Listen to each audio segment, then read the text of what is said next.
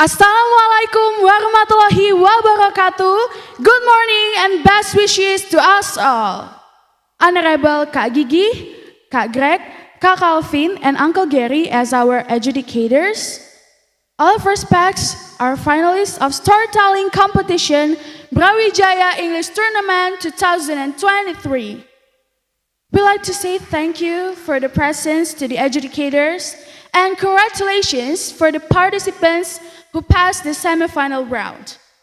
Alhamdulillah, thanks to His grace we can gather in this national event. Today, I am BRAWIJAYA as your master of ceremony will guide you until the end of the session. Before we start, let us pray in accordance with trust respectively, and may God make this event run smoothly and conducive. Pray start.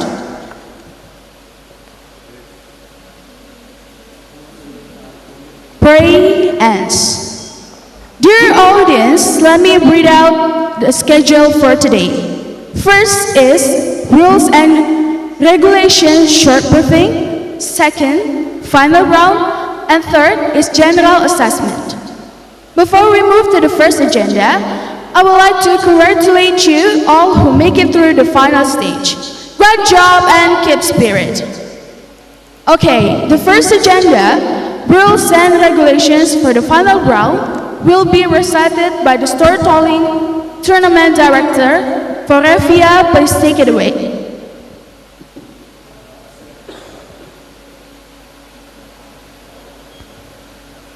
Hello everyone, thank you.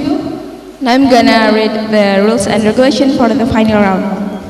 Before going to the stage, each finalist must take a ballot to determine their case, which contain a PowerPoint of 10 random slides of picture and sounds that have been prepared by the committee.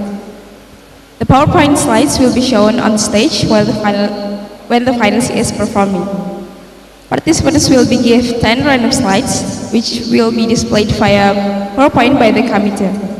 The random slides will contain picture and sounds, such as animals, places, objects, public figures, child sounds, crying sounds, etc.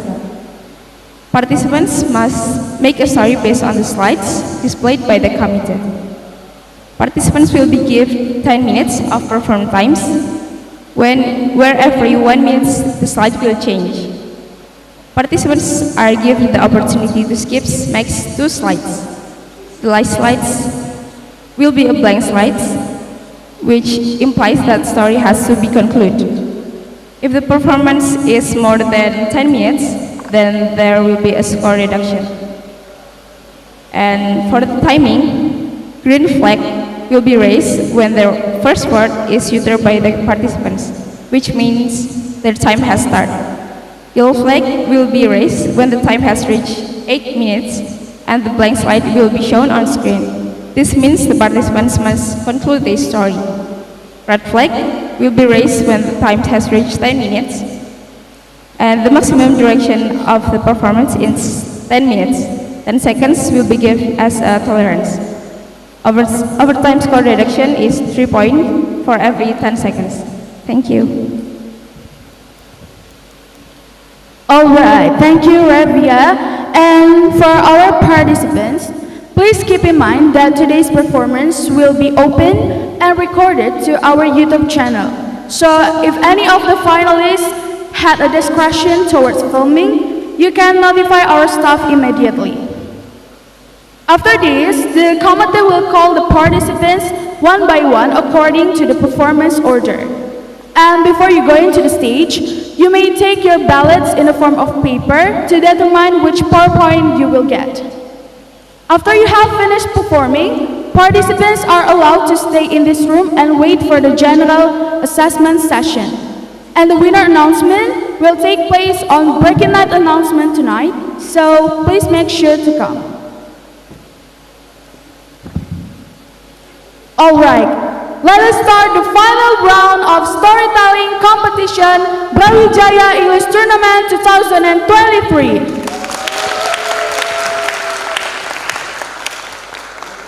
Okay, I will call your name and you may come forward, take your ballots, go to the stage, deliver your performance, and we will show the slides and the sound on the screen. So, are you guys ready? Okay, the first participant is Adisti Nasya Mohara from University of Lampung.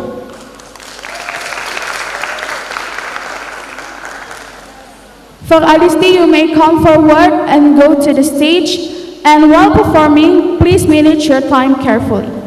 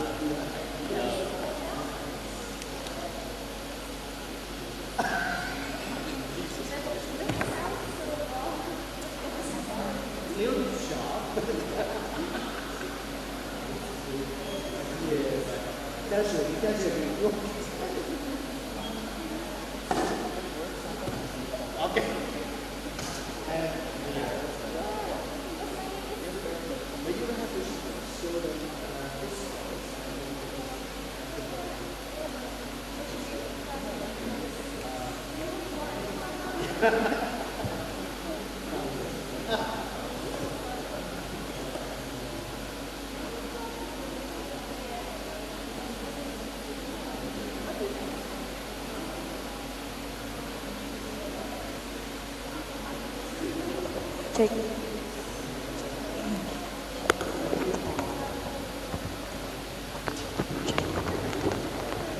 Check.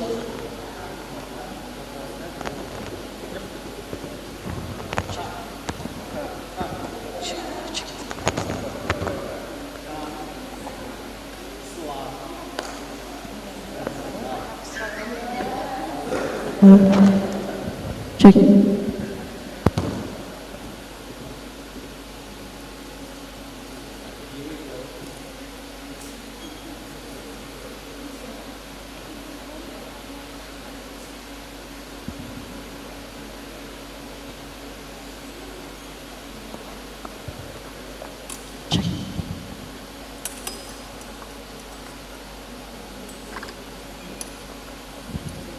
Have you ever know the story between a family that always have a hard feelings between each other?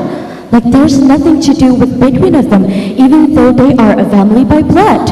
Every time is like a hot summer time because every time they are always involved in a fighting, including this girl named Samantha. Samantha always grew up as a girl that loved rock and roll, always loved to do a cute and unique fashion. But at some point, her family never agreed with that. Her family want her to be something more incredible. Asian type of family, you know, becoming a doctor, a lawyer, or someone that could be able to do something big in the government or something. But Samantha tried to understand that she got a right to do her own way and do everything based on the perspective of her life. Until one day, Samantha tried to take a permission to her mother to went on a vacation. But her mother said he didn't agree because she knew every time Samantha went outside, she going crazy. She going to have a hot party life. She going to play a loud music. Her mother didn't want that. Her mother wanted her to study, to take a college, get the degree from Harvard or something. But Mom, come on, I'm 21. Can you ever please just let me be myself? Her mom will never be agree of that. Even though her mom knew that Samantha was her daughter, her mom always saw her as a competition. Her mom wanted her to be something, but at some point don't want her to be more than her. Sam, come on. Rather than thinking about vacation itself, why don't you just go to a diet? I mean, look at your body. You look like a pregnant woman. How old is the baby? 5 months? Isn't that offended for a daughter hearing those kind of words from her own mother? Samantha felt really empty. It feels like inside this family, nobody really understanding her. That's why she always told everything to her best friend, Manda. Manda understands how it feels to be her. Even though Manda always have this kind of perfect love in harmony family. But because of the unstable mood itself, every time Samantha ran to talk a story to Manda, Samantha always envied to herself. Manda, come on! It's impossible for you to understand. You're not like me. You have a healthy and beautiful family. At some point, it was true. Our best friend is not our therapist. She's a human after all. Manda, of course, tried her best to try and calm Samantha down. But it's impossible if Samantha don't want to hear other people's perspective. Because it looks like Samantha crystal clear still want to be herself without hearing every other person's opinion. That's why she decided to run away just like that to the vacation that her mother didn't give a permission to. Inside that vacation, it ruined everything. Suddenly, all of the luggage lost. It feels like she lost inside this town with nobody she knew. She tried to call her mother, but it's impossible because she ran away just like that. Until there's one person that she could only call, and that is Manda. Hello? Manda? Please don't tell my mother. I'm at the airport right now, but suddenly I lost everything. My luggage and my pocket, everything inside of there. My ID card, my phone. I'm scared. Please help me, Manda, please. Don't be scared, okay? Just calm your mind, take a breath. I'm going to figure out a way. Which airport you in? I'm going to call an emergency contact, okay? Don't be scared. She tried her best to calm her down until Manda suddenly called the emergency number itself. But the emergency number turns out to be her mother. And what's happened next? Of course, her mother angry with her. You ran away to an airport like this, you lost everything without asking my permission? But because of the unstable mood itself, Samantha didn't feel really guilty.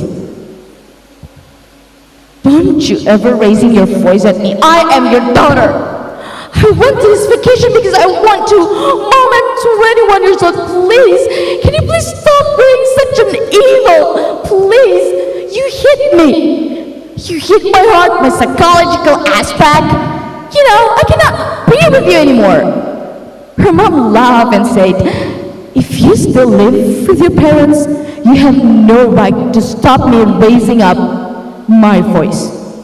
You're like a baby animal, you know. You couldn't think just for a second what is best and what is worst for you, and that's why you still need me. I just want you to be the best version of yourself. Samantha started to cry. How could you tell me I'm a baby animal? If I'm a baby animal, you're an animal too. And Mom, what if this is the best version already? What if the daughter that you never ever wanted is already the best version of herself? Samantha ran and left and cried inside the toilet. She couldn't believe that her mother could say something really cruel like that. It's not just it was in a public place, but it also spoke it out loud in front of Manda. She didn't want that. The kind of relationship with a mother and daughter like that couldn't be solved if nobody are thinking with the common sense that one of them should be bury their anger. That's why her mother tried to catch her inside the toilet and ask her what did Samantha want. And Samantha told her mother that she just wanted to be what she wanted. She wanted to learn more about rock music. She wanted her mother to stop push her into a diet. She wanted her mother to understand about her fashion sense. Her mother is having like a gap generation with her daughter. She tried to be a good mother, but she can't. She kept pushing her and say to her, I just want you to be the best version of yourself, okay? Mom, can you please stop saying that? Stop saying that you want me to be the best version, okay? I'm sick of it. I'm sick that keep hiding everything from you, okay? I'm pregnant. That is like the moment when the heart dropped. That Samantha all this time wants to run away because hiding something big like that. You what? Her mom couldn't believe that. She thought she understood her daughter. She thought all this time she already looking at her daughter and know everything about her. But she was wrong. The more she put her daughter inside the cage and the more she put her daughter in her own arms, she couldn't do that. Her daughter at the end of the day still choose to be her own self. So, what did you want to do to the baby? Asked her mother. Samantha explained if she wants to carry that out. But instead of that, her mother hugged her really tight and told her about how sorry she is. If all this time she was just confused and kept pushing people to be something like she wanted, when actually Samantha got her own way. Don't do that. We do this together, okay? You and me. Don't do that. Don't push out your baby. And by that, they both hug each other and try to understand more between a daughter and a mother relationship. Because at the end of the day, even though you are a family, even though you and your mother are so close and running by blood together, you're going to have your own separated life. You're going to fulfill your own dreams and becoming somebody that probably other person couldn't even realize in the future. You choose your own path. But at some point, don't forget to always listen to another. Samantha also felt guilty and felt a lot of trouble because never ever hurt her mother. And this is the moment she realized she thought her mother was just an evil because her mother kept knowing everything, kept following her until at the end of the day, the only place she could run away is her mother's arms. That's the end of the story. Thank you.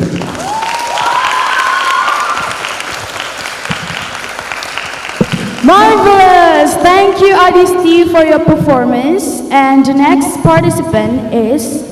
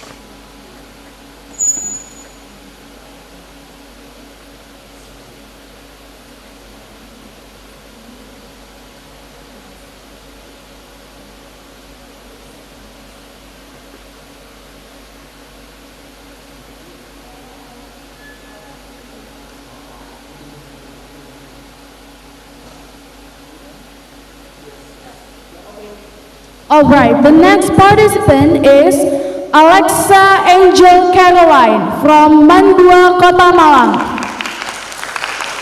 So for Alexa, please come forward and take your ballots. And while performing, don't forget to pay attention to the sign flag and manage your time for your performance. Good luck.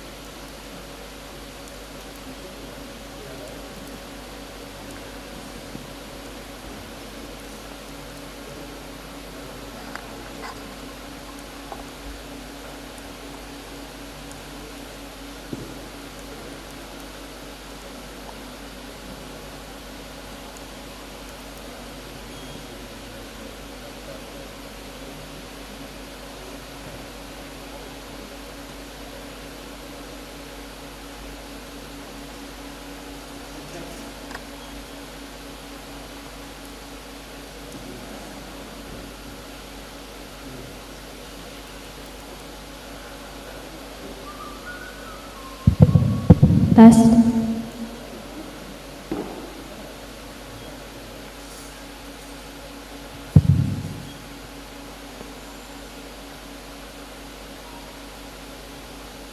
Under the very hot sun between the desert, there was an old church that has nobody there.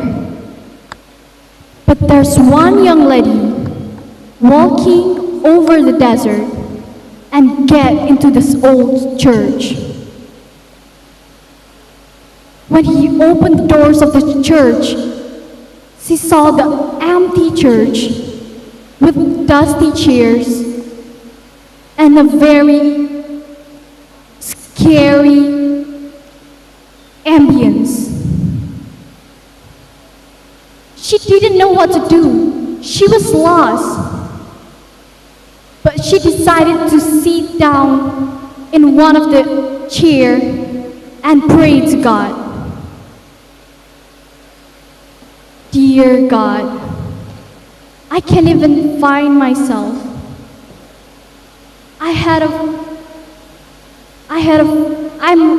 I regret that I've lost my love. I regret that I left my family. I regret leaving my loved ones. And here I am right now, standing in front of you, praying for a peaceful life and forgetting my regrets.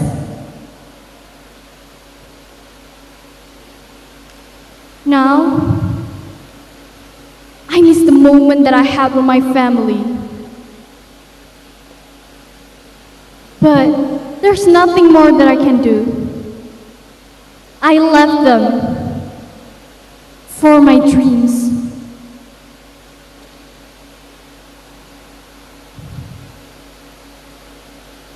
But before I go, I remember I wrote a letter, my letter of regret. But I'm not sure if they read it or not. I'm not sure if they understand how's my feeling that time. Now I only have you and my dreams that will never ever be come true.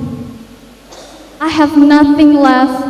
I have no one that loves me anymore.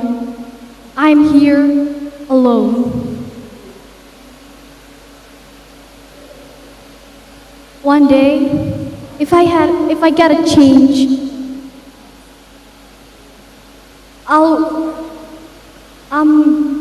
I'm gonna meet them again.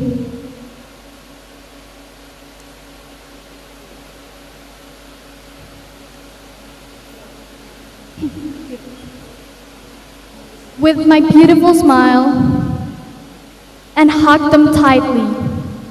But is it going to become true? Or is it just being my dream that would never become true anymore? Now, I wish that they live a happy life without me.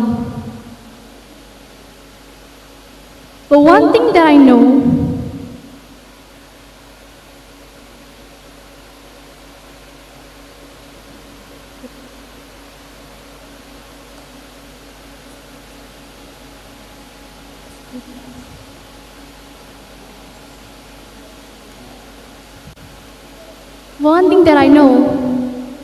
my daughter loves a capybara, and I had gave her a capybara that day. I might not recognize her anymore right now, since I left her in a very young age. But if I had a chance to meet her again, I would like to take her to see some capybaras. And for my loved one, my husband, I know that he can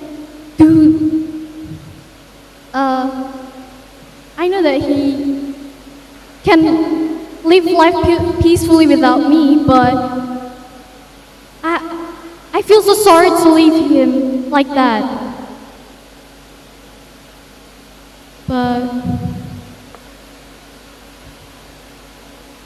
But the one thing that I always miss is when I cook food for them. We had a very great family time and a happy, peaceful life in that evening, and watching the sunset together.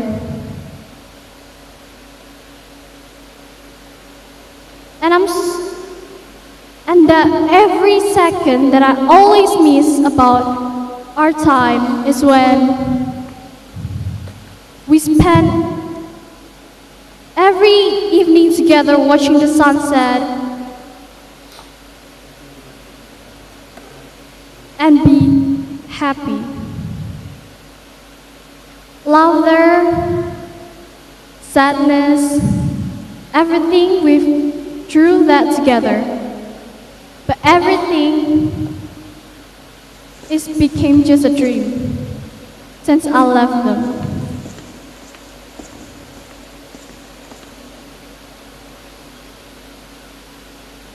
In that church, I suddenly hear some footsteps.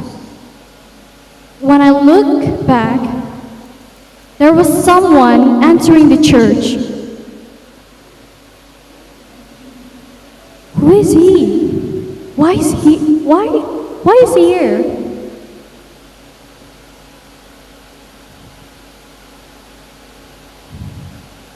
He came with a spider on her shoulder. Why are you crying, young lady? Asked him. There's nothing, sir. I'm just missing my old life. The old man said, I was a soldier of a war. I also miss my old life.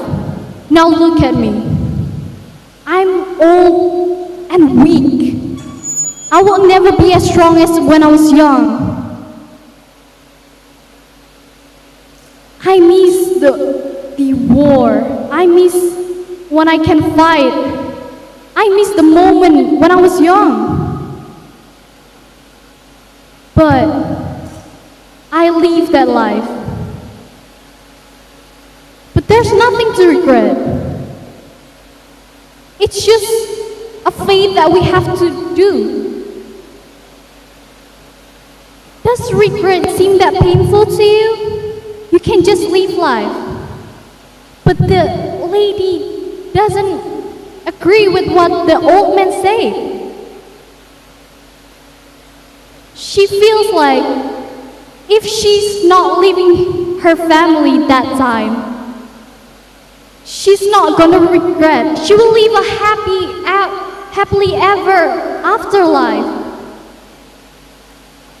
But what now? She lives alone with regrets. She have nobody around her. And the young man and the old man understand what she's feeling. But he said, it's okay. You do what you want to do. And at least you feel happy that time. Even though you feel like you'll be happier when you stay with your family, but you'll feel the excitement of living your dreams when you were younger. Everything is meant to be, and there's nothing to regret. Thank you. Alright, thank you Alexa for your great performance. You can back to your seat and watch the next performance and wait until the general assessment session.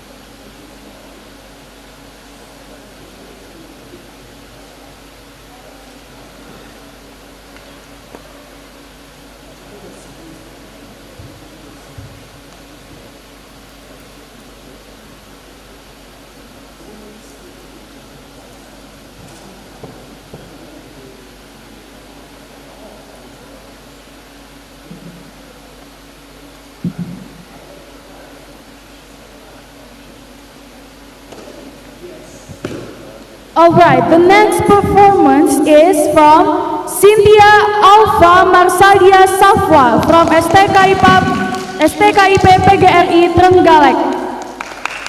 For Cynthia, you may come forward and take your ballots, and while performing, don't forget to pay attention to the sign flag and manage your time carefully. Good luck.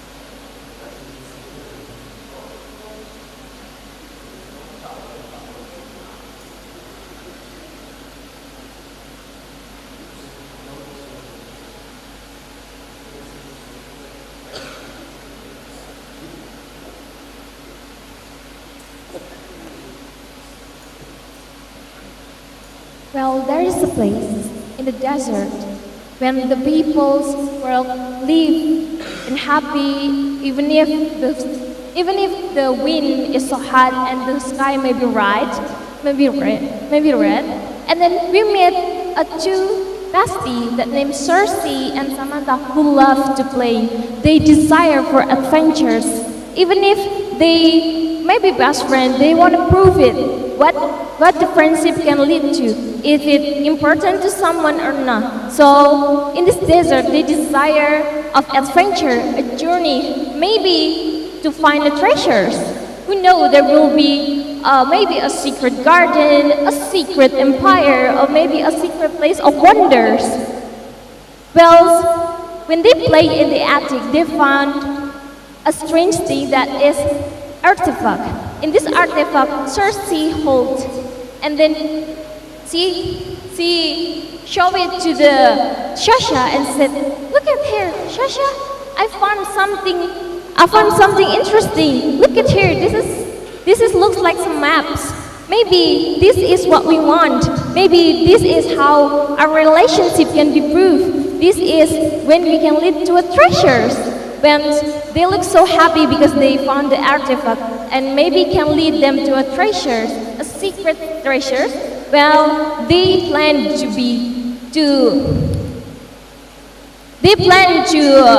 take the adventures and going to whatever the riddle says, the map says, the artifact says.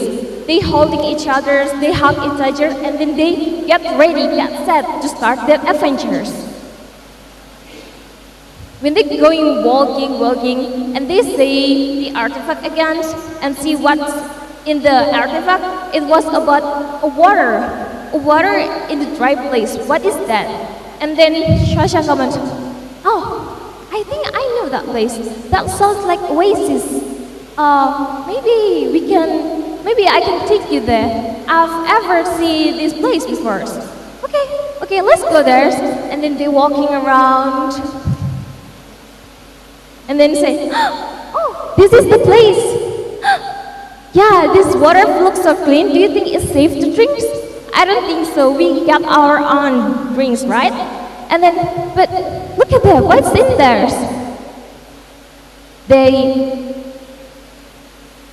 They just swipe the water and they say the second of the rule of the treasures. And thus it leads them to the next journey. Well, they just keep following the hint, the signs, and then they pray before they get started because they knew cost of the adventure and cost of the treasures maybe the cost of the adventures may be dangerous.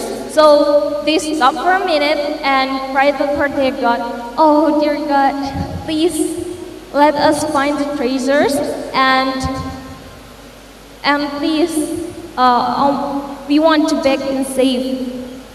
Well, in that case, before they continue their journey,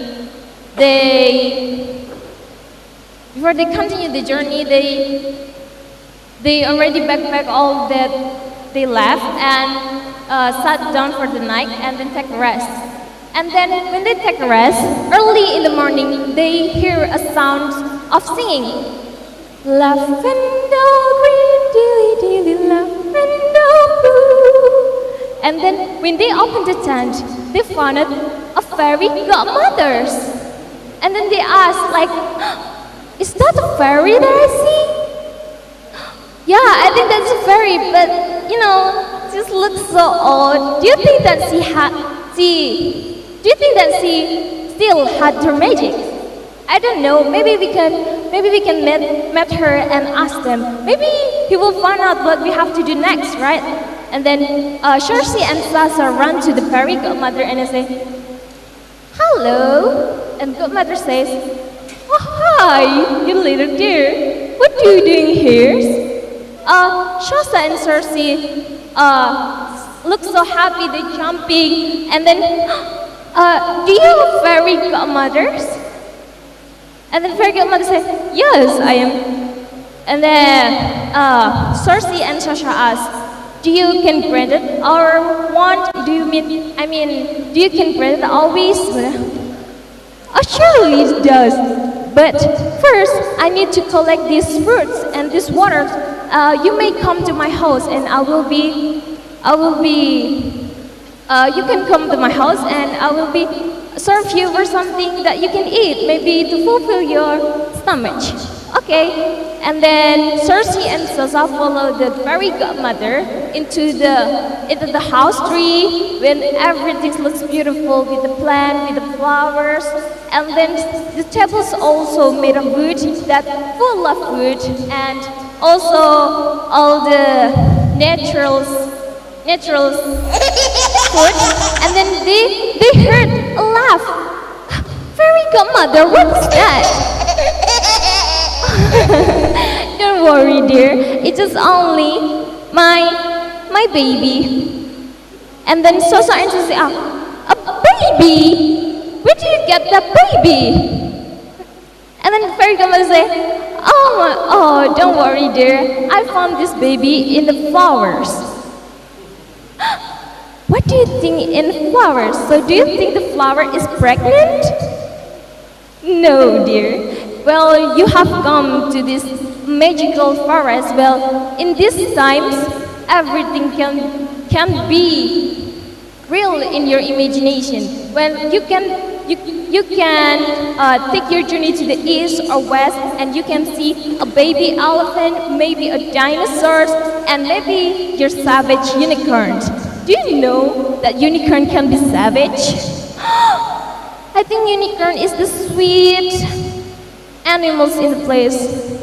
Wait, do you think unicorn is real? Yeah, my mom used to tell me that unicorn maybe eat some sweet candies. Well, and then they had argue one each other's, and they say, no. Well, the unicorn doesn't eat candy, they eat grass because they are the animals. No, the unicorn is eat candy. What do you think about that? Do you think animal can eat candy, and how they supposed to be fun their eat if they have to be eat candies, right? But my mom say that they eat candy. But can you imagine when the horse or unicorn get their food if there is no candy factories or something? I don't know. They will be find a way. But as they argue each other, fairy godmothers comes and they say, relax, don't argue each other. It's okay. Well, this baby maybe needs like some rest, and I think you should probably go back home because I think you won't ever find the treasure. I see the artifact is mine. I mean, this artifact? Yeah, and that is just baby toys. I mean, I love it and hope and thank you that you'll find it. Well, this is yours? Then it just leads to what? Well, it just leads to me. Well, I want to find you guys and tell you that the friendship is more important than ever, and you cannot argue just because of unicorn eat candy or grass. Well, you can see each other's and argue maybe a different opinion maybe occur to some people, but in a friendship that the arguing is one of the way that you can tighten your friendship. And then they like apologize one each other's and they hug each other's, and when they get back they become a best friend more than ever and more sweet than ever. And that's the end of the story. Thank you. Marvelous! Thank you, Cynthia, for your performance. You may turn to your seat and wait for the general assessment session.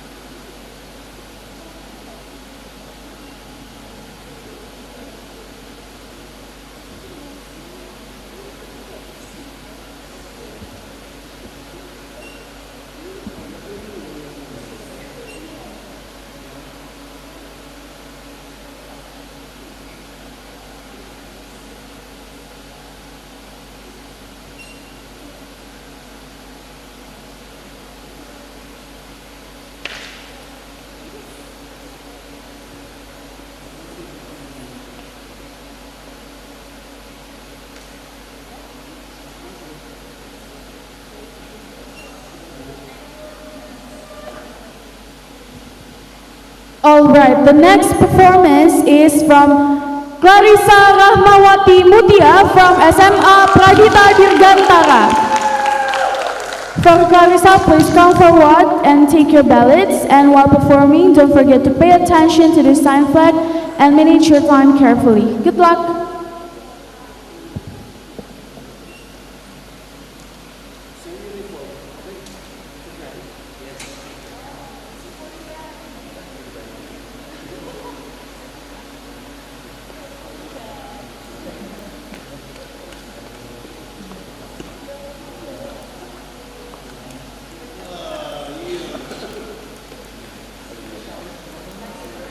Check, check.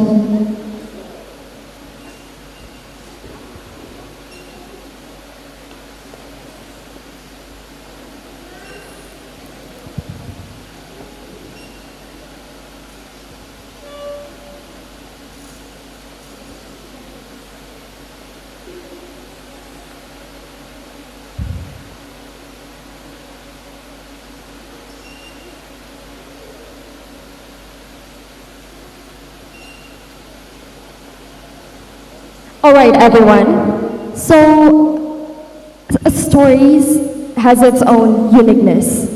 It allows you to enter this magical world beyond humans' imagination. And today, ladies and gentlemen, I will tell you a story.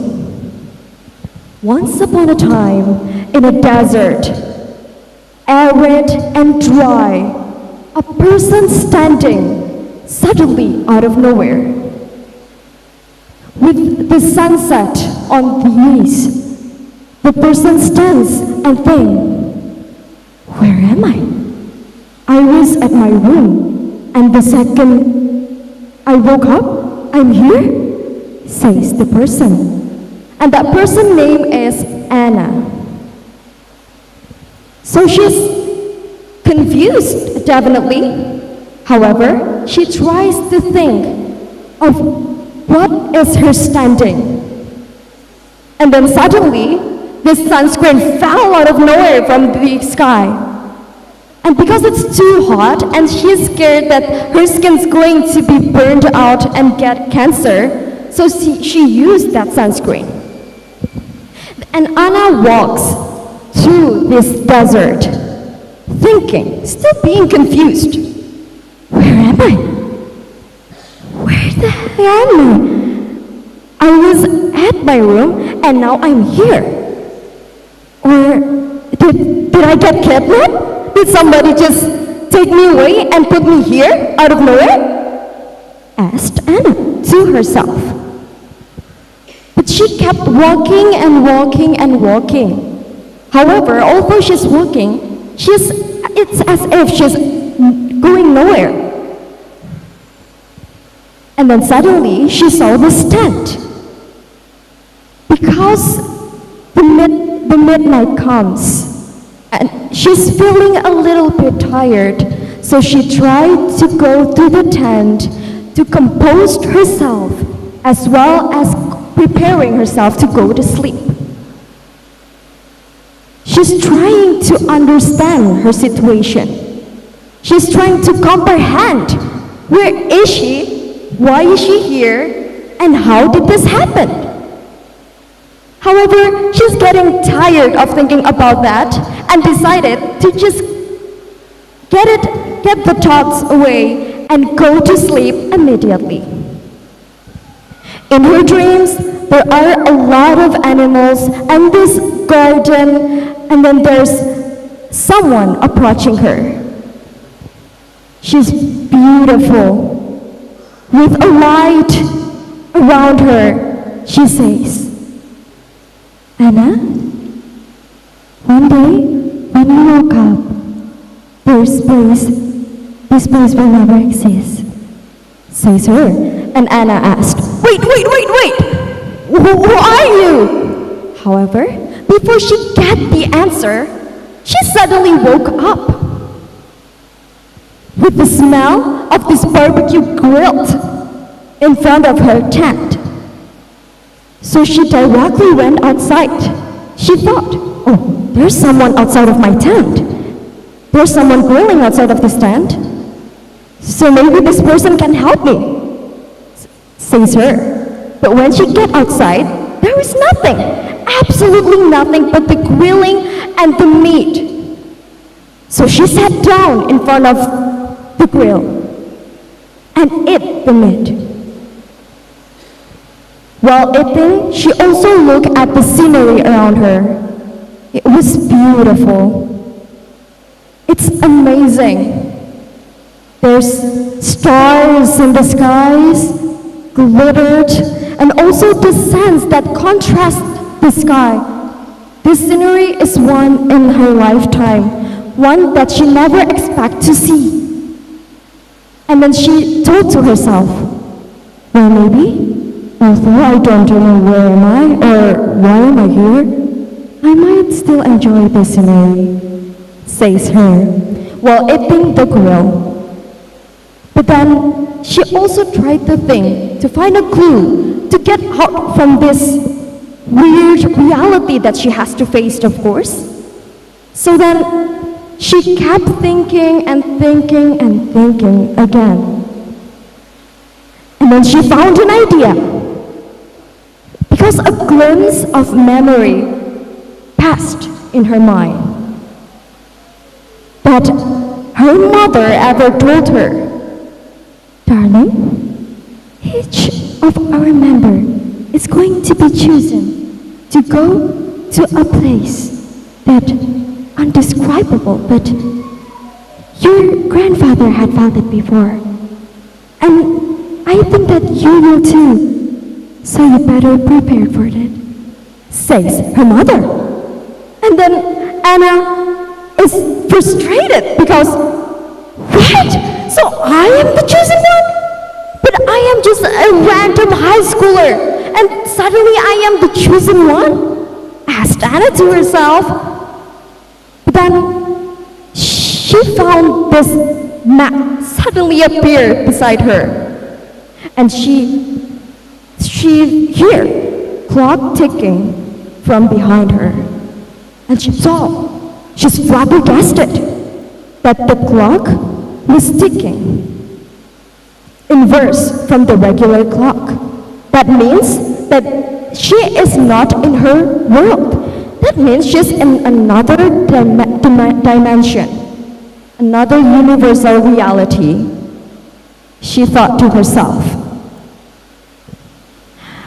And while looking at the clock, there's something weird about it. Aside from that, it's inversely clocking. With the map in her hand, she saw Sandy Kane. There's no such place in this world. I am good at history, and this is not. Wait, Sandy Kane. Where did I find that word?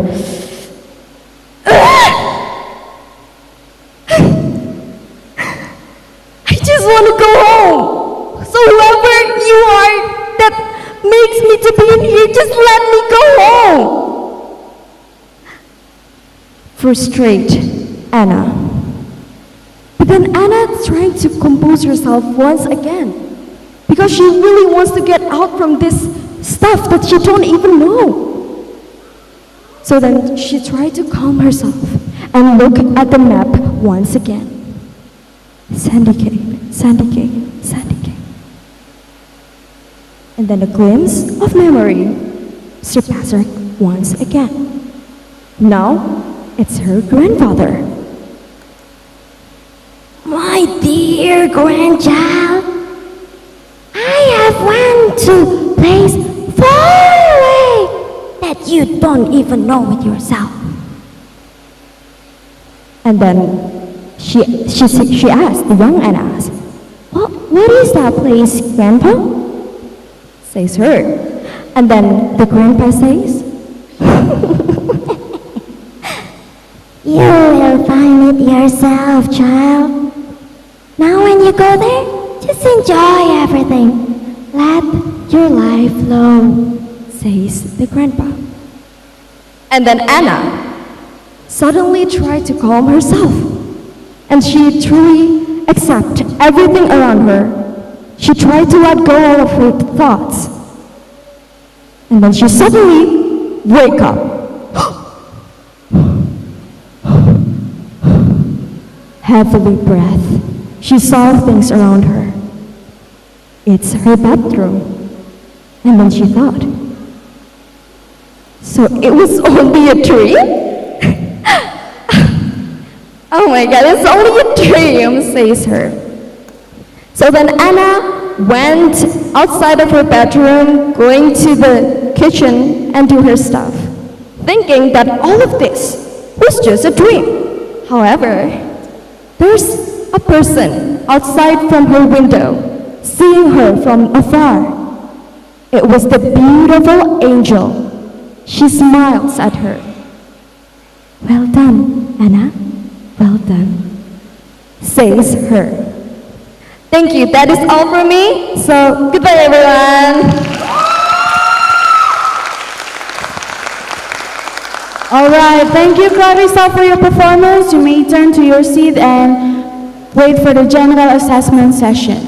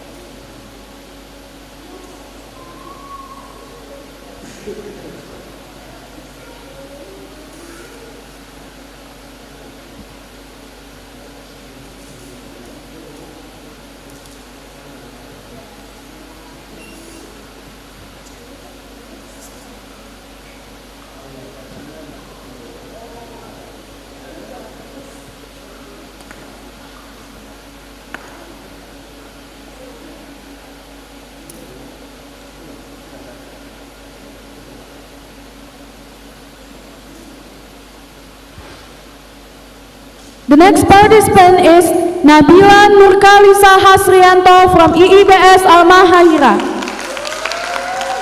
For Nabila, you may come forward, take your ballot, and while performing, don't forget to pay attention to the sign flag and manage your time carefully. Good luck!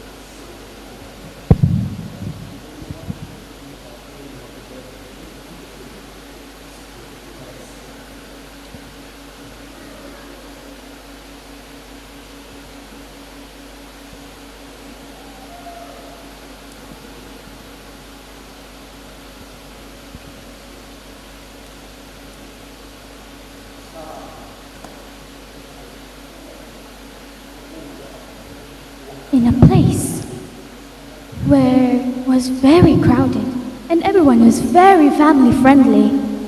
Of course, my family was one of them. But wait, maybe I should introduce myself, right? Well, my name is Leah. Hello.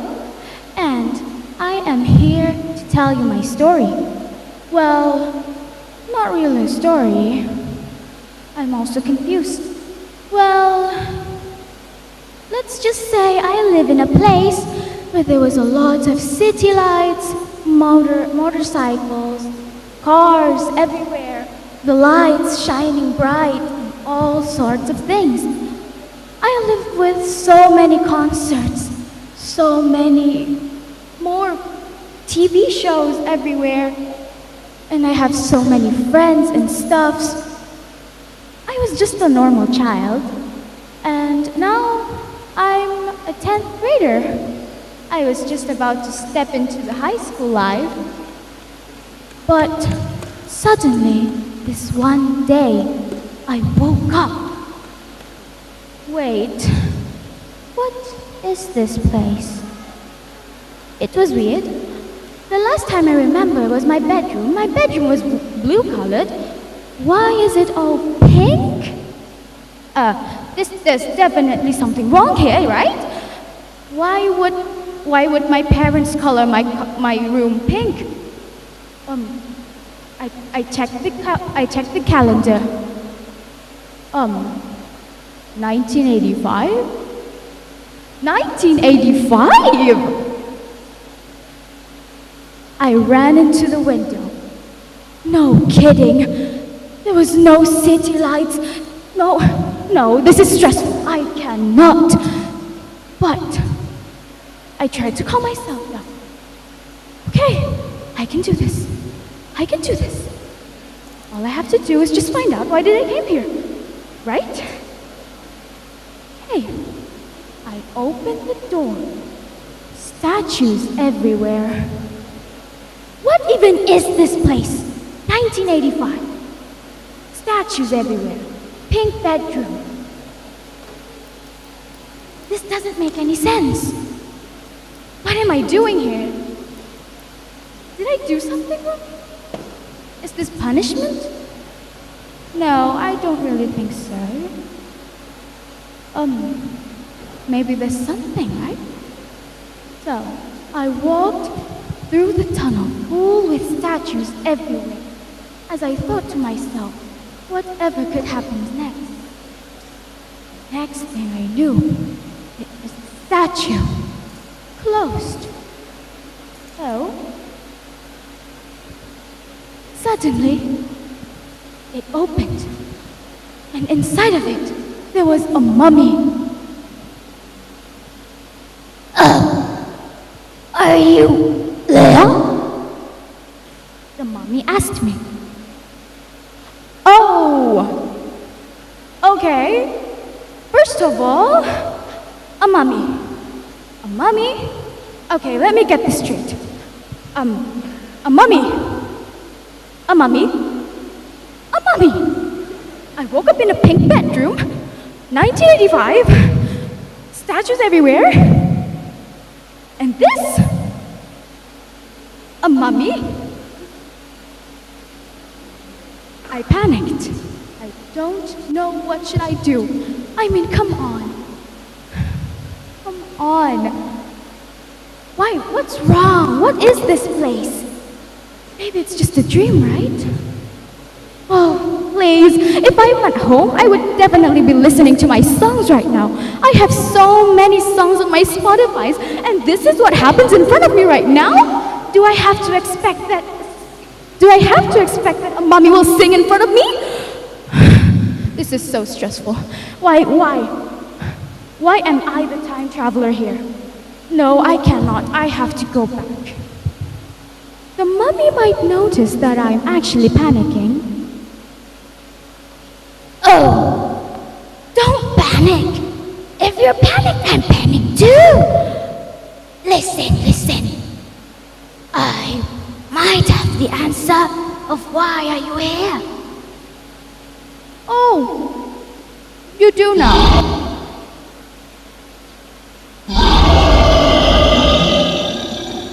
There was a loud growling sound right after I said that. Oh, really? You can explain that? How can you explain that voice, huh? Oh, okay. Let me conclude this as well, huh? Shall we? First, I wake up in a pink bedroom. I look at the calendar, 1985. Okay. That is, oh my God. Just like you know, that rumbling sound is not a joke. And let me continue my story, okay? Oh, you know what? I woke up, 1985. I opened my door. There was a statue everywhere. And then you came up. And then this rumbling sound. And then you said me come down? Calm down when there's a growling sound right there?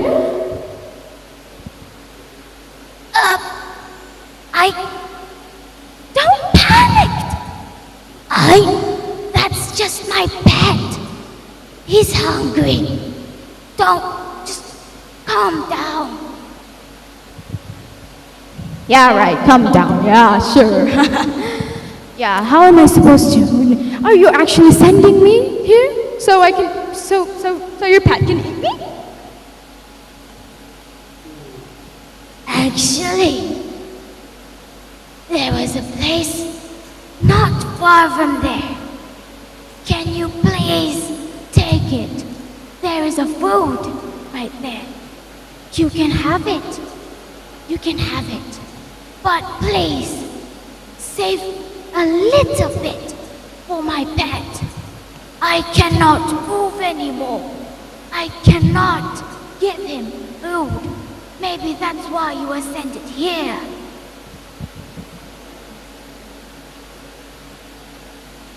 That room? Okay. It was a room full with traps, but I managed to fall them one by one.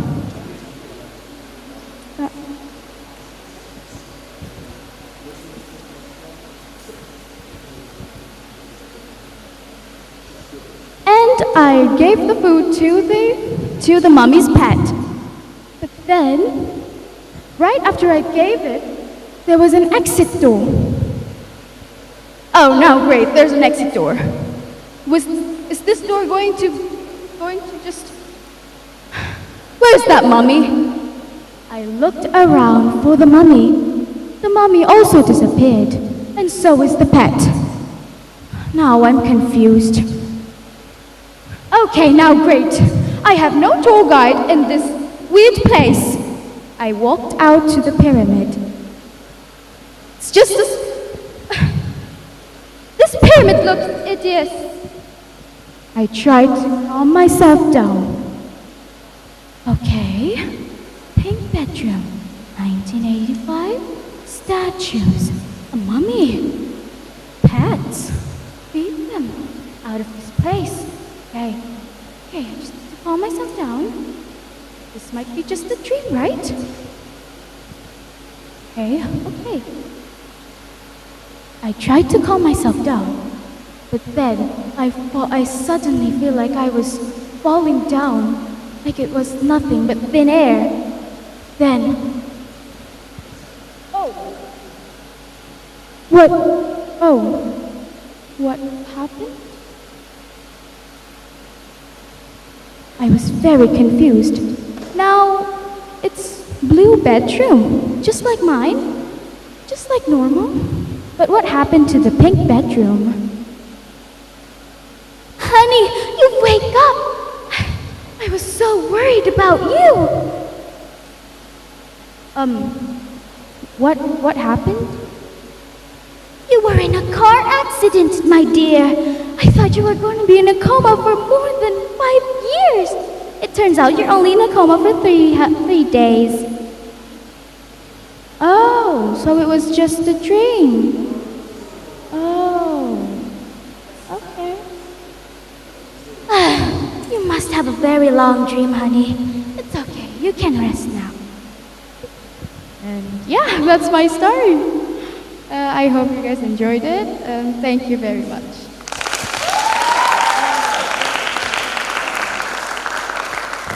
Marvelous. Thank you, Nabila, for your great performance. And you may turn to your seat and wait for the general assessment session.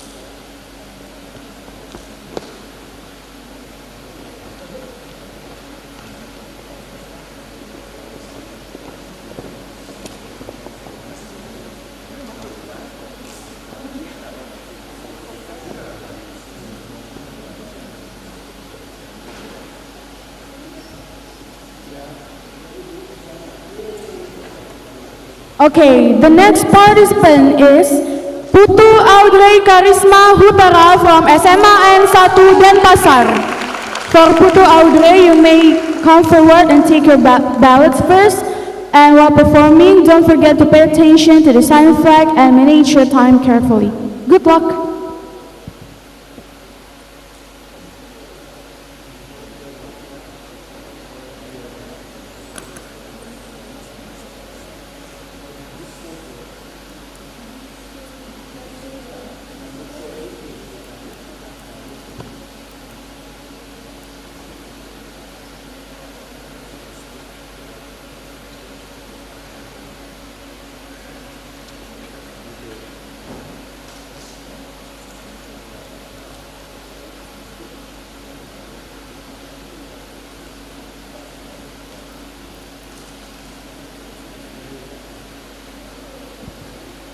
Check, check.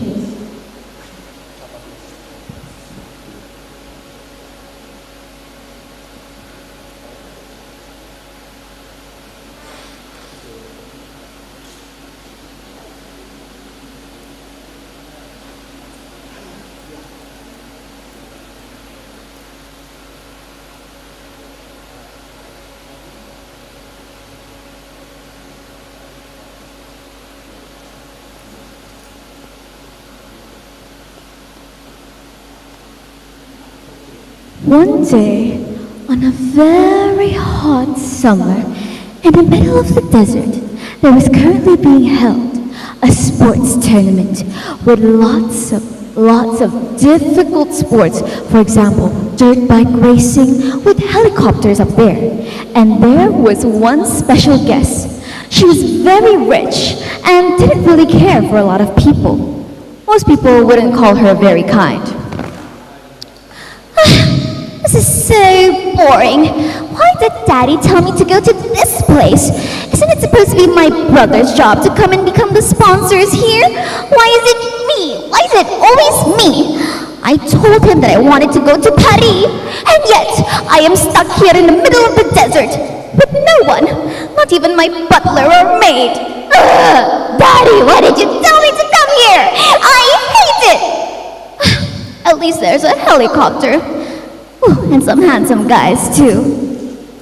But suddenly, when she rode on the helicopter, she looked around and saw some beautiful scenery, but it wasn't something that she imagined before or has seen. It was something out of this world. There were plants that were not like any other. Hey, this doesn't look like I'm in the middle of the desert. Why are those trees so high? But these leaves, why are they red? And, hey, where's the helicopter? Why is it gone? Hello? Anybody? Can anybody hear me?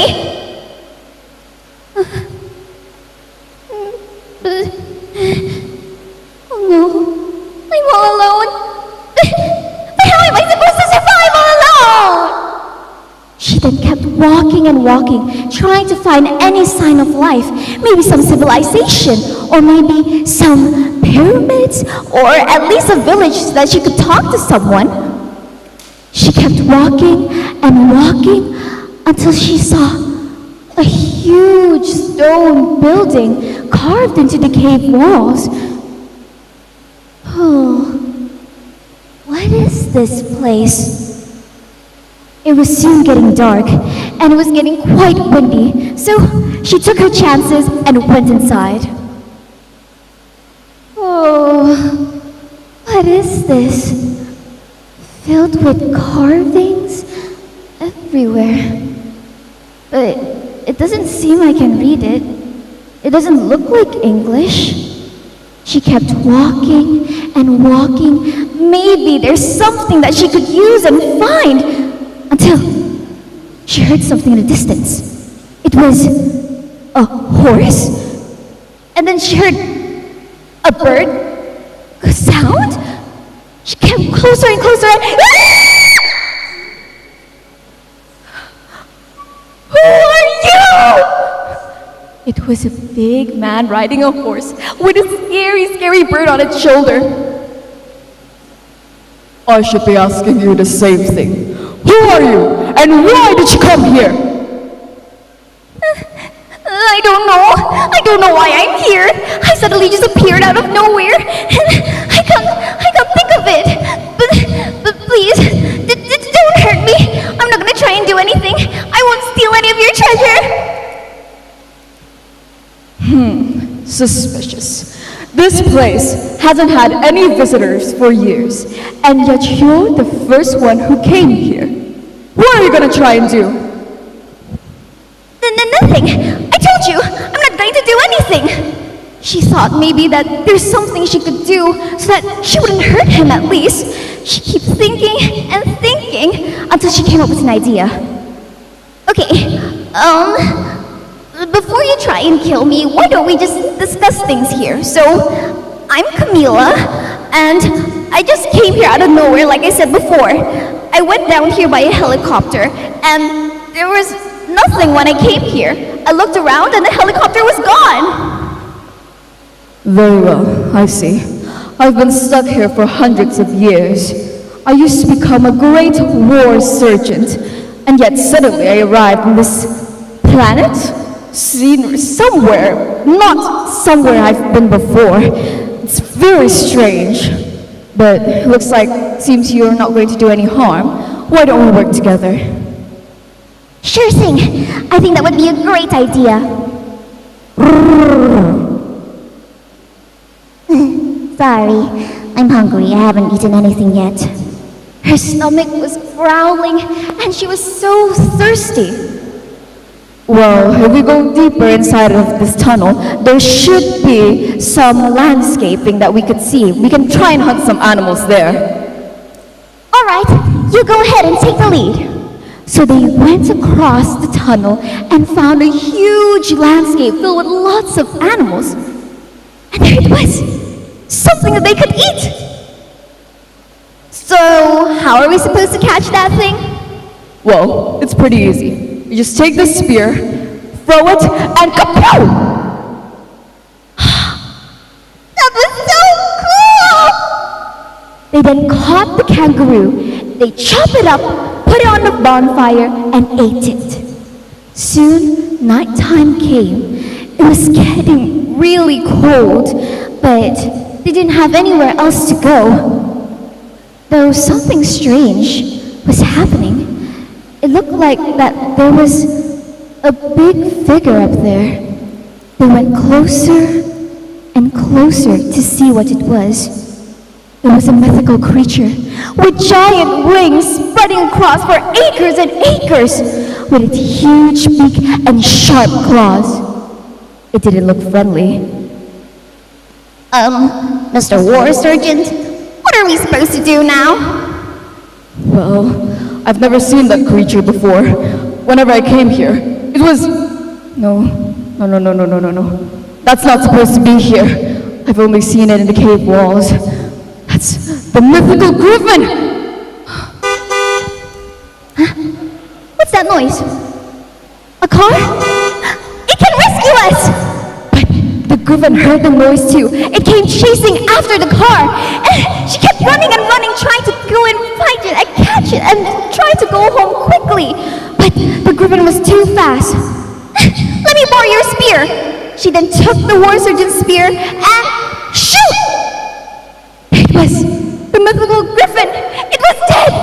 She then hopped onto the car, but there was no one on it. Thankfully, she knew how to drive.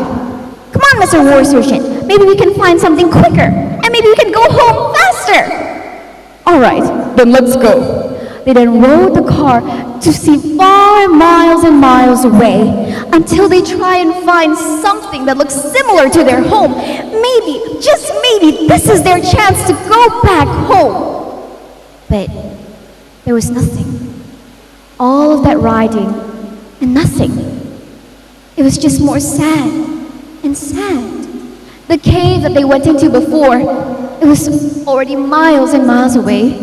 And the gas in the car, it was all gone. Finished.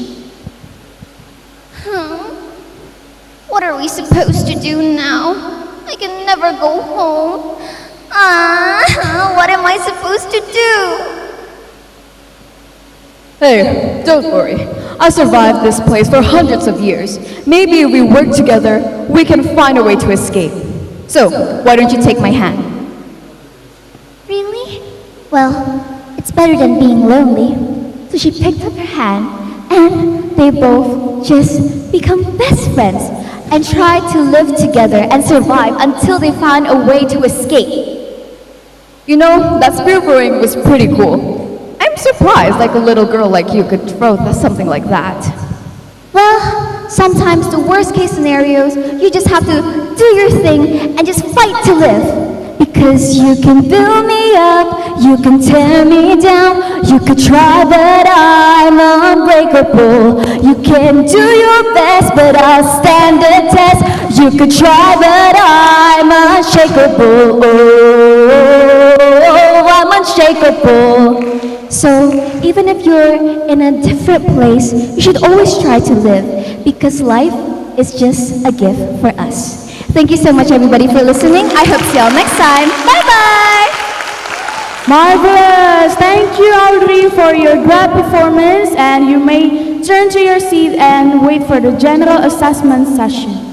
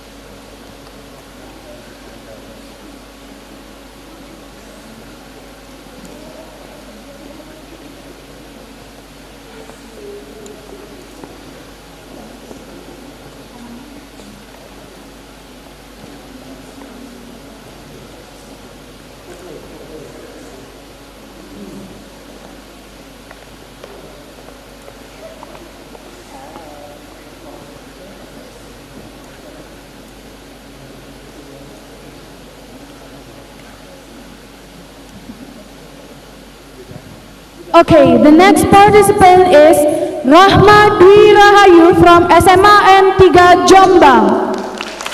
For Rahma, please come forward and take your ballot first, and while performing, don't forget to pay attention to the sign flag and manage your time carefully. Good luck.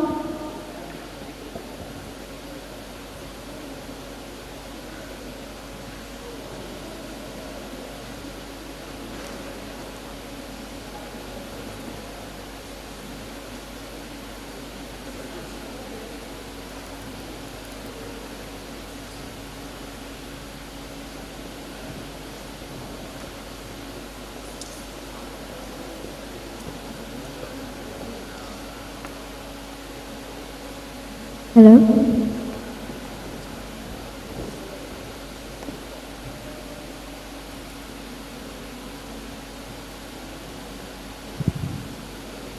Check.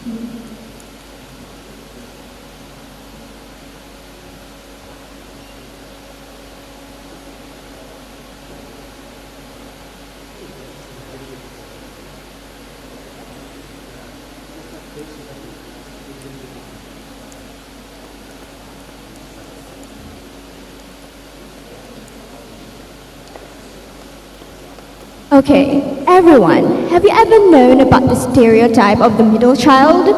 Yeah, the one who's set aside, always forced to back down for the other families? Well, that was exactly the story of our main character today. Our main character today named Killian.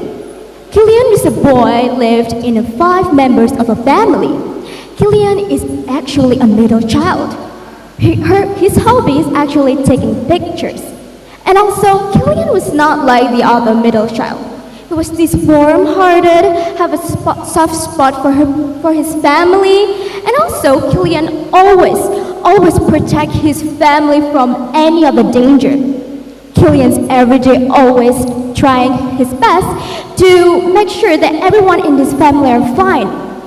And also, as the great brother Killian, he always to make sure that the older sister, which is Jasmine, always have a fine, fine life. And then, also for his little brother named Joseph. One day, Joseph was crying in the middle of the night. Killian! Then, Killian suddenly woke up from his sleep. That was Joseph's house. Then Killian started to go to the Joseph place. Oh my God! Joseph! What are you doing? Look, I'm sorry. I broke the glass and then the water started to spill out and it hurt my food. It's really hurt, Killian. Joseph kept crying and then Killian tried his best to calm him down and then said, "It's okay, Joseph. I will take the first med kit on our father's room, then I will cure you, okay? Please don't be in panic, Killian. I'll be back." Then Killian went to her father's room. But when he went to her father's room, he suddenly didn't see her father sleeping on his bed. Then Killian didn't worry about that and started searching for the med kit. And after he found it, he went back to the Joseph's room. But Joseph,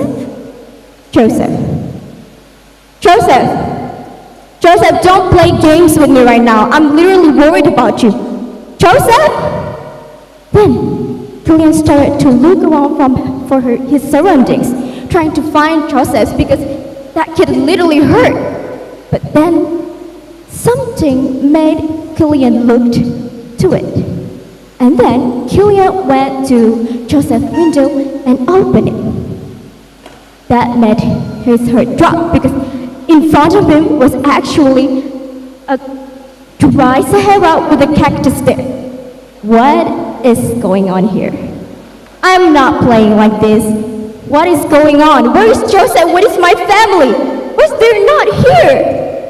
Then Killian started to go surrounding his house, but he found nothing.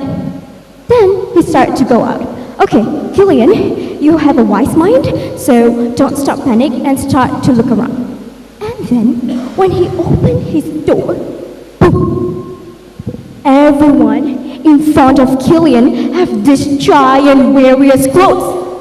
Okay. I might have a wise mind, but this is actually scary. What are you guys doing here? This is my home. Killian started to panic. But then the war started to greet him. "Hello, sir. I'm from the kingdom near here. I'm here to protect you," said the warrior. Protection? What do you mean? No. What even is this? I don't need any protection. I mean, what could hurt me, right? Right. Okay. I don't need that. I just need to go back to my home, okay? Killian slowly go behind, but the warriors didn't stop. "Actually, sir, there are so many danger in here, and I'm the one who should protect you because the king told me to do so." Killian became even more confused. No, actually real. Just don't play this game with me, okay? I'm actually really scared right now, so please just take me home, take me back to my home. No kidding, there's no danger here, okay? I know it's like a savannah full of cactus, dry and empty, yeah. But no, just take me home, okay? Take me home. "Actually, sir, I should take you to the nearest building that can protect you from any danger." No, thank you. I'm really respectfully declined. You're over, actually. I'm sorry. "Well, actually, sir, then we have to force you to the nearest building that can protect you here." No need to do. Oh my God! Then the warriors took Killian to the nearest tall building. Killian looked so scared and frightened at the giant building in front of him. Okay, I think I'm not on my right mind. I should clear my head and think that it was just a dream. It was just a dream. And then Killian slapped himself. And then he woke up. Okay, maybe one more slab that I can woke up. Still nothing. Okay. Where are you guys going to take me to? Okay, slowly, sir. Okay, back off. Okay.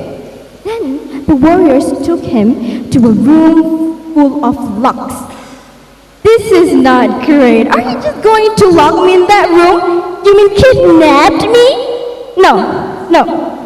Where's your king? I want to talk to your king. There is no way I would live on that place alone, locked in a room. No, I want to get back to my family right now. Actually, sir, this is for your own protection.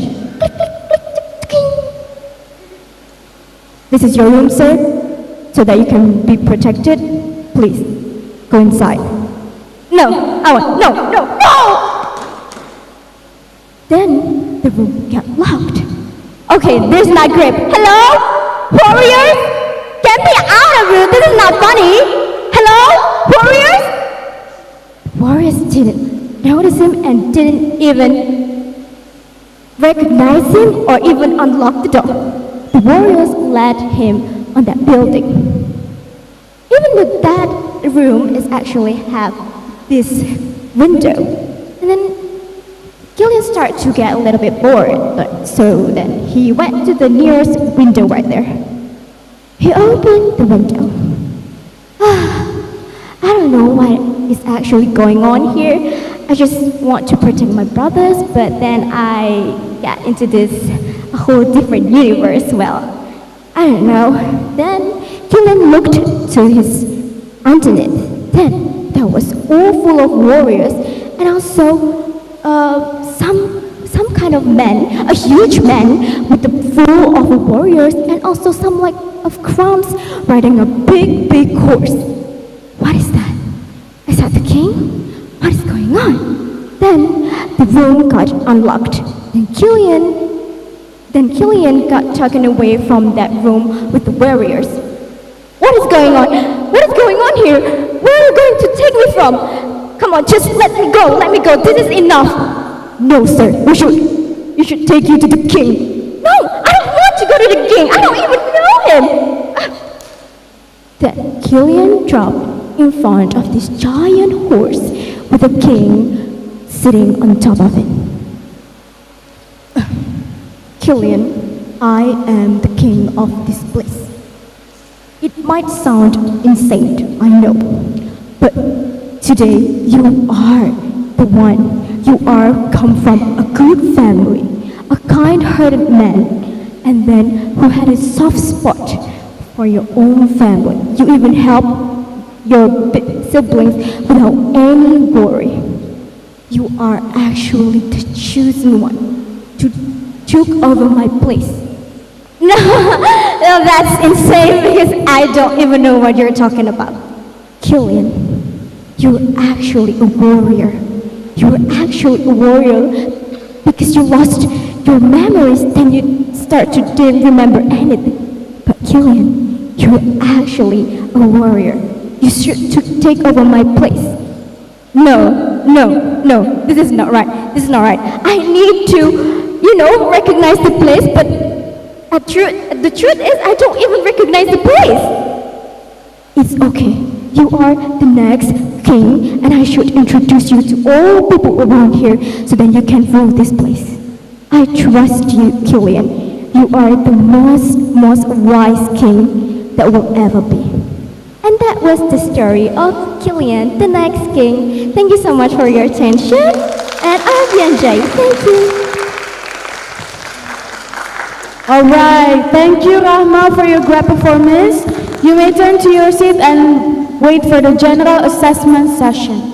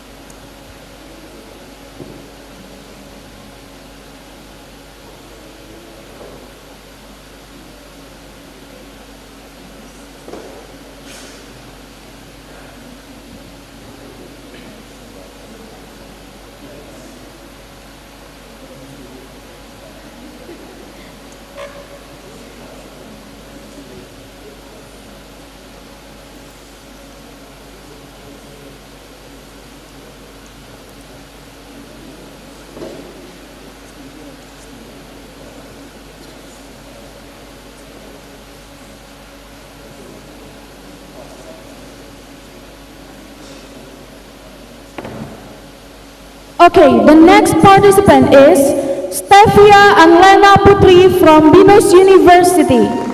For Stefia, you may come forward and take your ballot first. And don't forget to pay attention to the sign flag and manage your time carefully. Good luck.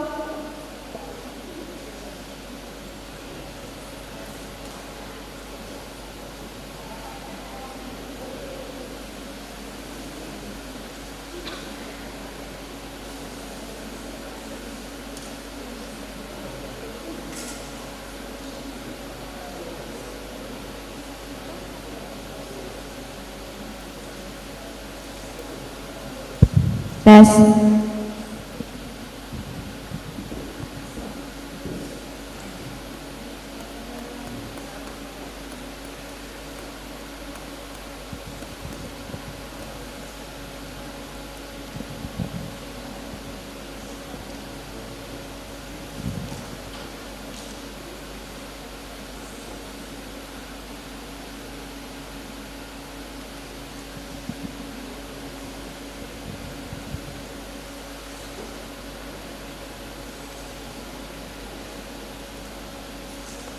Okay, hold on everyone. Before I start my story, let's take this time to look at the screen, close your eyes, and let's imagine something. What would it be like? A place, a world without pollution. The hot desert doesn't have to be that hot. And the cold desert doesn't have to, the ice in the cold desert doesn't have to melt. You can see the pyramid doesn't have to wait for fall or spring. What it would be like if we can create that kind of environment. And that is why this story happens. In the 14th century before Christ, come a big giant of UFO. The people were surprised because they have never seen something like that. Up in the pyramid, the UFO came down. The whizzing wind and all the people were shouting and confusing and scared as well. But then there are people coming down from the UFO. They were confused. These people were not like the people nowadays. These people were like Western people, but also kind of like something they have never seen before. So they kept chattering and around and asking who these people are. Hey, do you know who these people are? No, I don't know. Who is this? No, are they going to kill us? Probably. What is this going people to do? Probably you should ask. You us. They were chatting around, confusing, but also scared. And one of the people came out from the UFO. Together with the other people, they were checking down the desert. And then one of them said, "We are here to meet with the God of desert. You should give the announcement to the God of desert that we are the people from the future. We want to talk with the God of desert. Where can we find him?" The people were confused. They don't even know where the God of desert is. But then a little boy came out and said that he can take the people to the God of desert. He lives in the moon. I can take you there with my hot air balloon. Do you want to come with me? The people did not believe in this little boy. Why would a little boy want to guide them to the God of desert? And they said, "This is a serious matter. You took me there, or I will not believe you at all again." So finally, the people want to go to the God of desert with the little boy. They went there with a hot air balloon. And when the night came, they went up to the sky and they can see the desert and also the moon that is going to be the place where the God of desert is. The people were so happy to see the desert that is not like the desert nowadays. The desert back then in the 14th before Christ is so beautiful. They can even see fairies. There are a lot of fairies and the blue sky and a lot of plants and animals. Not like the one nowadays when the global warming has come. So the people is more assured that they have to talk to the God of desert in order to see the future of this reality. So they go up with a hot air balloon and they chattered along the way and they look at the ground, they see the desert, they see the view and they're so happy. And then after that, the little boy said, But you might want to meet him politely because he's a little scary. and the people did not mind about that because what they think about is to see this reality. So when they arrived at the other side of the moon, they saw a beautiful garden with a door in front of them. And as what they expected, it should be the place where the God of Desert is, right? What are you expecting with a door like that? It's supposed to be the door of the castle, right? Do you have any other opinions about what is on the back side of the door? Of course not, because they are going to the God of Desert. So they came in and they opened the door. When they opened the door, they were so surprised. Are you serious? The God of the Desert is a little kid? Are we really meeting the God of the Desert? Or are we meeting someone? Hey, little boy, you pranked us, didn't you? And then, suddenly, the little boy turned into a big man, which they called as Seth, the God of Desert. And he said, "Welcome, people from the future. I'm sorry, I thought it's gonna be cool to prank you for a second. Welcome to my castle. This is the castle of the God of Desert. So speak to me. What do you have in your mind?" The people told them that they were from the future and they wanted to tell Seth if he did not draw himself back from the dark dimension, the future will become better without pollution and global warming. The people remind Seth that the desert is on his hands and the future is on the people's hand. If he did not make a comment to take care of the desert, then probably in the future they will not hear the voices of the animals again like that.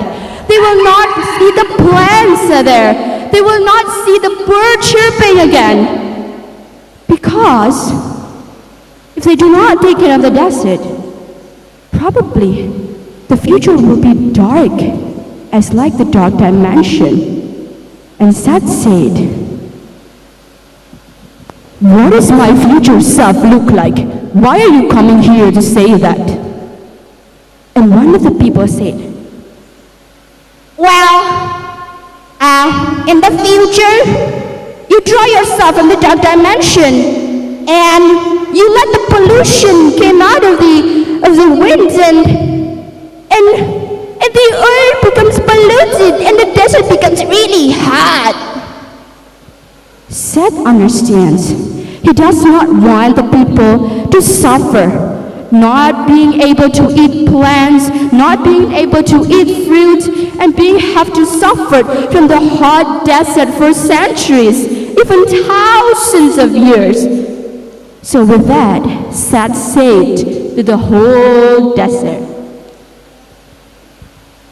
"Hey, people of the desert, I now today make the comment that the future of the desert is within our hands. The desert is our responsibility together, not just one of us, not just a group of us, but all of us. If you do not take care of the desert, maybe you will not see the green plants anymore. You will not be able to see the animals. You will not be able to see the blue sky. I have sent the comment to each of your leaders. From now on, we have to change our lifestyles."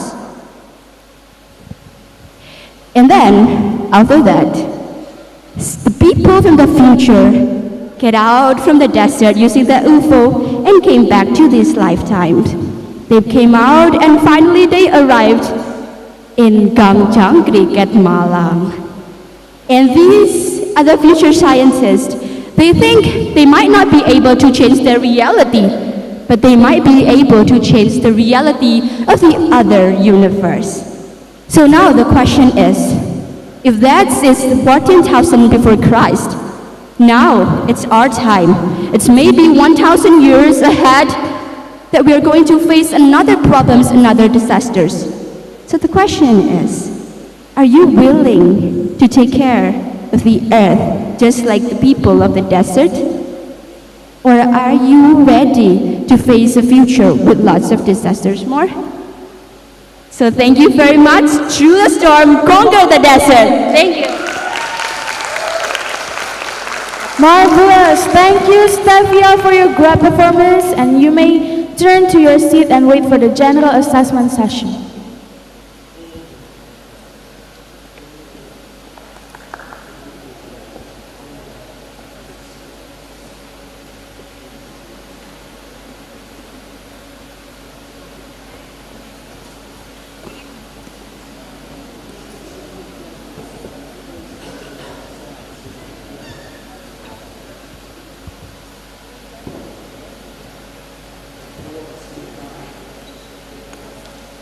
Okay, the next participant is Valerie Kristi Sanjaya from SMAK Kolose Santo Yusuf.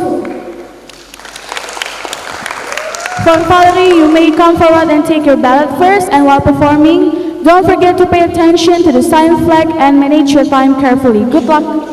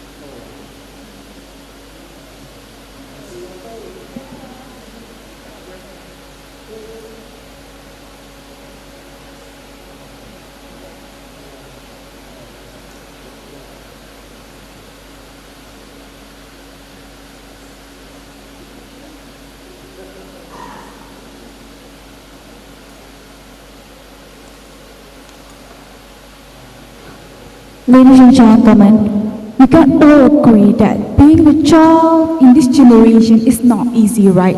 Sometimes parents are the ones who limit us to do what we want to do in our life. They limit us to reach our dreams. And that is what Elena is experiencing right now. I am Elena. I really want to be a good explorer. But of course, it's not easy if my parents don't support me. Until one day, I had a big argument with my parents. They really mad at me and really prohibited me to become explorer and explore the whole world. But I think, what's wrong with being an explorer? You know, exploring the world is fun. You can go to the desert, you can go to the sea, you can go to the mountains and see how beautiful this world is. You know, sometimes I would just want to be a child who is only like 8 years old, being a girl who, when we want something, our parents will grant it for us. But it's not that easy because I'm already 16 years old. And when we had a huge fight that night, I told my parents, "Mom, come on, I'm only 16 and I'm only 17, you know, I'm already a little bit grown up. Wouldn't you just let me do what I want to do because I have the right to decide my life?" You know, darling, even though you're only 16 years old, there's so much things in this world that you don't already know.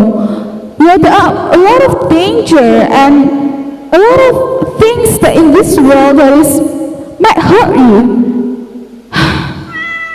No, Mom, what might hurt me?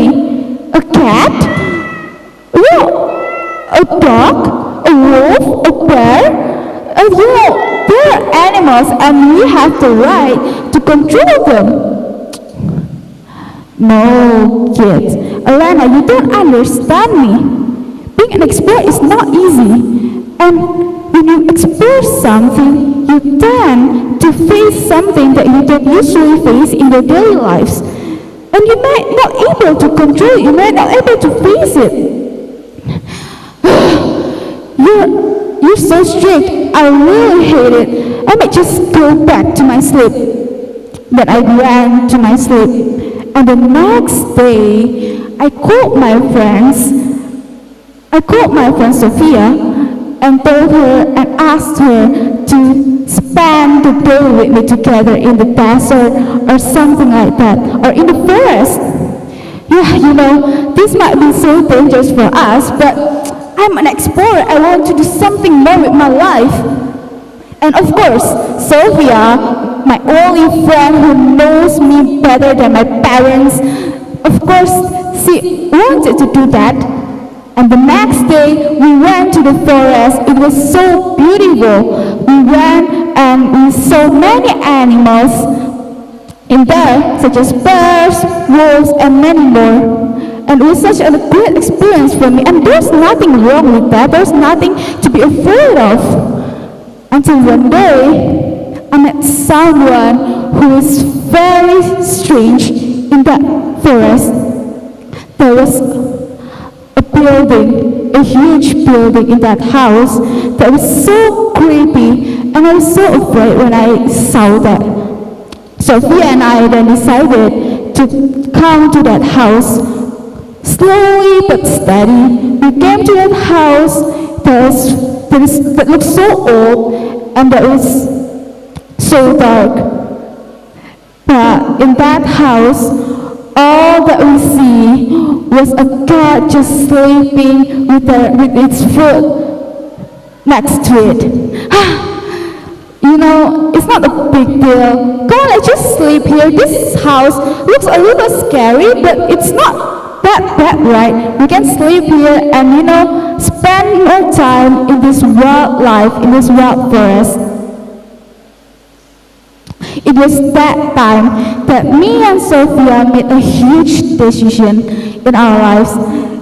A 16 years old child and her friend decided to sleep over in the middle of a forest, in a dark forest. And when the night came, it was all when we can see the beauty of the nature, the stars that were lighting so beautifully in the sky. We can see together while playing our favorite songs.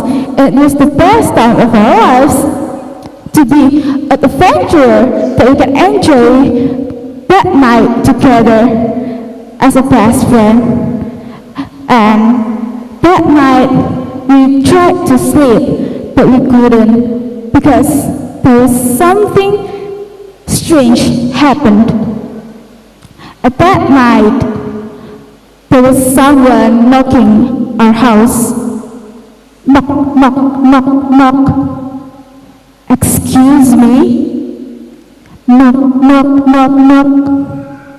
Oh my God, Sylvia, do you hear that? Someone is knocking our door. Who do you think it could be? It's in the middle of the night and it's in the middle of the forest. Who can come in this place? Oh my God, I'm so afraid. Alana, just relax, okay? Maybe it's just someone who is trying to play with us. Why don't you just open the door? Then we walked slowly to the door of the house and tried to open it. When we tried to open it, oh my God, Sylvia, I think I found the love of my life. Oh, God, he's so handsome! Hello, who are you?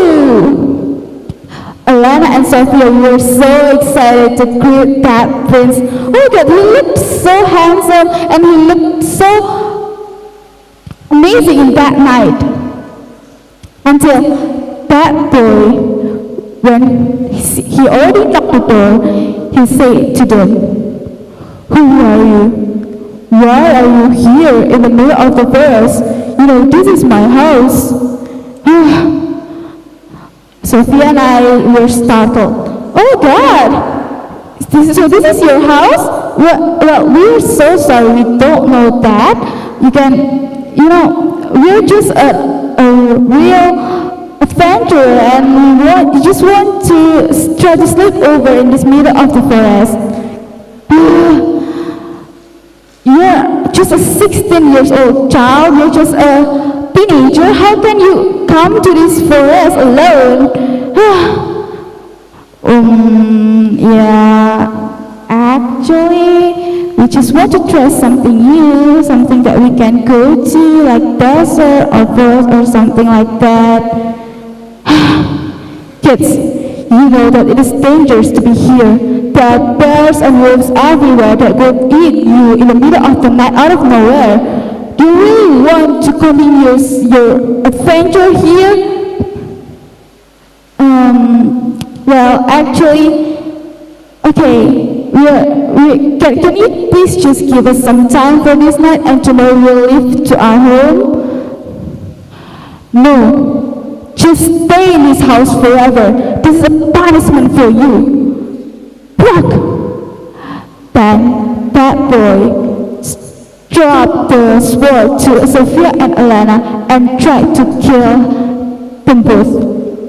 At that night, Sophia and Elena shouted her lungs out. They were so scared and so frightened until Elena woke up to her bed. Oh my God, it is such a bad dream. How can in the middle of the forest there is such a bad man like that? And from that time, Elena learned that parents know us better, and that sometimes parents warn us to not do something that we don't do, that we want to do, because they know that it might not be the best for us. And at the end, family is what matters the most. And at the end, family knows us the best. And I think that's all for my story. Thank you. Alright, thank you for Valerie for your great performance, and you may turn to your seat and wait for a general assessment session.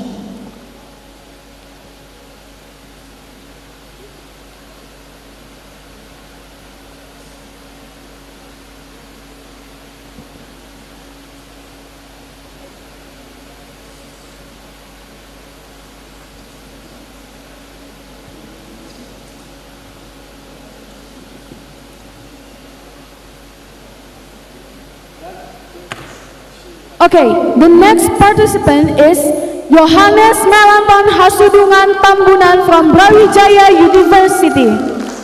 For Yohanes, you may come forward and take your ballot first. And while performing, don't forget to pay attention to the sign flag and manage your time carefully. Good luck.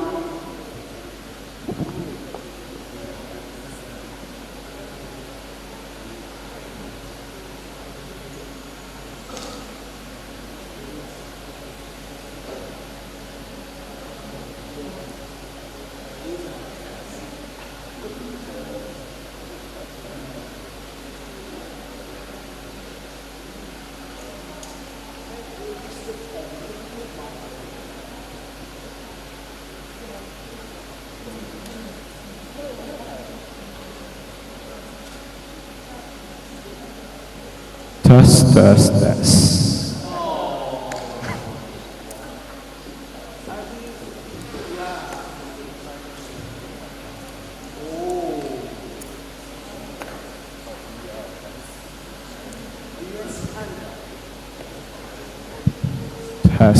Okay. I'm ready. Okay.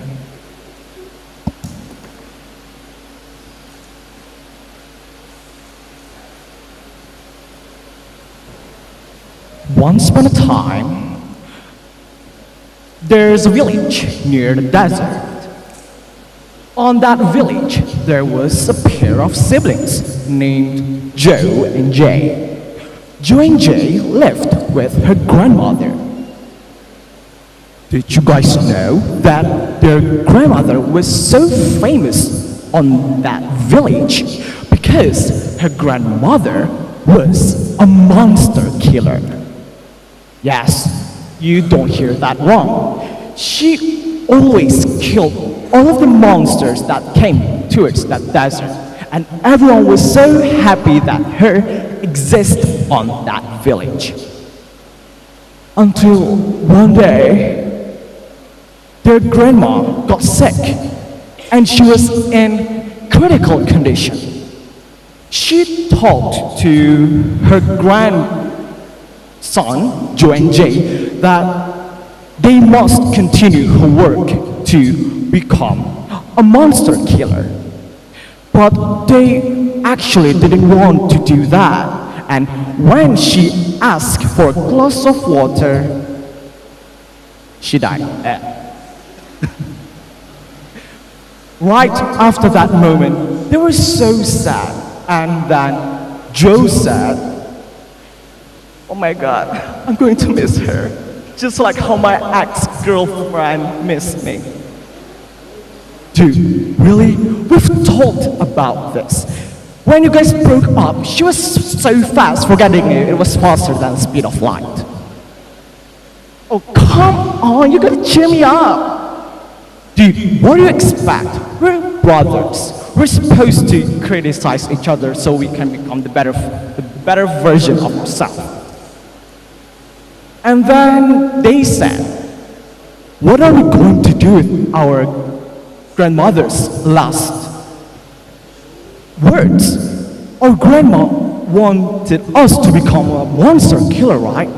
But I don't want to do that because I don't like killing monsters. Maybe, just maybe, if we can give their second chance, they might be turned into kind, just like, you know, the monster in the films like How to Train Your Dragons." But Jay also agreed to him. "Yeah, you were right. I don't like killing monsters. I don't like blood. I hate color red." "Wait, but you love red." "No, red loves me." Then, after that moment, someone with a camel walking towards their house. It was a big shrouded man and a cloak colored black. The mysterious figure come towards their house. The man knocked at the door, and Jay opened the door. And because they were so kind, they offered the old man to come to their house. And then the old man talked to them. "Excuse me, I was looking for someone with blue eyes. She was old and she was a monster killer in this village." After listening to that sentence, obviously Joe and Jay knew that that man was looking for their grandmother that just had passed away. And so when they told the mysterious guy that their grandmother had passed away, that man smiling at them, he laughed. Obviously Joe and Jay was confused and scared at the same time. And then turns out that black-figured man was not a human after all. It was a monster in disguise. Then the human turned into a monster with sharp teeth, and the monster decided to come out from the house. The monster started to attack the village. The monster called all of his friends to join the party to kill all of the people on that village. Joe and Jay was so scared because they didn't know what to do. Because back then, they had their grandmother, right? And so, with full of hesitation, they decided to hide on their house until they just realized that on their grandmother's room, they had a weapon that her grandmother always used to slay the monster on that village. And so Joe and Jay decided to take the weapon and, well, they decided to try to slay the monster. And so they came out from the house. They took all of the weapons and they started to look for the monster. And when they came out from their house, they were confused. They were so sad because all the people there had vanished. And obviously the monster already not there, right? So they decided to look after the monster. And on that village, there was a hole that was located near there. And they just realized it was the place where the monster ate all of the villagers that just been taken by that monster. And finally, Joe and Jay decided to kill the monster by using the weapon that they had. It was an archery, it was a sword. They jumped into the hole. They decided to slay the monster, and they did. They successfully slain the monster because they didn't knew that they can manage themselves to kill the monster. And after that, they went home. Even though they didn't able to save all of those villagers, at least they knew that they can become the next monster killer on that village. And then they went home. They took all of the snacks on their houses and they went out. They sit on the porch outside their house and then they eat there together. They were talking that maybe this is our passion. We can become the next monster killer on this village. And so guys, the moral value of the story is, well, it is good to be kind to everyone, but you gotta be logic. Like, there's a big shrouded man being close with a black cloak, and they just knock at the door, and you, well, basically just be logic. And oh yeah, when your parents or your grandparents told you to become someone or something they want you to be, just try to give effort to it, because maybe that thing that they just told you to become something or someone they want you to be might correlate it or match with your passion. Okay, I think that's all from me, and thank you for listening to my story.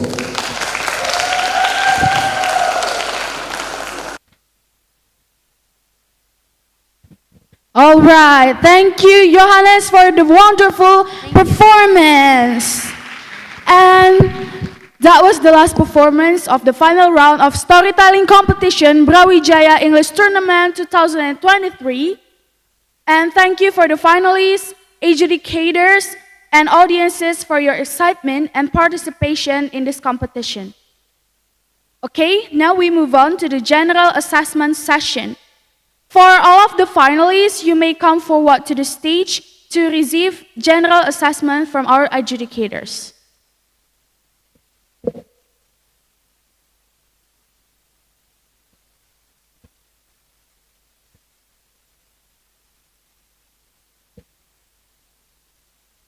For our finalists, please come forward to the stage.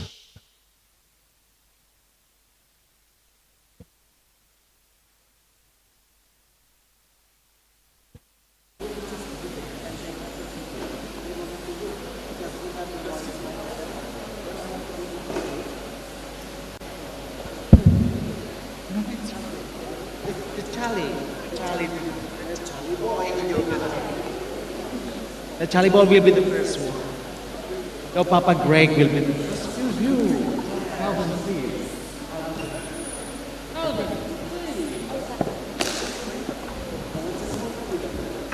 Woo, Calvin!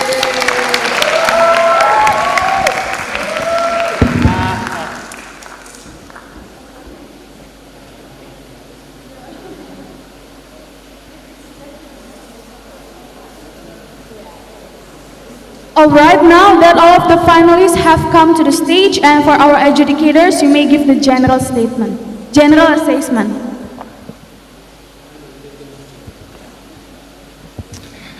All right, I'm going to be the first here, but before that, I want to ask you guys, how are you feeling? Great? Nervous, all right, okay. But first of all, I would like to say congratulations for every one of you who have completed the final. Congratulations. Okay, so I'm going to head up into my assessment. I think it's going to be quite general. I can see that some of you might a little bit struggling with this slide and also sound. It's understandable. I think I will give you some tips. I believe that all of you already informed that the final would be light and sound, and they already tell you guys how it's going to be, right? The rules and regulation and all of the stuff that you need to know for the finals. I think you guys can prepare one story and then put the slide and the sound into your story rather than making the story on the spot where you get to see the slide and sound for the first time, because it really shows that some of you might really a little bit struggling because you try to create your story on the spot. That's the first, and the second one is try to be calm, okay? Because when you are rushing, when you're, it seems like you guys really want to finish your story immediately, but the time is still running and you have plenty of time to build up the story. So take your time, especially when you're trying to create and try to correlate the slide, the pictures and the sound into your story. And don't forget that this is slide and sound. The point of this round is how to incorporate the slide, the pictures, and also the sound that you were given into your story. Do not miss it. And they told me that you are allowed to skip pictures, right? Comedy? Yeah. So if you not really get the pictures, I mean, like you're not really want it to be in your pictures, you can skip it right away. You don't have to force to make it into your story, because what I realized is that when you're forcing the pictures or the sound into your story, it makes your story kind of jumpy. So the transition is not very smooth. Yeah, I think that's all from me, and the other educator can explain more. Thank you.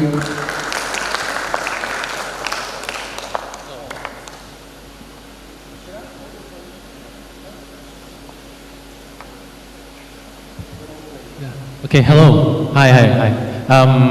You guys, I know you guys are currently very, very nervous. I still remember my first time doing slides and sounds. It was gut-wrenching. I wanted to vomit at the spot during that time. So I currently understand how you feel right now. But okay, moving on to the assessment. The first one is that slides and sounds, from my experience, it really tests how well you have quote-unquote story templates in your head. How you can actually, how you say this, how you get prepared to form a story that you have from your head, from all of the elements in the slides. Because there are some people who only know basic stories, like for example, they only know like very popular folk tales, but when they're given an impromptu storytelling, their brain goes haywire. They don't know what to do. But luckily enough, I've never seen any of you struggle to make a story to the point where the story did not make any sense at all. So kudos to you guys. Maybe you might be asking, Greg, how do you start loading your head with, loading your library in your head with stories? Well, my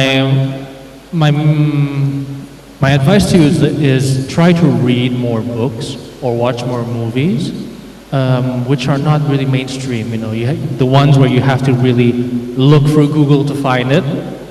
And also, this is a more long-term advice: is try to know what's called tropes. Tropes are things in movies or novels where it's like tools. And how to like make how you insert characters, how you move the plot forward. For example, if you do realize in any kind of movie, whatever element is mentioned, even if the character says like, oh my God, I have asthma, trust me, later in the movie, that asthma is going to drive the plot forward or probably help them in a situation. Okay, second one is try to remember the very simple curve I told you about stories. First, the character is like living his or her life normally. They're introduced to a problem, so it's going to be conflict. They're trying to find a way to resolve it. It's going to reach the climax. They find a resolution to it, and it's going to calm down, and it's going to finish the story. Always follow that curve because, as you know, in almost all Disney movies, they follow that curve, and just by simply following that curve, the story is also still memorable in a way, right? So the next one is, if you want to introduce characters to your story, my recommendation is do not exceed 3 characters. 3 is the maximum amount of characters that you want to introduce in your story. More than that, you probably forget that there's a 4th character, or maybe the 4th character does not serve a purpose at all. Okay, next one is, okay, my next point is, this does not reflect my scoring towards you guys at all. There are some that I've noticed in past competitions that I followed when doing impromptu rounds. There are certain participants who end their story with, it's just a dream, okay? Just to let you guys know, ending a story with, it's just a dream, or maybe it's just a coma, is not a bad thing. For example, Polar Express, if you guys know that movie, that's a very good example, because it turns out that the character wakes up from his dream, but his dream was not, it's ambiguous whether it's real or not, but it serves as a lesson to the main character. But a bad implementation of this is when you say that the main character wakes up from their dream or a coma, but turns out that whatever was in their head is dismissed totally. Like a character wakes up, for example, Greg wakes up from his coma. Oh my God, Greg, you're finally awake. But there's no mention of what happened during my coma. It's just a quick dismissal, a quick way of saying it never happened, and it didn't matter to the overall story. You get what I mean, right? So it's more like that. So try to avoid ending your story with, it's just a dream, but using it in a way to dismiss the entire experience the main character has gone through. So I guess that's all the assessment from me. So next is our beloved Uncle Gary. Please, Uncle Gary. After you said you Ka Greg and Ka Calvin, and you will say this is Uncle Gary. Hello everyone. First thing first, I just want to thank you. Thanks for your all performances, right? So, because you did great. I know it's not easy. I know it's very hard. Slide and sound, this is a jerk section of the storytelling competition. But I'm just going to make it short. I'm not going to discuss about all the technical matters, like how you manage your voice, how you manage your face expression, how you manage your body language, how you manage your intonation, blah, blah, blah. There's another key that all good storytellers have to remember. If you know you are a storyteller, you have your own theater of mind in your mind, right? But good storyteller, they will open their door and invite the audience to be on that stage, to be with them in their theater of mind. So, the most important thing is, if you are a teller and you have a good story, you have to have a connection with the audience. If you are a good storyteller, if you are not a good teller, if you don't have any good story, but if you succeed to build a connection, then it's done. All right? A wise man said, those who tell stories, they will rule the world. So good luck, everyone. Thank you. It was actually quite intimidating to give a comment after Uncle Gary, so I would just give you guys a tips, I guess. So I think it's a bit of a wrap up from the other educator. You guys still need to have the plot, right? The story plot. And we have this mountain, like the rising action, the climax, resolution kind of thing. You still need to create a different atmosphere for each of the plot, because we still need to create like the connection, just like what Uncle Gary said, right? So make sure each of every movement you created, or the simple word you're saying, it represents the atmosphere for each plot. That way we could be in your story and you still can get the connection with us. I think overall you guys could create such a great story. Even like, I don't even know if I could stand there and continue without shaking my mic. Like, you guys are awesome. Like, so awesome. One of my favorite thing about final is about, one of my favorite thing about final is a battle of a plot, and you guys did a great job creating your own plot. So let's see the result. Overall, you guys did amazing, and let's see the result. Good luck, guys. Yay. All right, thank you very much, our adjudicators, for your general assessment. So our adjudicators, you want to take pictures with...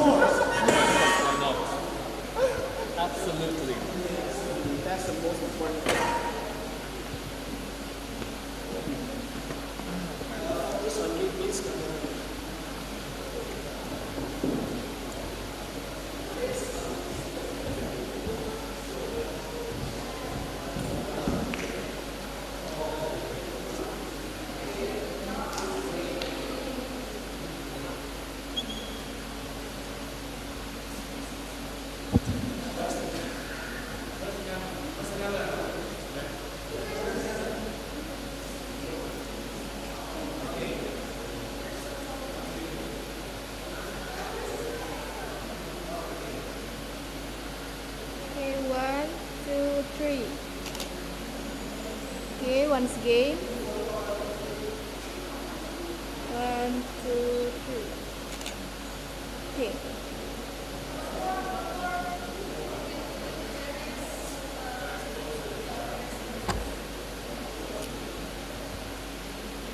Okay. 1, 2, 3. All right, thank you for our adjudicators, and for the finalists, you may return to your seat.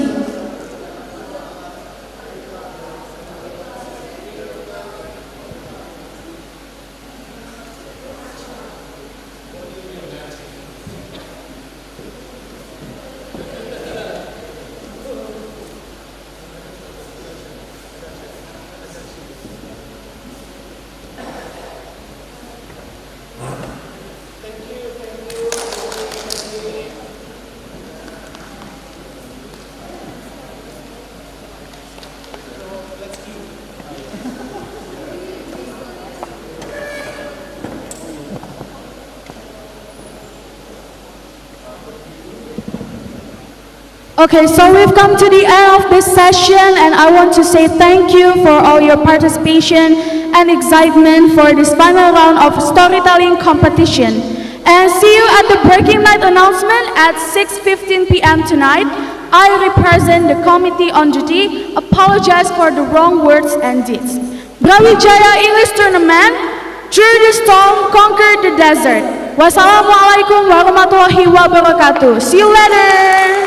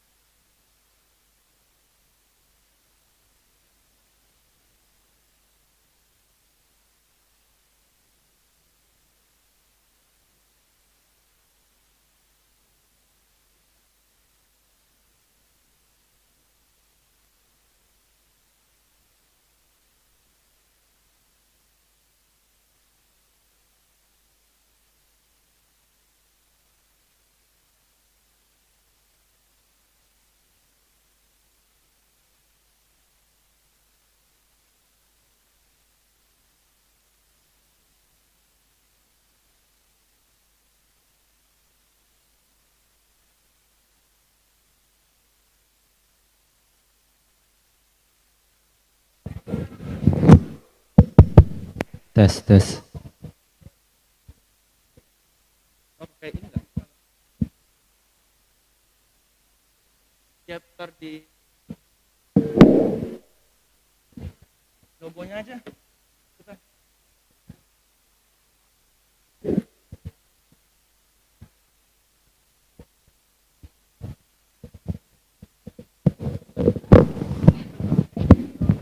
Ntar kasih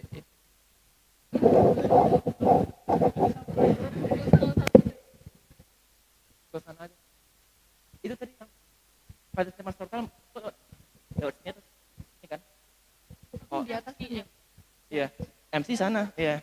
Tapi Sana. openingnya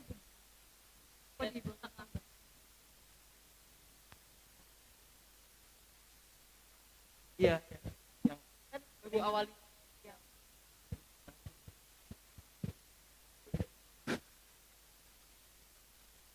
dibuka aja.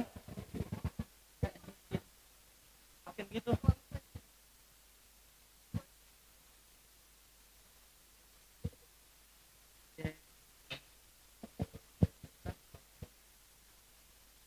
Mau tolong kasih mic-nya aja ya. Ini mati kok. Juga.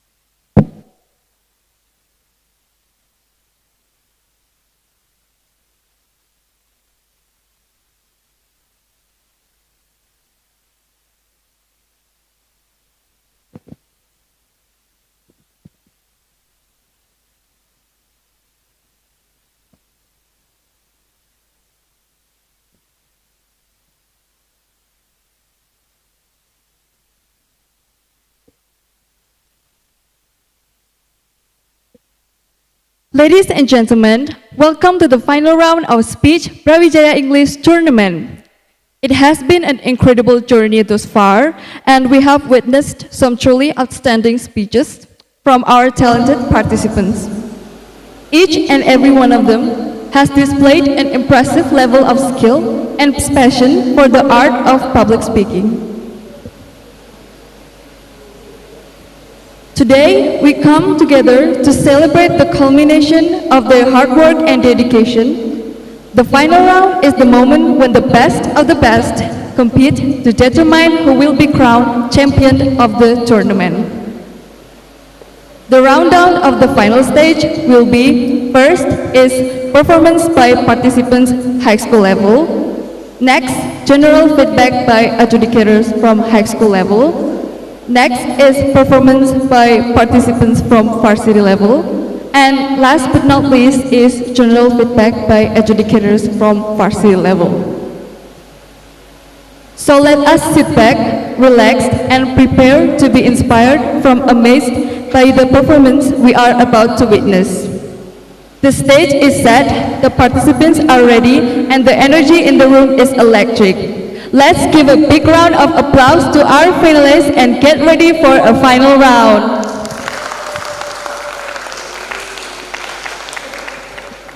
Welcome all participants. We have our lovely Kak Merari and Kak Deborah, who will assess your scores and give you feedback after your performance.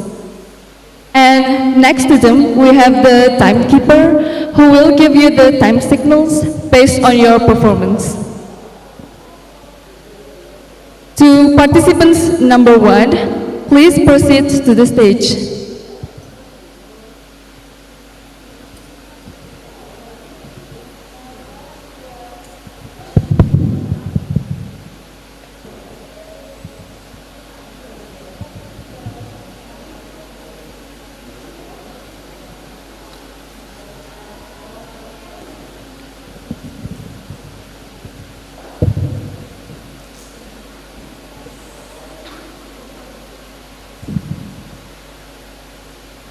Okay, now we have Saskia Tara Nadira from SMA Progressive Bumi Solawat, and her fun fact is she likes singing. Okay, Saskia, are you ready? Yes, I am. Okay, our next agenda is the performance by Saskia. For Saskia, the stage is yours. Assalamualaikum warahmatullahi wabarakatuh. Have you ever had expectation? I guess we all have. Isn't it comforting though, right? To have some sort of illusion without seeing the real thing. For me, I've had many expectations. Some of them came true, but most of them didn't.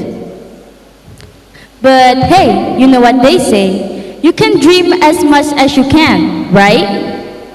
But I learned this the hard way. Hello, I'm Saskia Tarnadira and I'm from Progressive Bumi Solawat Senior High School. Everyone can dream, they say. Make high expectations, they say. How can I blame them when they tell me to think positive? When I was in elementary school, I was a very positive kid. I make high expectations for myself every day and almost all of the time. During those days, I get to say that went really well. I got good grades, I'm the top of my class, the teachers love me, and so on. So, however, everything started to went downhill when I was in my last year of elementary school. I've applied to this one junior high school in Malang, which is very prestigious, and I liked it very much. But every day before the time of the test, I always told myself that, you know what, you're smart, so I don't think you should study, You'll pass eventually. So I responded to these sounds inside my head, and I agree with them. However, one thing that I failed to notice is that I had to do 2 tests to get into that school. The first test is the academic test, and I already underestimated very much.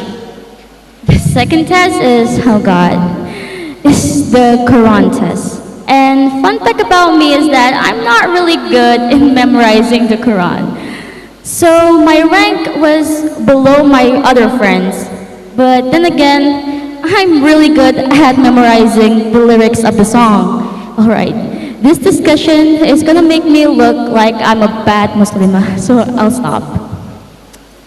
So for the second test, I was not paying attention to it, so I clearly left it off of my focus, and once again, I underestimated the one thing that I know is my weakest point. You may ask, how about the result? My expectation said that I passed, however, the reality, I was not accepted.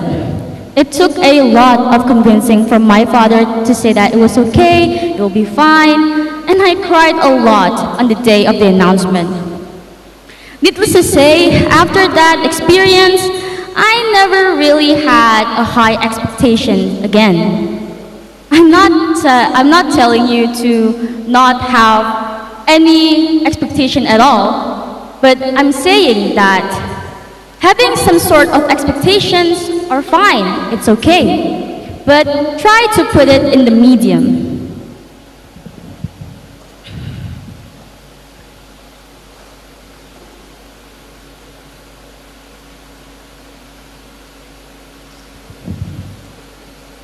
So I put a testimony from me is when I don't have an expectation at all is from yesterday. I never expected myself to be in the final because I realized that my overall performance are bad, and I think today is the same as yesterday. But here I am again. I've come back with the same performance order of number 1. I think I might have a little love and hate relationship with number 1, but don't tell him that though. So, dear audiences, all in all, having a high expectation is good. But I warned you to accept the consequences afterwards. A little tip from me is to just expect the bare minimum. So that's all from me. Thank you for listening. I'm Saskia Taradira, and I say wassalamualaikum warahmatullahi wabarakatuh. All right. Thank you, Saskia, for your performance. And now, please, for the participants to return to your seats. Thank you.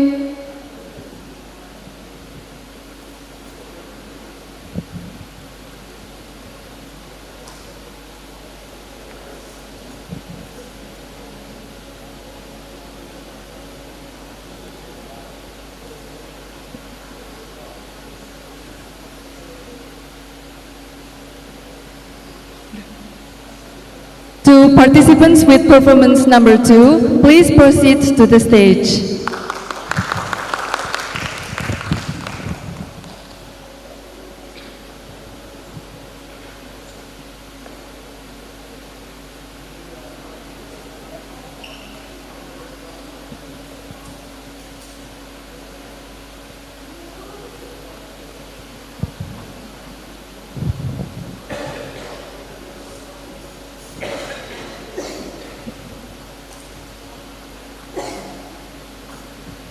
Okay, now we have Arabella Avariel from SMA PL Van Lid Muntilan, and her fun fact is she's an introvert but living in a dormitory. Okay, are you ready, Arabella? Yes, I'm ready. Okay, our next agenda is the performance by Arabella. To Arabella, the stage is yours.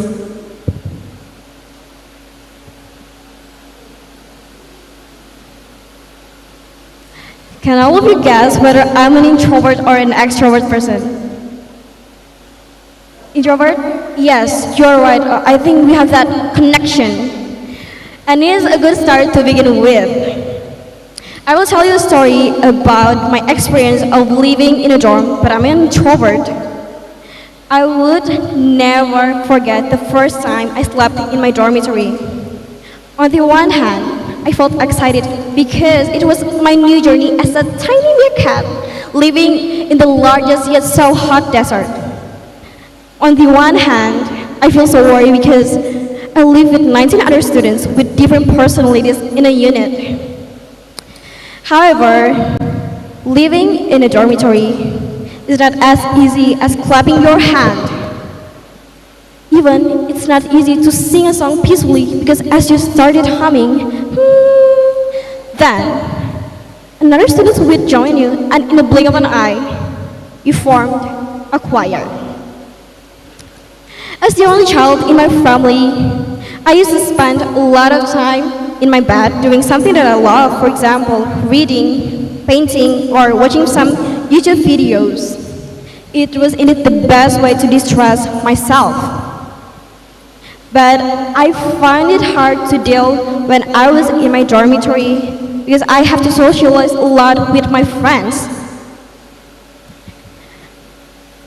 Do you know that I also have a tight schedule? While others were busy planning their weekend to hang out, I mean you were busy planning your weekend to hang out. You know, my schedule was just ironing, washing my clothes, and then organizing my wardrobe and many other things that make me feel so anxious.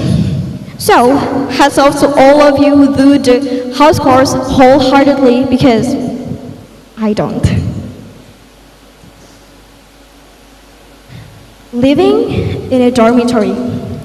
Even when I have a free time, I didn't know that I could go online or not, because even if I could go online, I would probably use it to do my online assignments or my group work.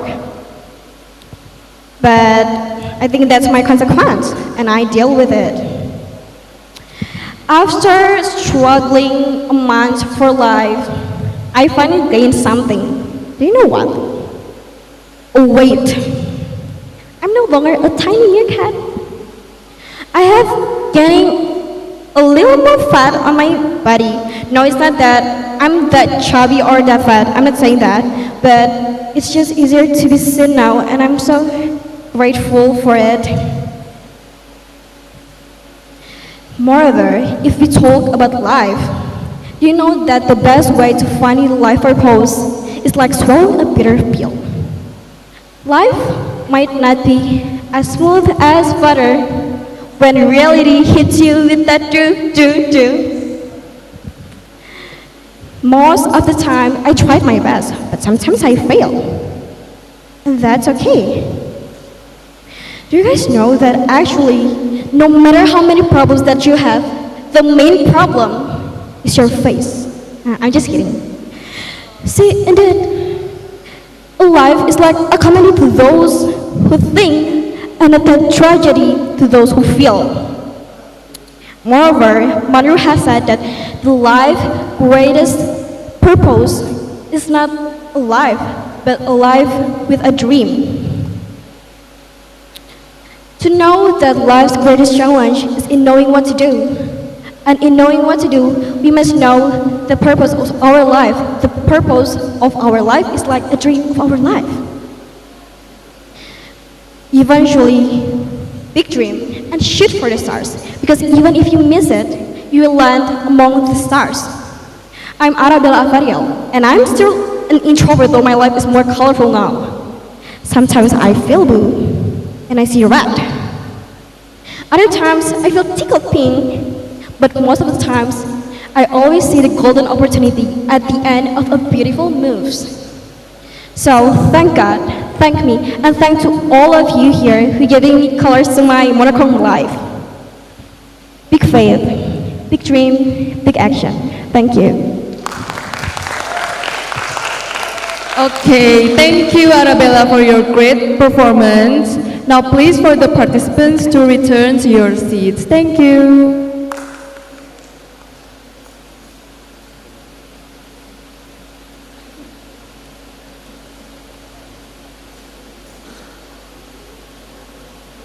To participants with performance number 3, please proceed to the stage.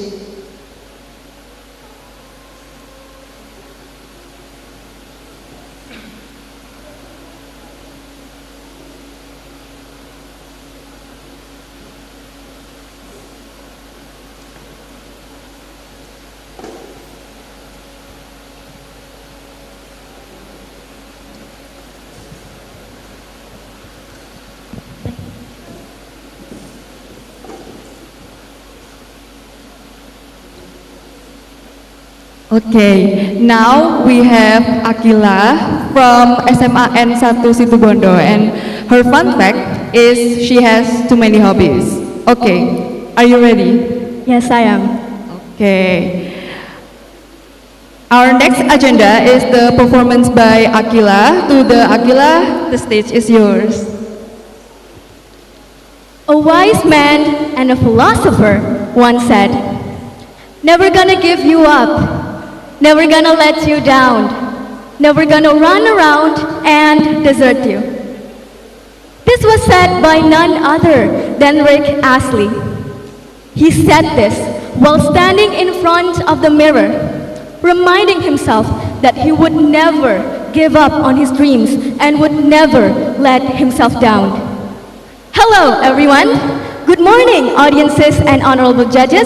Thank you for giving me this opportunity to stand here today. Have you ever stayed in the sweet, sweet confines of dreams in order to avoid the bitterness of reality? If we were to talk about it, then I would use some of the things that I mentioned earlier as one of my points, even though I just made the whole thing up. Rick Astley isn't actually a philosopher. He's a music artist. But his lyrics actually meant something. He expressed that he would never give up on someone and that he would never let that person down. Similarly, we too should never give up on someone or something that is very dear to us. And you may ask in confusion, what does this have to do with our dreams? Well, fear not, my friends, because I am here to guide you on this roller coaster ride of staying in the sweetness of dreams behind the bitterness of reality. I invite all of you to fasten your seatbelts because get ready. This will be one wild ride. Ladies and gentlemen, dreams are for everyone. And everyone can have dreams.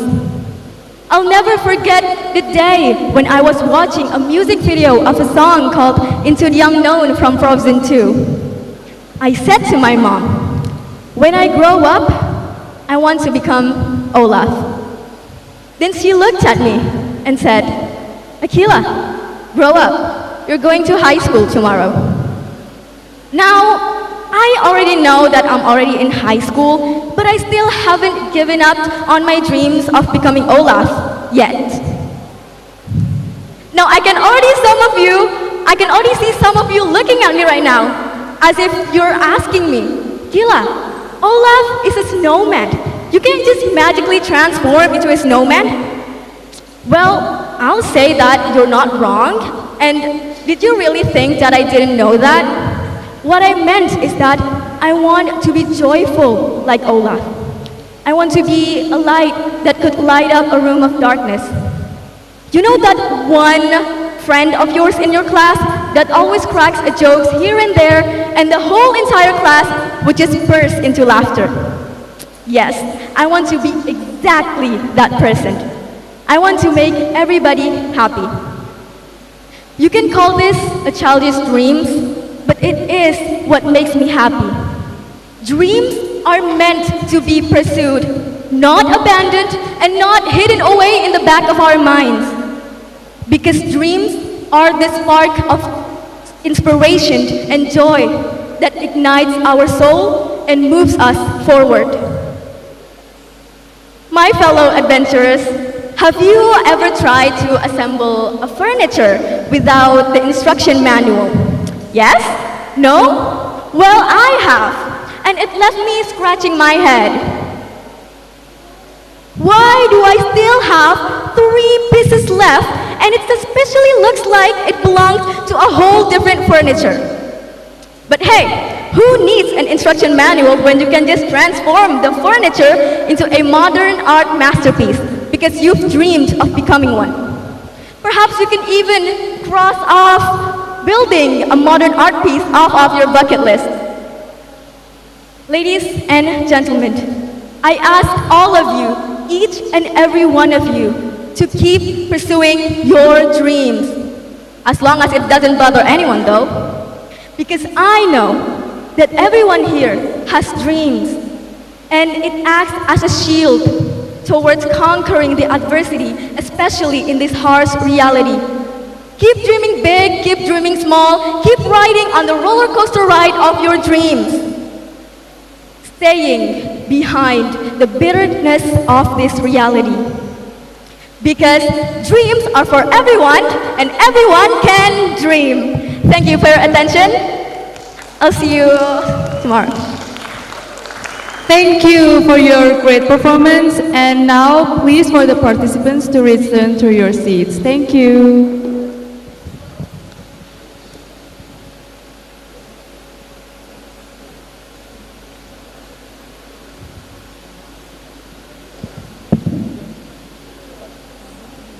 To participants with performance number 4, please proceed to the stage.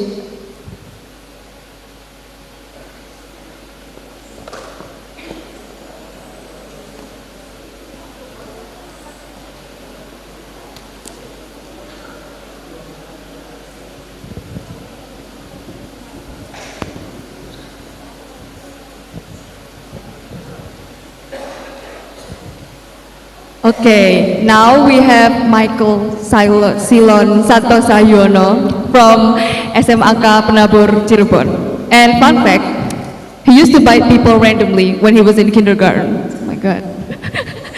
Okay. Are you ready, Michael? Hopefully, yeah. Yes. Our next agenda is the performance by Mikhail. And Mikhail, the stage is yours. Okay, so everyone, if you guys wonder, did I really bite people's hand at kindergarten? Yes, I did. So the last time I went to Monash, I saw one of my victims up there trying to get the gold. So I guess, yeah, it is what it is. Okay, so my dreams, man, dreams, a lot of dreams. And let's talk about this one particular. So this happened like a few years ago. I dreamed that I have a crush. I asked her out. She said yes. We went to watch movies. We had a good time. We had great conversations. And then we went home. I drove her home. In the car, you know, it felt romantic and stuff. Suddenly I hear this.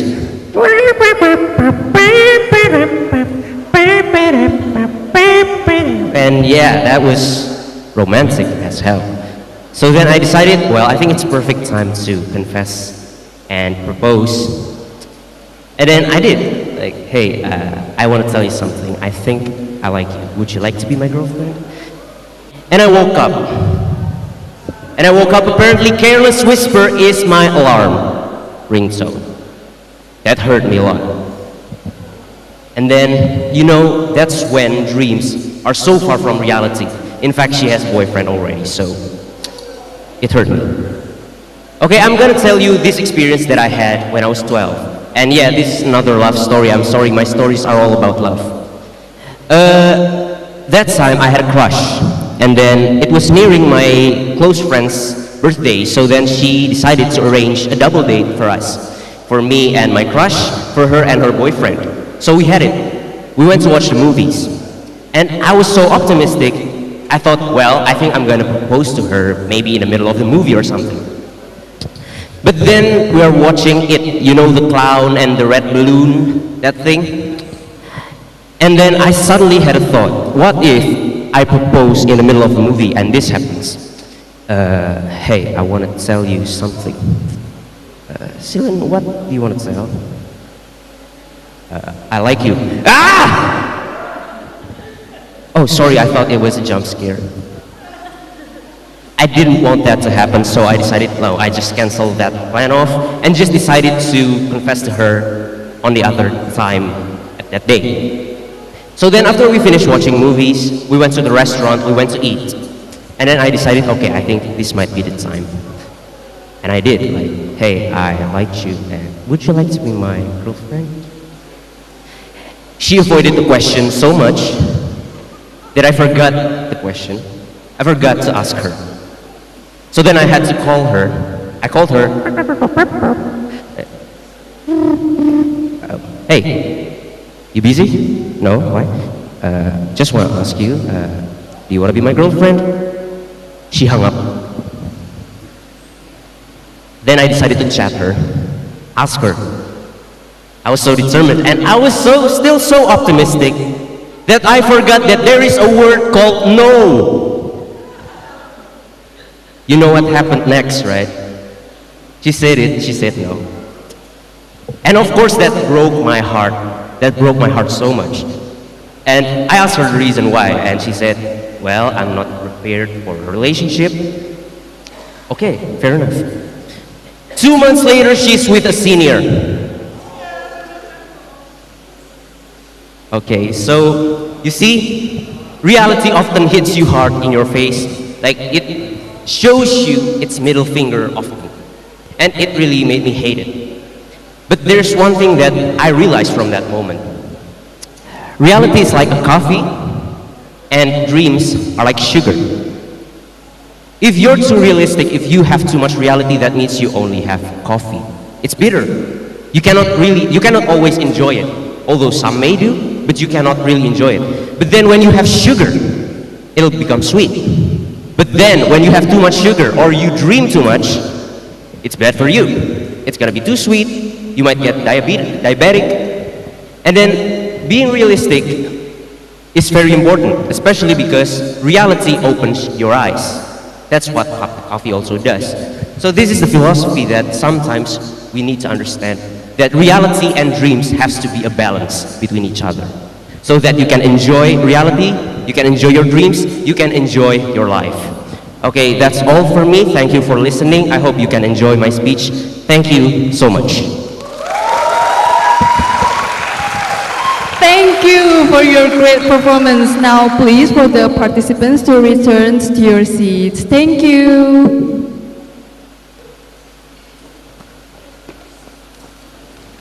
To participants with performance number 5, please proceed to the stage.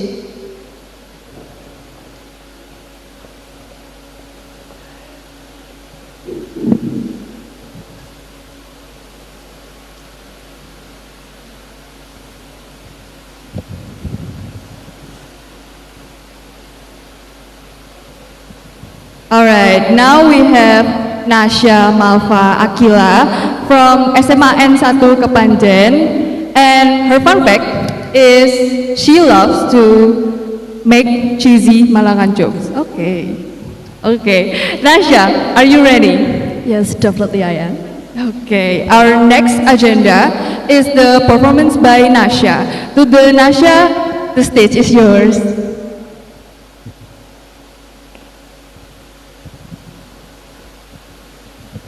Ladies and gentlemen, do you ever had a dream that when you comes up that to other people they was like, hey, wake up on your dreams. Do you ever had one?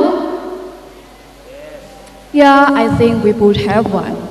I'm Nasya Malva from SMA Negeri 1 Kepanjen, and when I was a child, I was dreaming myself that I'm going to be a big astronaut in the future. I was literally so serious, like I'm looking for it, like the requirements, like the information about it from the NASA's webpage on my computer, maybe look for it on my school's library, and I'm literally so serious on it. And I start to like about the view of sky, the pictures of galaxies, maybe the sun and the stars that is shining as bright as your smile. Well, maybe I think so that being an astronaut is the biggest dream that I ever had. At first, I was like, wait for me, look for me, I'm going to be an astronaut and you guys will praise for me on that. Look for me and wait for me. And guess what?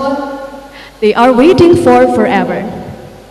Well, after all, I will state myself that if I'm going not to be an astronaut, I'm not going to deliver my speech in this big stage and talk about my failures of being an astronaut. And somehow, if I gotta be an astronaut, I'm going to talk about how the alien looks like on the future. It literally looks like our imagination, like with a big head and a tiny body, or is it just an imagination that our parent ups to get me quickly fall asleep? Well, but even if I gotta be an astronaut one day, I think when I give an announcement to other people about it, and they will burst into laughter.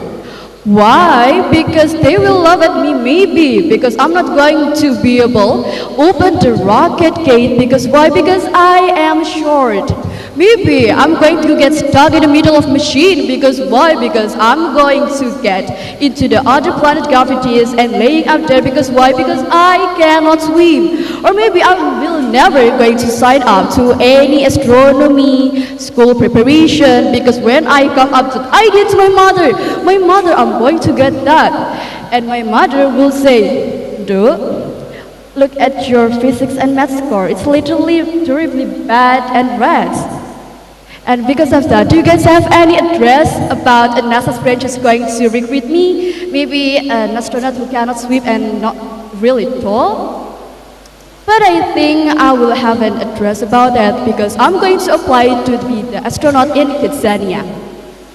Well, after all, maybe I finally to realize that being a childhood dream sometimes hits me hard about the reality, about the harsh truth, and etc. And somehow I finally realized that I'm not going to be an astronaut, not only because I'm short, not only because I cannot swim. I cannot go to my future dreams to be an astronaut, not only because I have zero interest on it. I'm not going to be an astronaut just not because I'm no longer serious on it anymore. Not about that. But somehow we need to let go some of our dreams, of our sweetness dream, just because to keep us sane. Just to keep us sane. Because why? Because there will always be something that we will be grateful. Even though I'm not going to be an astronaut, somehow I can be standing on here talking about my speech, about my dream of becoming an astronaut in front of you guys. Maybe I finally meet an awesome educators, a very various character of my friends, maybe the one who will always have their earphone on, maybe the one I let my jacket on, maybe the one who is making jokes. I'm literally so grateful for having that. And finally, I've come up to the realization that one day I will always be grateful or not going to be an astronaut. Or maybe you can let go and somehow you will make up and sign up for a new dreams. Example, because I'm not going to be an astronaut, maybe I'm going to be the one who make the rockets.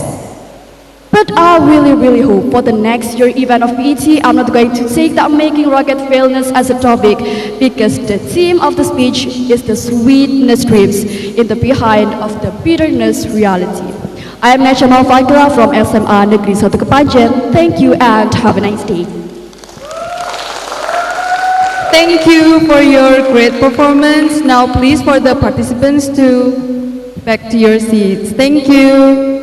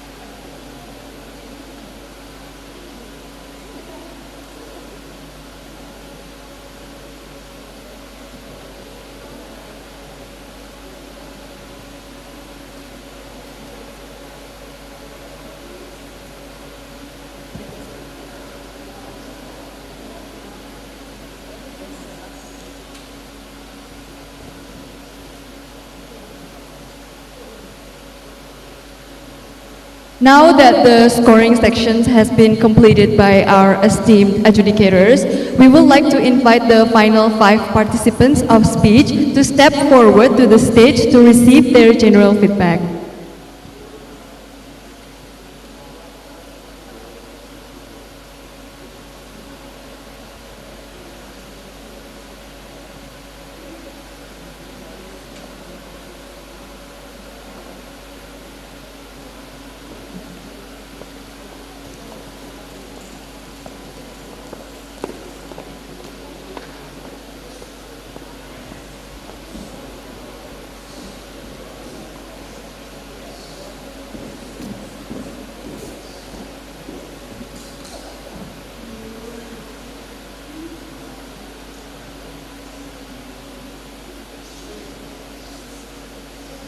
Okay, to Kak Deborah and Kak Merari, the time is yours.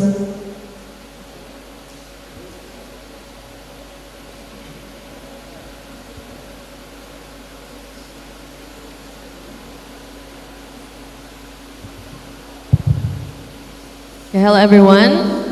It's great to see these faces after yesterday's semifinal. So I'm going to talk about more on the delivery. Deborah is going to touch on more on the matter of the speeches. So correct me if I'm wrong, but this is supposed to be for humorous speech, right? Humorous, right?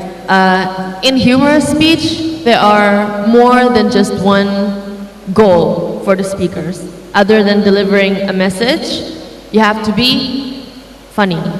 Okay, so when you deliver a humorous speech and you see the audience laughing, at least one goal is set to be crossed off the list. Okay, that's one of the indicators on knowing whether or not you have succeeded in delivering a humorous speech. Now, how do you do that? There are many ways for you to deliver a funny speech that will make it different than just a stand-up comedy. You know, stand-up comedy, you can just stand there, give funny stories, short stories, and then you can get off the stage. But with speech, you have to stick to having a meaningful message as well. Now, many of you have managed to achieve those two goals, make the audience laugh and give us a meaningful message. But some of you were still struggling.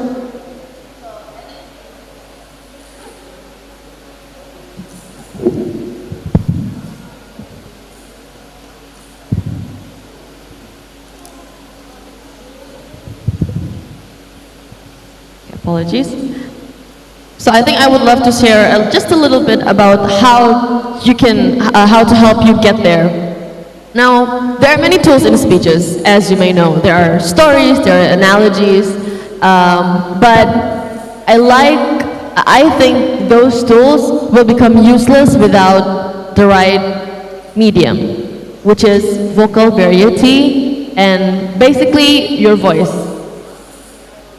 Analogies, templates, punchlines, they all will only work if you know how to pause, if you know when to raise your voice, if you know when to sound a certain way.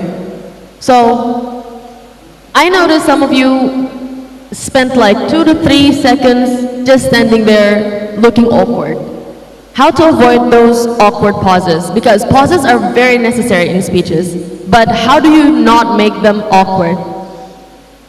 You need to understand that every pause has a meaning and every tone also has a meaning. So if you want to ask a question, then you should sound like you're asking a question, because if not, the audience will be confused. If you want to say, how are you guys doing today? That sounds like a question. But if you just stand there and ask, how are you guys doing today? That is pretty blurry and that will confuse the audience. That's the same thing as when you say, or when you're trying to deliver, say, a command or an act of invitation to act, say. It has to sound like an invitation to act.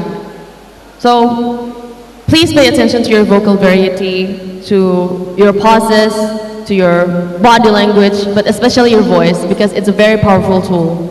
Now, I did enjoy some of the jokes, but some of the other jokes, I couldn't even tell if you were joking or it was just another part of your speech.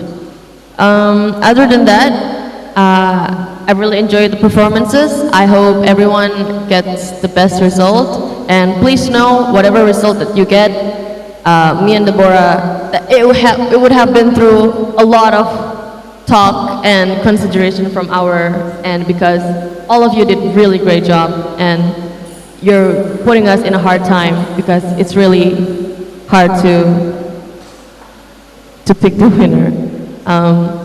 Wish you all the best results, and Deb. Okay, thank you, Mary. So, hi everyone. How are you? This is some smiles. This is humorous speech, right? You're supposed to be humored. So, by the way, extending to what Mary said, I'm just gonna be really quick here. But I think I'm going to touch on something that is more on a full coverage area of what it is that I think you should think of public speaking should be, right? So, of course, humorous speech is something that you should deliver in a humorous manner. And it is not only the way that you're seeing it as a joke, but it's something that other people, your audience, should receive it and feel like, oh my God, that is humor. So I am being humored, I'm being entertained, and I should laugh. But you don't have to, you can't forget that it is still a form of public speaking, correct?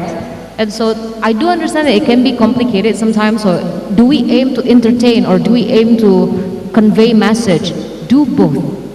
And one of the ways that I think I can suggest to you guys to kind of counteract that complexity is by always target for the triad, which is pathos, ethos, and logos, right? So essentially, what logos mean is like your linear structure, your plot, the way that you guys are being logical with your, data or points that you are bringing to the other people's table. Make sure that it's something new or it's something that's relevant to your audience.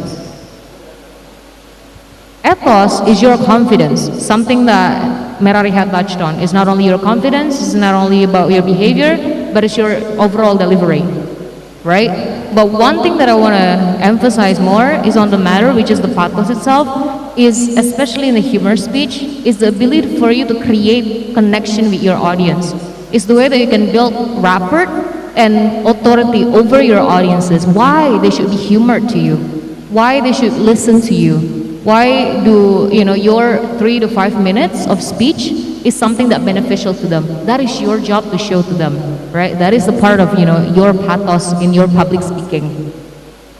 And so in humorous speech, I think one way that you can achieve that is by make sure to always, after every single one of the stories that you give, every example that is funny, reassociate that back, reciprocate that back to your audience of how we can try to take your examples and take actions from it. What is the type of betterment that we can get from your examples, your stories, your metaphors, right? And do it while we're being entertained. That is essentially, I think, the function of you as a public speaker delivering a humorous speech. So always target the triads. I think for the matter is that would be it. And I do understand that this is your first timer for some of you guys, and you guys did a really great job extending to what Merari had already said. And I'm really proud for you guys, and I'm hoping to see you in the next BET. If I, we are given the chance again to see you guys. And yeah, I think you should give yourself a pat on the back because you guys did really great today. You make some of us laugh. Awesome. Yeah.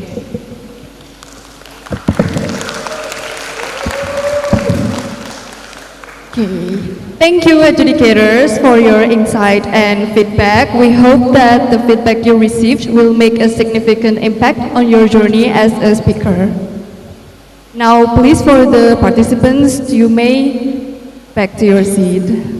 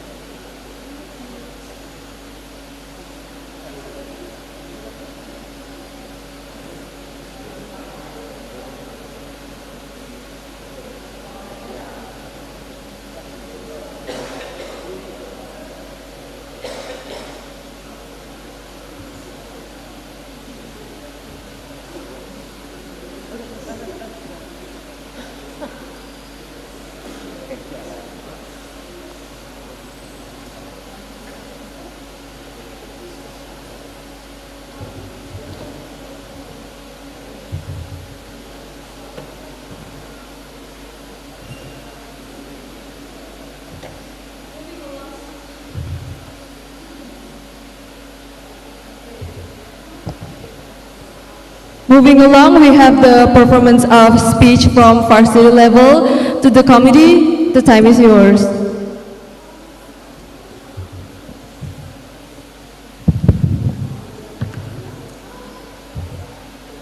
Hello and welcome all participants. Right in front of you here, we have our lovely adjudicators, Mr. Simon and Ma'am Santi.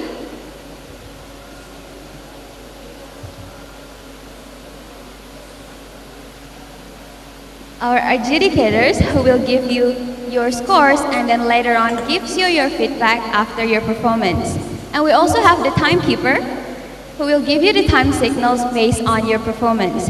Now, without further ado, let's begin our first final stage of the day by Evin William Gotama from Universitas of Ciputra, Surabaya.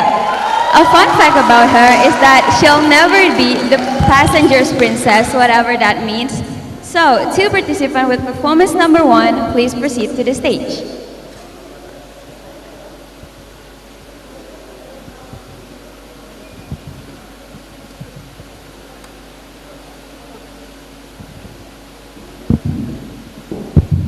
Test.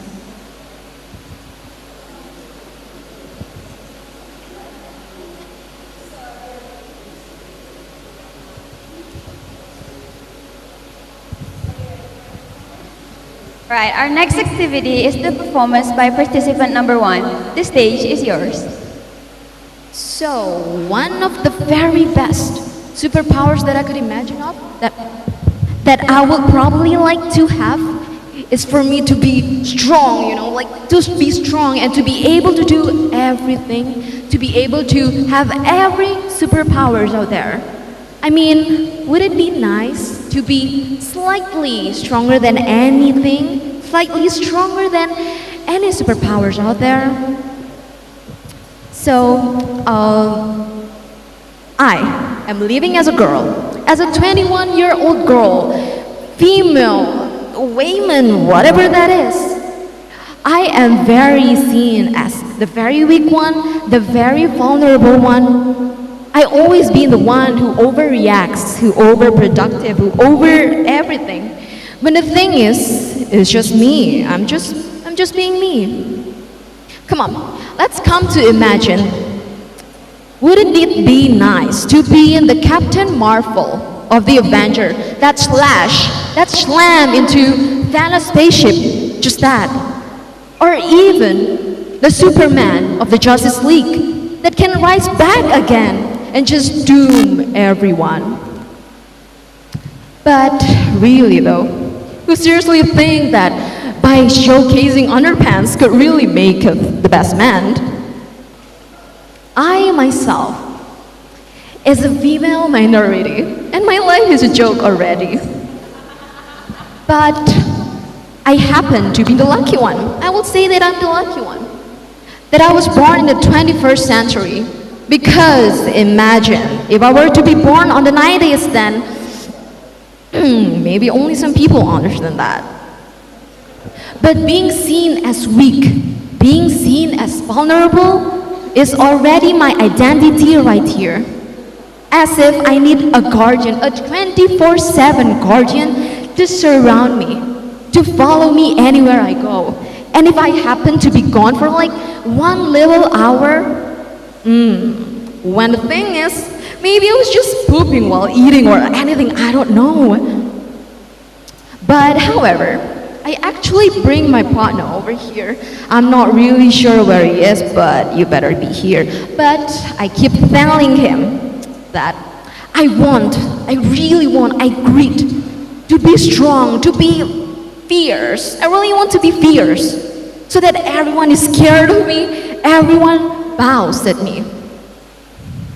But being or having superpowers is actually one of my unrealistic bucket list out there. I have so many apparently. But do you know, find a Waldo? Even the Waldo himself wears striped so that he couldn't be spotted. And I want to be strong. I want to do everything. I want to be able to do everything. That's my superpower that I want to have. So that again, like the Waldo, My weaknesses cannot be spotted. It's nowhere, it's none. Superpowers. I'm a final year student again. Even the judges know that. I'm doing my thesis that will be tested next week. So I myself already packed. It's really already packed. So I couldn't think of any superpowers really. Or maybe, should I start? Maybe I should start learning to get some superpowers, you know? Thank you.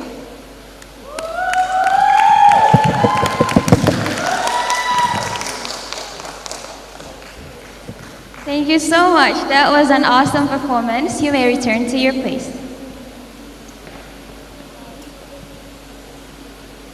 Right, so our second participant of the day is Astika Hilda Maria from Republic of Indonesia Defense University. A fun fact about her is that she loves sudden inspection.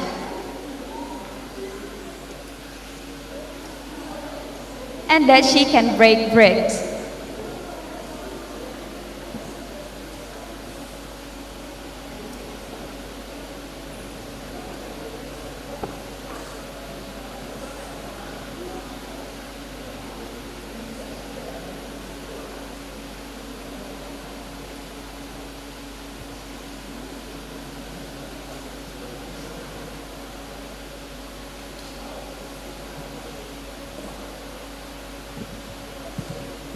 Okay, great. So you may proceed to the stage.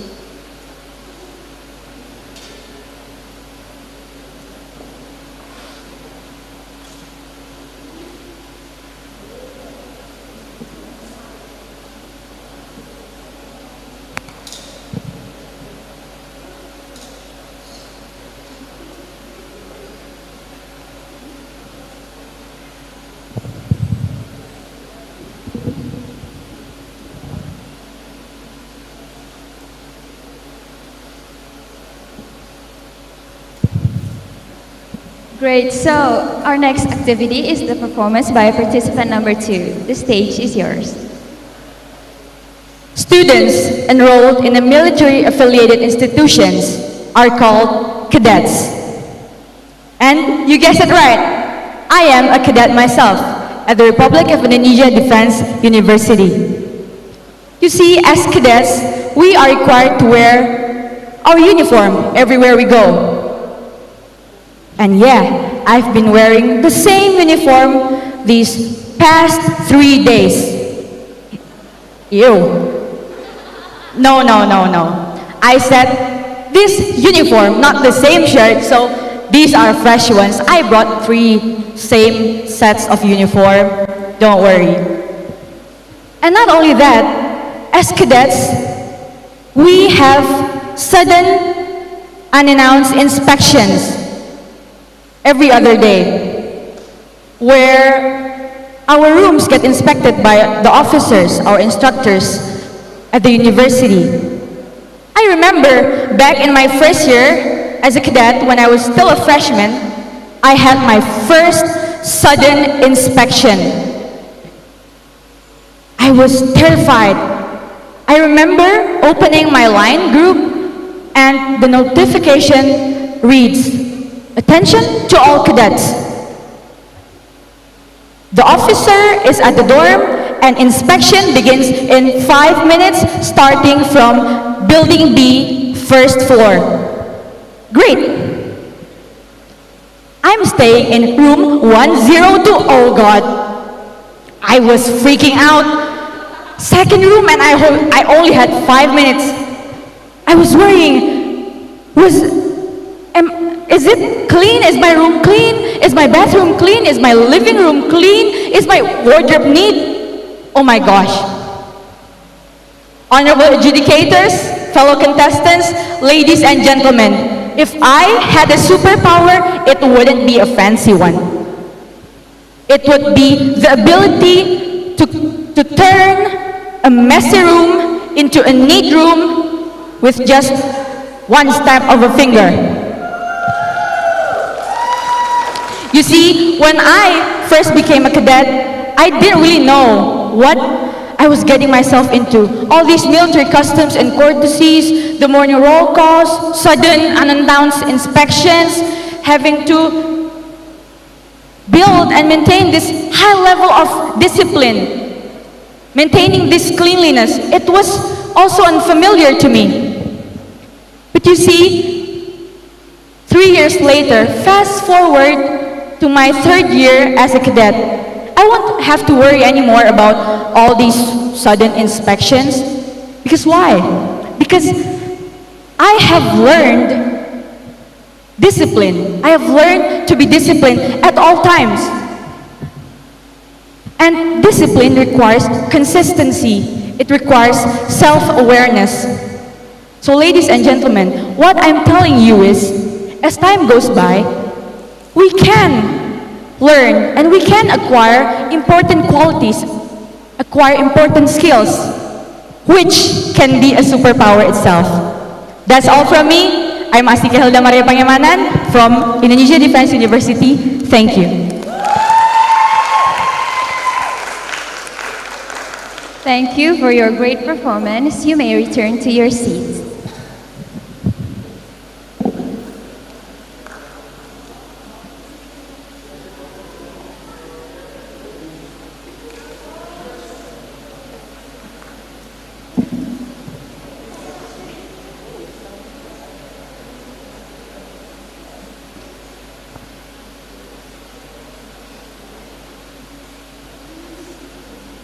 Okay, so let's move on with the next performance. Our next performance is by Nasrina Zahra from Bina Nusantara University. A fun fact about her is that she loves cats, dogs, babies, and most importantly, she loves herself. To the participants, you may return to your seats.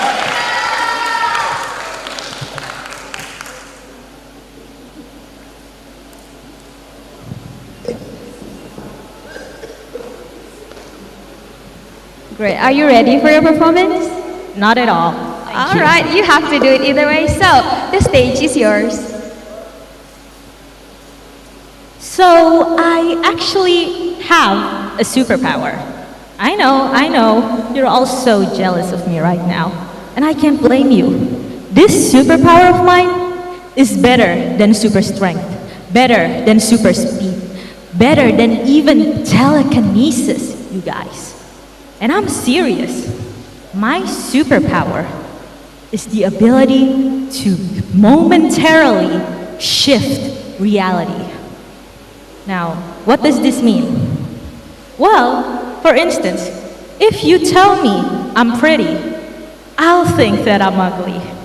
If you tell me I'm smart, I'll think that I'm dumb. And if you, especially if you're a guy, tell me that you're not the least bit interested in me, I will think that you're in love with me. That is what my superpower is. I know, I can shift reality. Reality is whatever I make of it. If you don't believe me, I have a story for you. You see, I met this guy and obviously I fell for him because, well, he was tall and I'm pretty sure there's other reasons, but really that's the first thing that came to mind. And this one time, he started to get distant with me, even though he's shown interested in me before. Then one day, he went to Bandung. And here's the thing about him. He likes the same band as my friend. And that band is playing in Bandung. My friend told me that he was going to Bandung to see the band. So I thought my crush was doing the same thing. My crush was going to Bandung to see the concert. And that is how I shift reality. But here's the drawback to my power. I can only do it momentarily. And one day, my superpower is gone. One day, the truth sets in. And what is that truth? My crush did not go to Bandung to see a concert. He went to Bandung to sleep with another woman. amazing, right? I've worked so hard to shift that reality, to make sure that my reality stayed the same, to make sure that my crush was still in love with me. But it didn't work. Not forever. And that's why I want to get rid of my superpower. I know. You're all thinking, come on, Nasrina, it's a goddamn superpower. It's amazing. Well, I say, it's not. Because I can only do it momentarily. I can only shift reality to my own bidding for a quick moment. Because no matter how powerful I am, the world and fate and destiny is always going to be more powerful than me. And it's been hard trying to get rid of my superpower. Apparently, if you want to get rid of your superpower and become like the rest of you boring normies, you have to do this thing called therapy. Yeah, I know, right? Stupid. Who likes therapy? Who likes talking about their issues? Who likes admitting that they have flaws at all? I know, I don't. I want everyone to think I'm the most amazing girl in the world.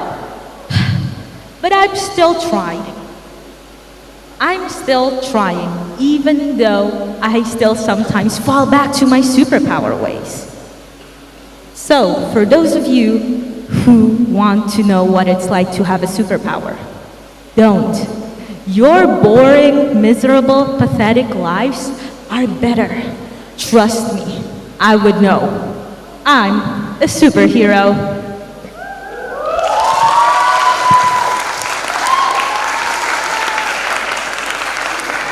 Thank you for your great performance. Now you may return to your seats.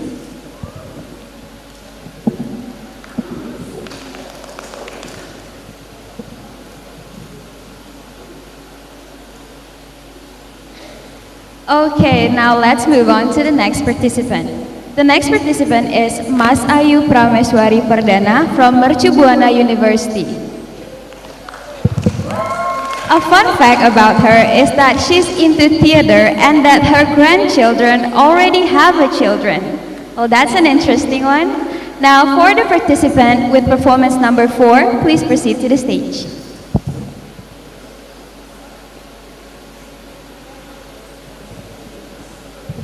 Test.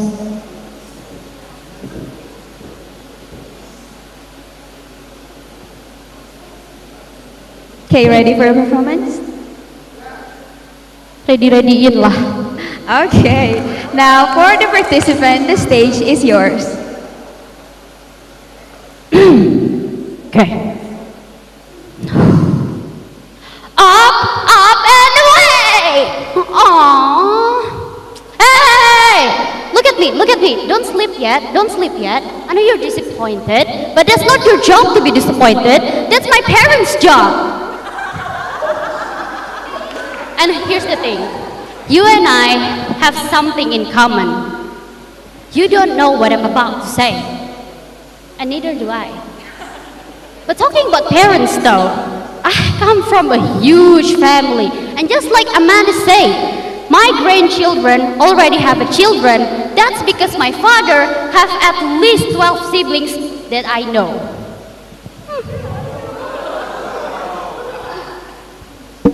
And they're all overachievers. It makes me exhausting. If you have an A minus, that is a disgrace. You have a B, get out of this family. Oh my God, the pressure is so high. And it makes me wish about a lot of things. I wish that I'm good at math. I wish I'm better at science. I wish I can speak at least 10 languages. But you know that is impossible, and so do I. So, well, I'm not a saint. I wish for something else. I wish I can read a mind so I can cheat in exam. I'm not proud of it.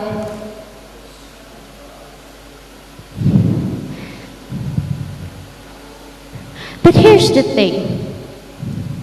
You tried so hard, and you achieved so hard, and so do I. And I gain a lot and a lot and a lot until one day I'm going deaf because I don't care when I got sick. And people say that life is a gift. Well, I'm ready to return that gift. I am sick of it. I want to cry. Again, I cannot do that. Here's the thing though, about being deaf. Luckily, also, I never be a Wonder Woman. I have been a wandering woman. And make me realize that just because I'm going deaf, that doesn't mean I'm any less than the others. If anything, I got something that you guys might call as spider sense from Spider-Man movie, right? I walk every day to school, and I know when a car coming, so I move aside. When motorcycle coming, I move aside. When a student run because they're late to the school, I move aside. I know that. And you might wish that you also have a superpower like me. But hear me out. You're a nice friend that just knows when your friends are not okay. That's mind reading. You're a backbone to your family. That's super strength. You can do a lot of stuff at once. That's super speed. So let's see through it. What do you have? What can you grow into? It's not about moving things with your brain. Superpowers come within heart, because super feeling also have superpowers, right? We all heroes in here. And no heroes have ever have an easy life. So you might feel tired. You might want to just go back to your room and cry, "Oh, I can't do it," or scream, "Ah, life is not fair, I cannot do this anymore." Come on. See that superpowers in you. I'm Ray. I'm a Spider-Man, and I see you on top.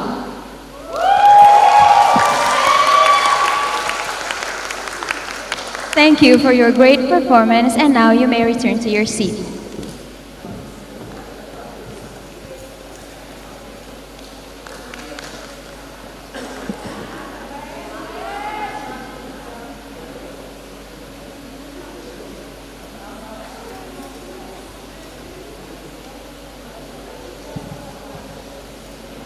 Okay, now let's move on to the last participant.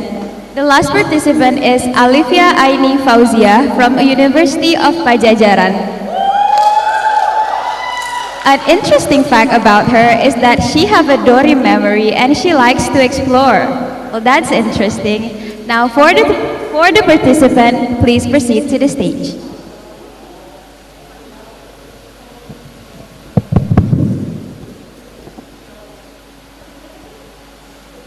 Are you ready for your performance?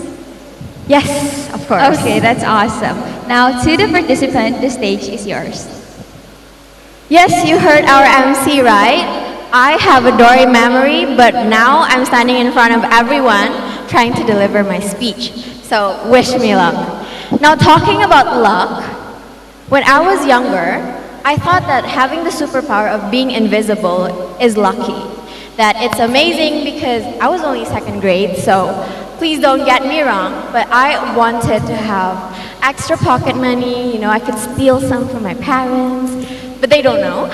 Or I could have some free foods, I could go on trips, watch movies for free. That would be amazing because I'm invisible.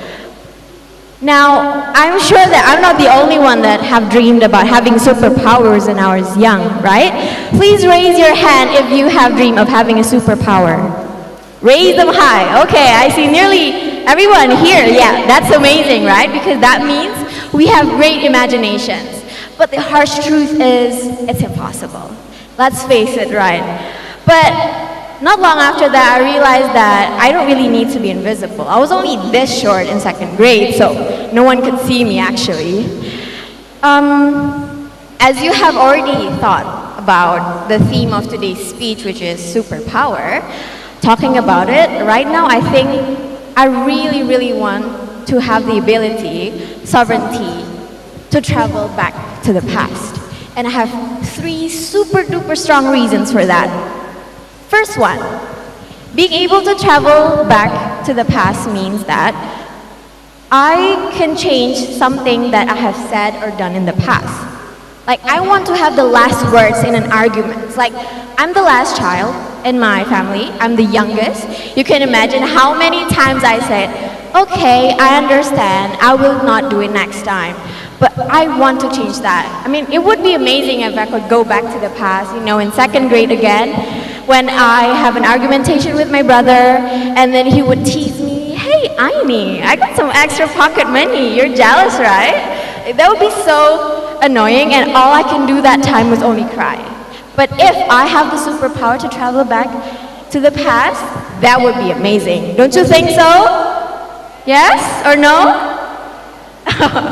Okay, and then the second thing is about embarrassing moments. I feel like we went through a lot of embarrassing moments when we were younger. And for example, in middle school, I did some competitions in the past. I present some ideas to the classroom. I did storytellings and other things. I tried a lot of things. And now that I look back, some of them feels embarrassing to me because, oh my God, did I really say that in front of hundreds of people? So if I have the superpower to travel back to the past, I could change those embarrassing moments. If I fell in front of everyone, like in front of the whole audience, for example, I could travel back to the past and avoid that from happening. Now, the third point and also the last point of my speech is if I have the superpower to travel back to the past, a little disclaimer, this is a little bit about adult matters, so maybe young kids wouldn't understand. I want to tell myself, Aini, you should buy Bitcoins. Like, wouldn't that be amazing? Because right now Bitcoins are cryptocurrencies have so much value. So if I were to tell myself when I was 8 years old, you should use your pocket money for that. Like, I could be one of the Kardashians and I'd be like, yeah, I can be a mother, millionaire, and billionaire. So, jokes aside, whether we have superpowers, whether we don't have them, related to my speech, even though realistically speaking, I could not travel back to the past, I realized that there's always something we can learn from the past, whether I did not have the last words in an argument, I have to listen more than I speak when I was younger, I had embarrassing moments in the past, I didn't invest money, I didn't really save much money in the past. I just want to let everyone know, including myself, and remind us that what happened in the past is for the better version of us today. So it all have a reason for it from happening. So jokes aside, I would really like to tell everyone that we all have superpower within us, just like the other participants, and I believe in all of us. So if you were to have a superpower, what would it be? Thank you.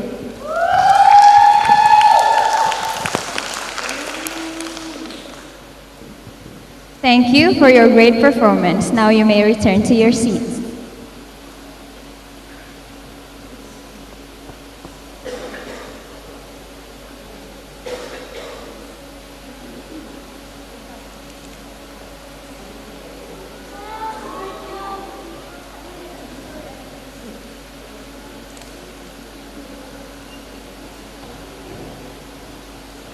Now that the scoring section has been completed by our adjudicators, we would like to invite the final 5 participants of speech to step forward to the stage to receive their general feedback.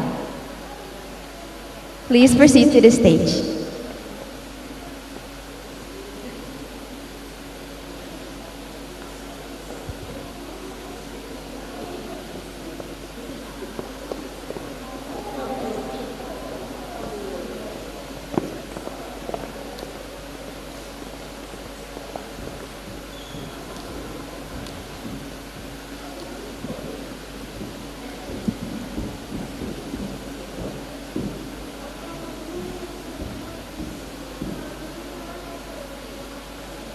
All right, to Mr. Simon and Ma'am Santi, the time is yours.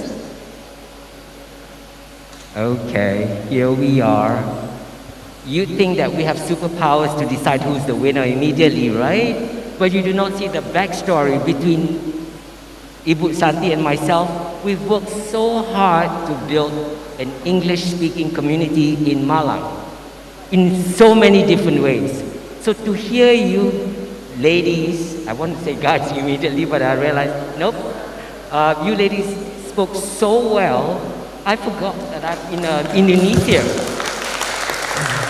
They sounded like, you guys spoke as if you have been speaking English almost all your life. That's a good thing. And for those back there, please befriend them, because the best way to learn language is to copy them, to be around them, and to be influenced by them. So don't forget that. I know you were cheering them on, so keep cheering them on and learn language from them. That's one big advice, I would say. So to have a superpower, you have to build it up. I guess you have built it up so much, naturally, somehow, one way or the other. And we are living proof of that. No one instantly can do a speech like that. You have to develop it. You have to improve your skills along the way. Whether you're military based, which I can empathize with, because I do serve national service like you. You chose to be in the cadet. I couldn't. I had to be in one, right? So there's a big difference. But sometimes I realize that when you are in a non-English speaking environment, literal translations came into play, then you realize, oh, okay, like sudden inspection. I think what you're trying to say, what would you say in Bahasa Indonesia with sudden inspection? Inspeksi mendadak, right? So the sudden doesn't translate into English as sudden, mendadak for us. Or mendadak back to sudden, it's not quite what an English ear could understand quite fully. We know it's a translation. But I can only do that because I've been here for a long time to know what a real Indonesian speaker would say against an English spoken word. So that much I would like to say. So stay awake within the realm of the English world if you want to be speaking English. Because collocation aside, you have to be aware that when you are speaking English, certain references does not apply. You have to apply the way English ought to be used. All right? And you've done well on that, generally. But keep pushing the boundaries and I think you'll be wonderful. So that's them and you. So we had a few topics here when we said about, later on, Ibu Santi will touch on the aspect of communication. I understand that you are given a very tough time to produce humor on stage. Not all of us are meant to be a humorous speaker or a comedian or whatever, but today you are not expected to be a comedian, 0%. You are supposed to present a speech with humor in it, so there is a huge gap. The way you move around the stage, to me, it looks like a stand-up comedy. You shouldn't. You're delivering a speech, make it effective. You only move when you need to move. So if you do see enough stand-up comedy, you see them, span the stage a little bit. That's not a good deal because you are not there as comedians. It just demands you today that you use humor as part of your speech. So having said that, it's a whole new skill altogether. And as we said, we also learn many things. And I can testify that Ibu Santi said, I do not want to make humorous speeches. You have that choice, right? You can. Eventually you will evolve into what kind of a speaker you are. So if you are naturally a comedic presenter, good luck and well done on that one. But if you are not, then you may try, but avoid copying the wrong ones. So you need not make us laugh from start to end because that's what a comedy routine is. You are presenting a speech with humor. So interject it. Make us laugh at the right moment. And if you can do that well, then you've succeeded. Some of you, like I said, has the flow of comedy in you, so go right ahead, maximize that. Not all of us can do that. So let's just take that as a point. If you look at the video again and see, you want to review yourself, where did I go wrong? Where did I do right?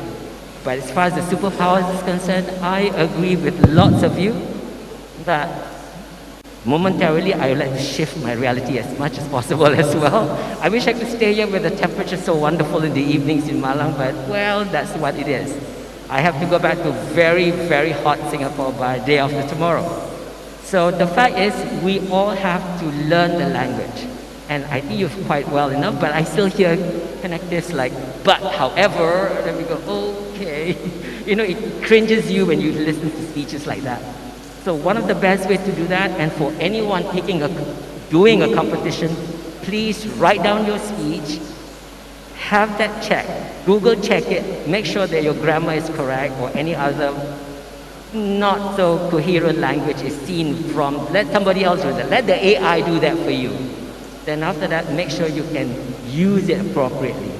I do not say do not use ChatGPT to make your speech. That's a completely different ballgame altogether. In the universities, we frowned upon ChatGPT, yes? You've got it right, but use a lot of the tools. Most of the mispronunciations are there only because, not only from these lot of speakers, but overall in the competition, yes? Because you didn't check with the AI that you have, the tools that you have. Come on, you are Gen Z. You have all these facilities in your fingertips. Check it if you're unsure. Or if your friend's making that mistake, show them how to do it the right way. And I'm sure you could be a good one to show them. Overall, well done. I am so proud of you guys from the video stage right up to live in front of us and delivering a humorous speech, which is not the easiest thing to do, but you've done it. Well done. It's a process, so get through this and you will be, I think you will get away with your flying colors if you keep at it. Thank you. I hope my voice is clear enough reaching you. All right. Hello, winners. If you know Chris Anderson, he is the curator and the initiator of TED Talk. TED is a very prominent platform for public speaking international. He said, public speaking is not only about stage performance, but it is about whether you have anything worth saying. My point is, a good speech is always based on a matter or a content that is worth it or significant to the audience. You can always start from there and then harness your techniques around it. So anything you believe in, anything you are willing to fight for or stand for, your principle, your values, start from there and then structure it in such a way that it will move others. That's how speech matters. And in terms of career, when you are able to structure your message in such a way and it moves people, in communication side, it will benefit you long way. So I think I would just want to leave you with that. You only will stand up and speak when you believe in the content that it will move others. So thank you very much. It's always been an honor to have seen and met you. Thank you. Thank you so much, adjudicators, for your insights and your feedbacks. We hope that the feedback you received will make a significant impact on your journey as a speech contestant.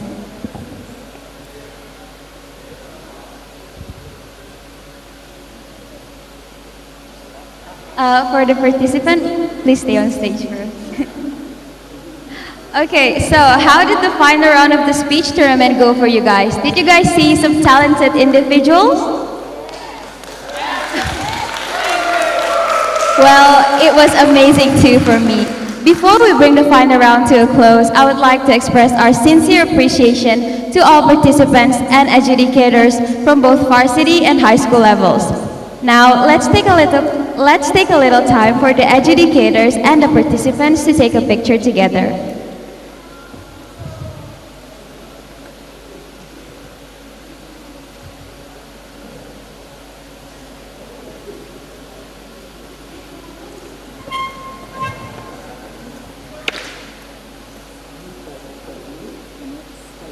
Yes.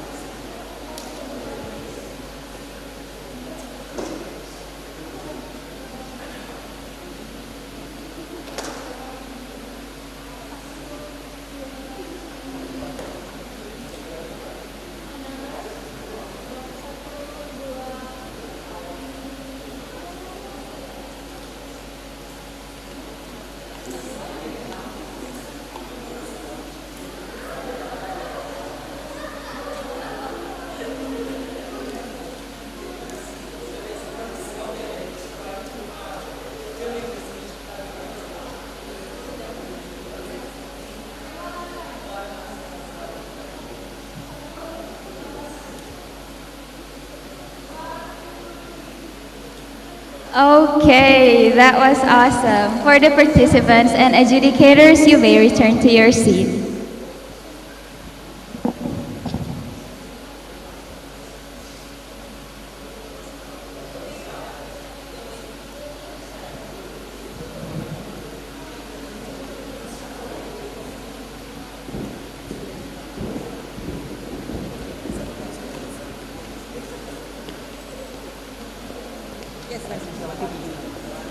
So now that we have reached the final stretch of the tournament, with only the announcement of the results left to reveal, the announcement tonight will be made at the Breaking Night announcement party. So be sure to join us for this exciting event. Thank you all for being a part of this unforgettable experience. And now, without further ado, let's bring this final round to a close. BRAWIJAYA English Tournament, Through the Storm, Conquer the Desert. I'm your host Amanda. Wabillahi taufiq wal hidayah. Wassalamualaikum warahmatullahi wabarakatuh.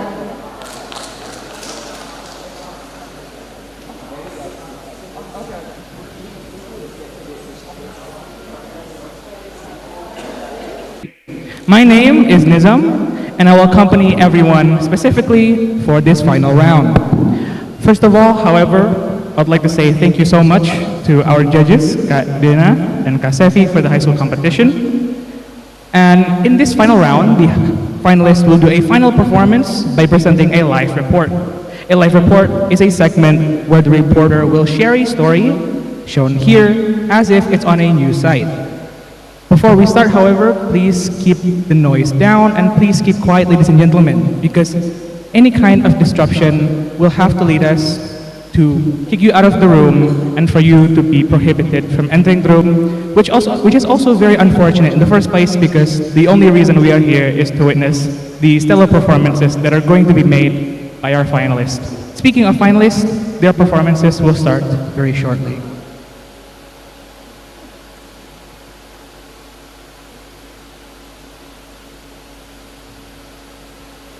For the first finalist to come up, please find your way down to the stage.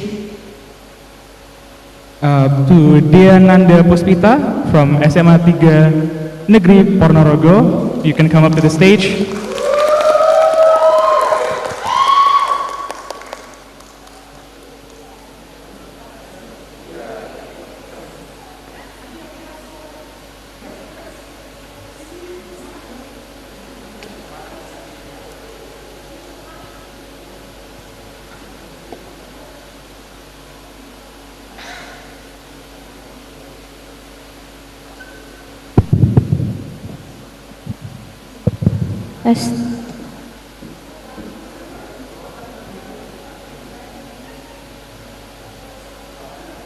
Alright, once again, a little reminder before performing, remember that there is a bumper music before every live report. A bumper music essentially is introduction music, so please present your speech after the music is stopped.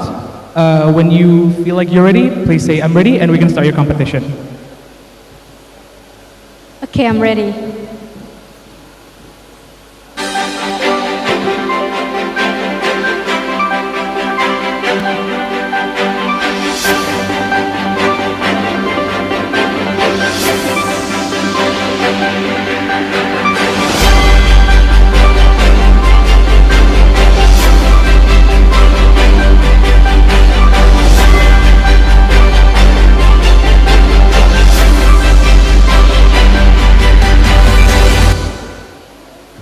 Well, thank you for Caroline from the BBC studio, and hello viewers, I am Jananda. Now I am standing in front of the port of Dover, reporting live the situation about the passengers that stranded for hours there. Well, viewers, critical incident from the people who live near port of Dover just declared. But sadly, this incident makes all the passengers be stranded for hours. Viewers, the incident took place starting last night at around 1 a.m. on Monday, 21st of May, 2023. The passengers have to wait on the ship for hours due to the critical incident that declared. Well, viewers, the incident took place at Port of Dover and it affects the area near it too. The critical incident was declared at Port of Dover in action of people who can't stand the new regulations in the port. Passengers have been stranded at least for the last 14 hours. The lack of food and many of them are still young and need to be helped soon. They've been waiting for help and hopes the local government gives solutions as soon as possible. Well, viewers, as we can see here, that the passengers are waiting for the incident to be ended soon. They're already starving and want to rest. But still, viewers, there's no sign that the incident will end short after this. We are now waiting for the principal viewers to help them out from this cruel situation. Well, viewers, that's all for the live report from the Port of Dover. I'm Jananda, back to Caroline in the studio.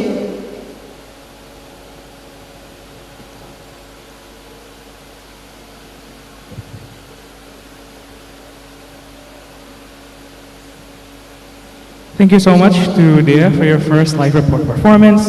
Now moving on to your second live report performance. As usual, there's bumper music. When you feel like you're ready, please say I'm ready to start the competition. Okay, I'm ready.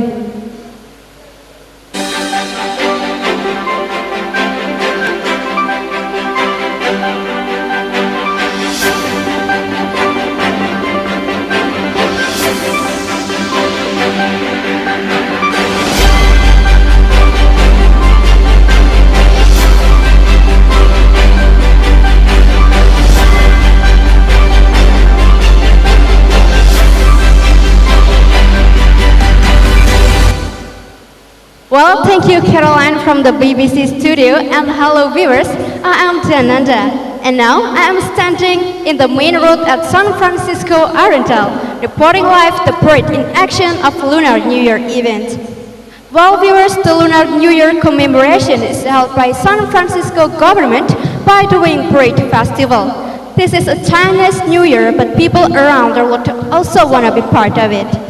Viewers, this festival will be held from the 19th of May 2023 until 21st of May 2023. And today is the second day of the festival, and it is started at 8 local time this morning. Well, viewers, the San Francisco government held this event as an action of the Lunar New Year. And not only people from San Francisco, but there's also a lot of people outside the region who come and join this parade. The parade will be held all along San Francisco Main Street, viewers, and will stop at the Grand Building.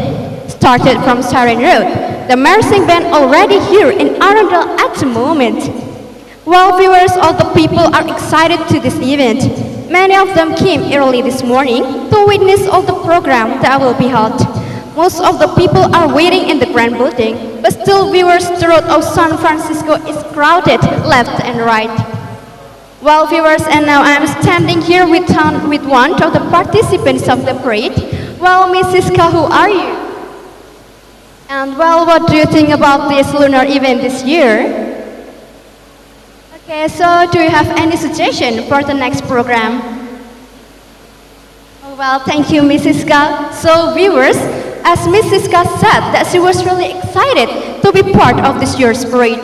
And according to her, this event kind of runs smoothly because the preparation is amazing too. But there is still lacks of some parts from the parade. She wishes viewers that the government and all people from all aspects can help to make the event be more perfect the next year. Well, viewers, that's all the live report from the Arundel Street, San Francisco. I'm Jananda, back to Caroline in the studio.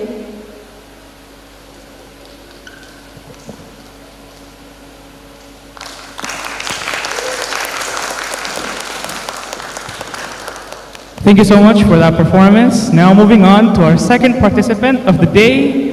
Let's welcome Kimberly Sanesia Fianatandi from SMA Catholic Rajawali. Please give her a round of applause.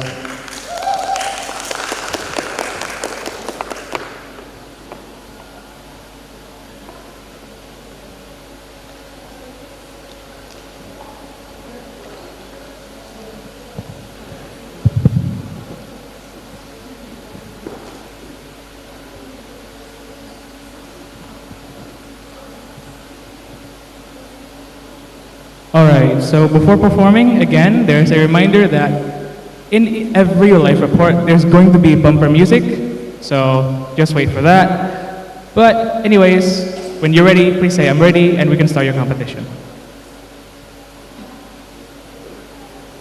I'm ready.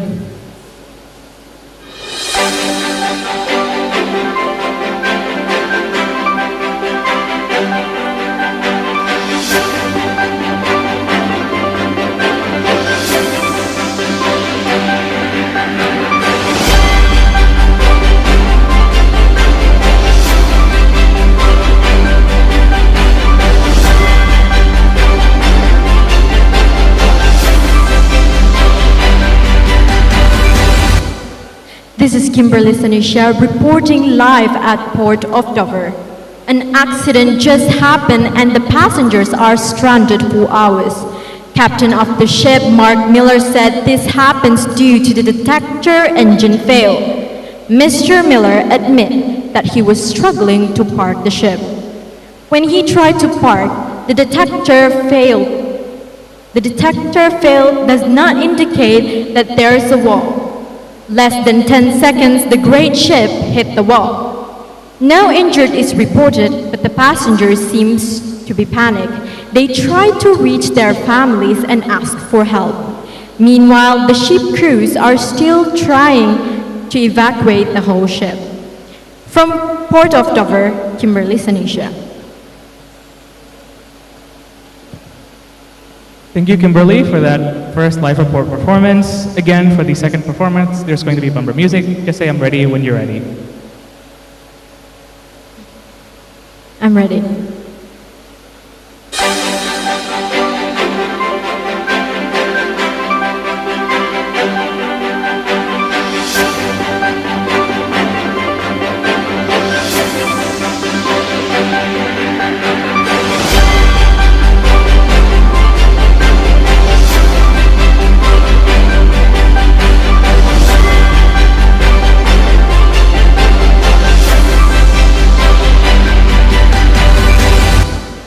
This is Kimberly Sanisha reporting live at Pasadena, California. Thousands of people are gathering on the street. They are really excited to watch the Rose Parade. Rose Parade is a yearly event held by Honda. The parade shows drum band and people dressed in traditional attributes. We can also watch a mini monument made by flowers. The monument seems to represent Alhambra. Our eyes could watch hundreds of red roses. Because I love red roses, I have to say it's such an amazing event and view to see. If you are interested to watch parade, you can come to California on May. The people are welcoming, so you don't need to worry because they would be very delighted to have you here. From Pasadena, California, Kimberly Sanisha.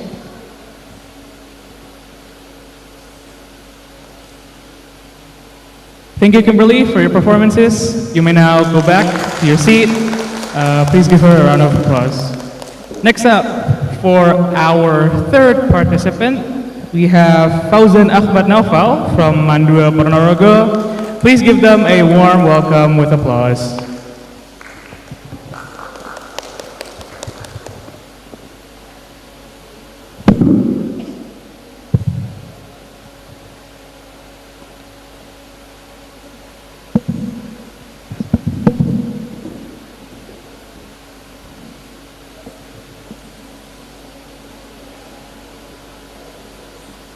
For Fauzan, before performing, remember that there's bumper music as always.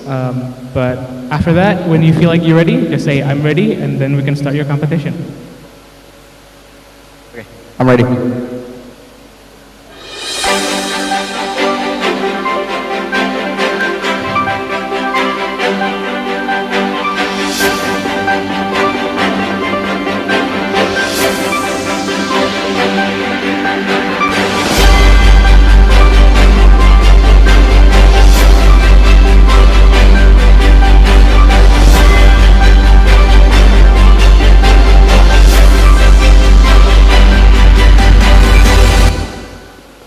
Good morning, viewers. I'm Fauzan Ahmad Naufal right now reporting live from the port of Dover. And as you can see right now behind me, there is the Andromeda ship that has been stranded for 10 hours in the port of Dover due to engine failures. The ship has been reported to carry for more than 1,500 passengers. But until now, the situation inside the ship is very chaotic because of the crew and the passengers cannot control their emotion. They are starting to get panic, and due to this, it is caused by the limited resources in the ship, like food, drinks, and life suits. The ship crew has been trying to evacuate the passengers by using lifeboat, but it's not a viable option because the waves are just too big. The search and rescue team has been deployed by the city of Dover. Demetrius Johnson, the official at the location, are stating that it's still too dangerous for the rescuing team and the passenger to be extracted from the ship. It is still very dangerous because the ship is not in a very stable condition because it is currently pushing side to side by the waves. So it is our best shot just to wait until the weather to get a little bit clearer. Well, viewers, we send all of our best hopes to the people or the passengers in the ship. We also hope that the rescuing team can evacuate the people from the ship as soon as possible. Well, viewers, maybe that's all that I can report it for now. I'm Fauzan Ahmad Naufal reporting live from Port of Dover. Back to you at the studio.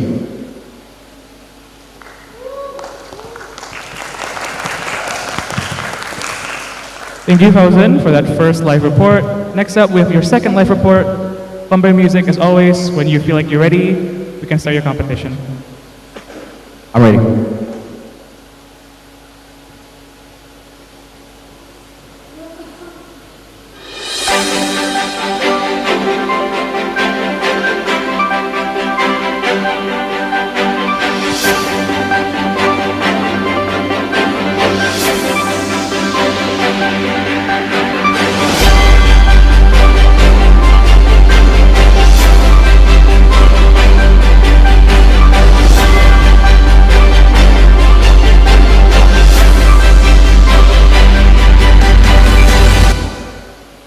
Hello and good evening, viewers. I'm Fauzan Ahmad Naufal right now reporting live from San Francisco City, California. As you can see behind me right now, there's a parade going on. This is a parade to celebrate the annual Lunar Chinese New Year. This year, it is to celebrate the Year of the Rabbit. This event is held by the California city government to commemorate our brothers from the Chinese American Community Foundation. Well, viewers, as you can see behind me right now, the parade has been started.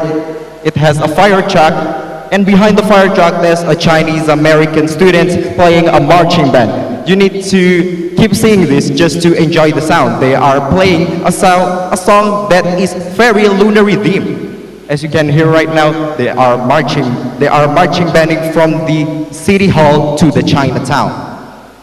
You need to keep in mind that these kids are only 10 to 12 years old. That's why this is very spectacular, because they can master a fairly delicate skills in such a young age.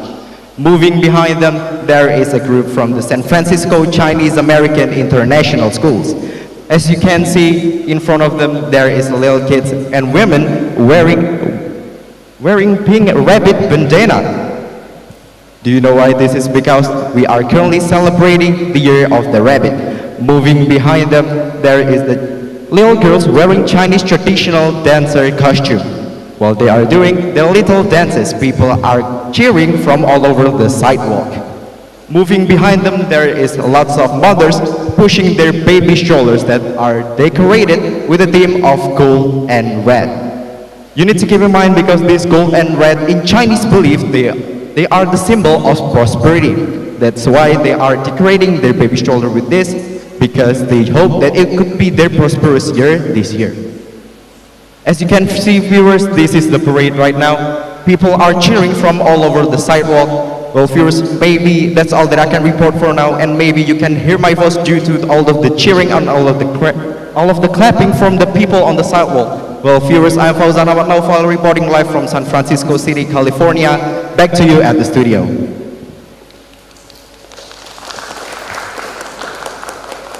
Thank you so much for that performance, Fauzan. You may go back to your seat. And next up, for number 4, we have Rahma Ayu Kusuma Wadani from SMN 3 Ponorogo. Please give her a warm round of applause.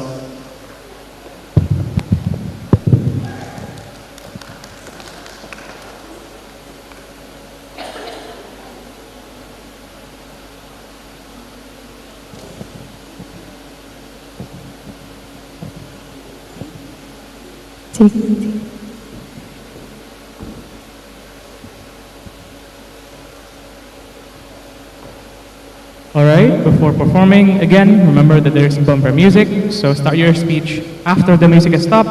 When you feel like you're ready, just say, "I'm ready," and then we'll start your competition. Yes, I'm ready.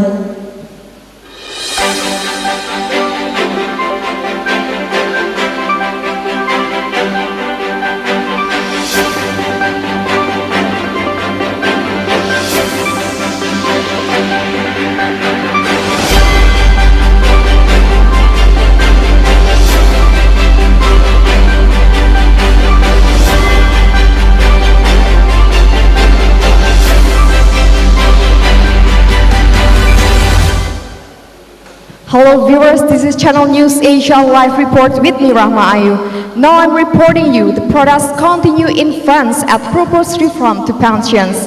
Viewers, people of France during the protest in the central of city. Several people showed the met with burning and make it destroyed. This situation happened on Monday morning, 21st of June 2023 at 7:30 local time, and it still continues. The government of France turning out the police to save the city. As you can see here, viewers, hundreds of police blocked off area around the incident place with protective helmet and vest. People said while interviewed that we are mad to the government because of the proposed reform to pensions. Jenny told to the Channel News Asia. Viewers, at least 280 more demonstrations joined of this protest, and the protest is approach will be continued to this Wednesday. Several people also got injured and hurt and brought to the hospital. An eye explosion is thrown out by police because the situation cannot be handled. Viewers, during this happened, the government announced people who live in there of the incident to do not out from home because the situation is still dangerous until now. Well, viewers, that's all for the Channel News Asia Live Report. I'm Rahma Ayu, back to studio. Thank you, Rama, for your first live report performance. For your second live report performance, it's going to be the same format. There's always going to be bumper music. So when you feel like you're ready, just say, "I'm ready," and then we can start your competition. Yes, I'm ready.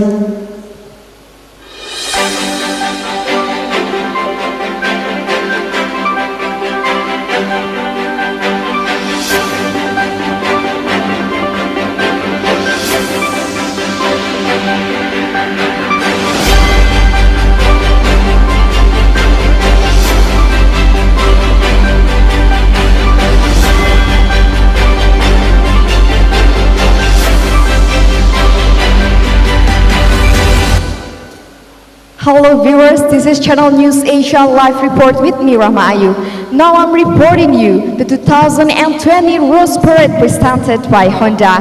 On this Sunday, viewers, the Wisconsin Northwoods Marching Band is doing the parade presented by Honda. The church road is full by people who is exciting to see this parade. And the parade is so wonderful here. Honda launching of the new car they called KDLA Vive that will be announced in this July. The celebration is very exciting and also excellent. Almost 300 people are participate on this Rose Parade. Viewers, the parade is started with a marching band that consists of harmonization of drum, melody and scream of the viewers. For the next performance is from Tournament Volunteer Award with the ornament of Alhambra. Well, the Ramona Pigeon, California's official state outdoor play is also coming on. A horse bike with several participants and the couple dancing make this parade be so fun. Viewers, the scream of viewers make the euphoria of this event charges. And Honda hope that this event can always entertain California pupils or others. However, this aimed to introduce Honda's collection and launching a new car. Well, viewers, that's all for the Channel News Asia Live Report. I'm Rahma Ayu, back to studio.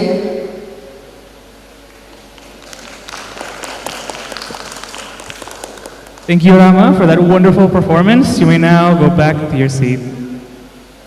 And finally, last but not least, we have our fifth and final finalist, Siti Zulaiha from SMA N1 Pacet.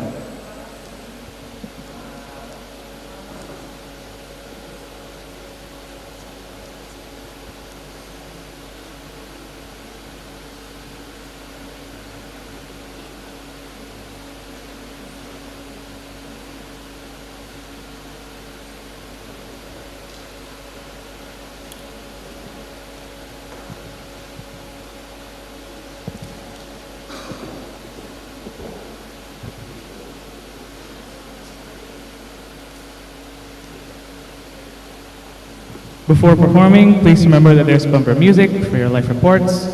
When you feel like you're ready, just say I'm ready, and then we can start your competition. I'm ready.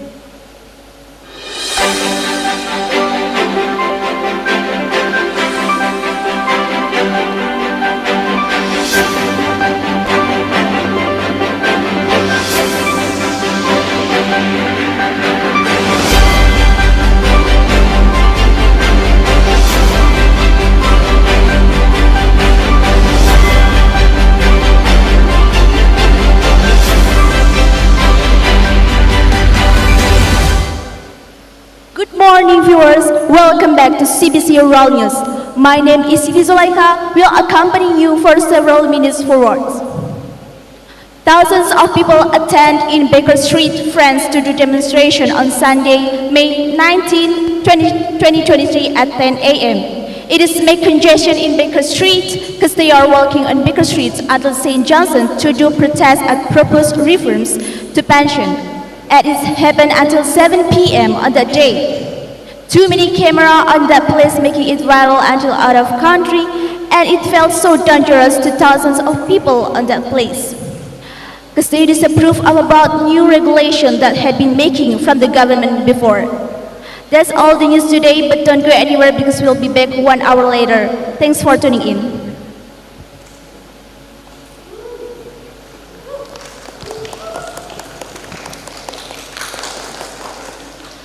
Thank you for that first performance. Now moving on to your second life report.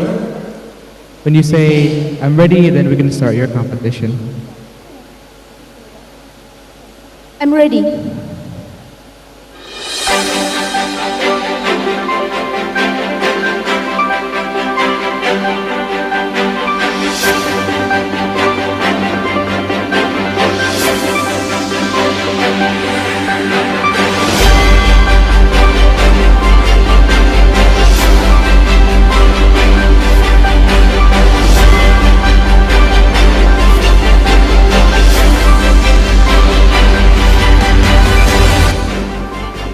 Good morning, viewers. I'm Siti Zulaikha reporting from San Francisco.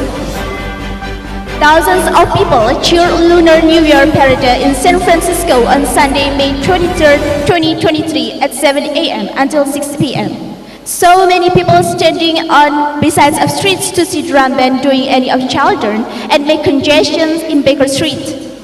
Chinese American International School also followed that Lunar New Year parade and make it so crowded.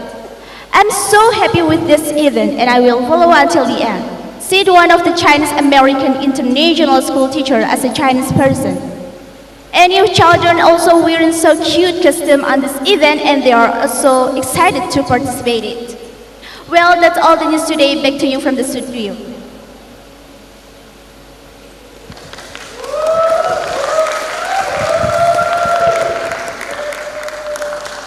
Thank you for Siti Zulaiha for that performance. You may now sit back down and good luck.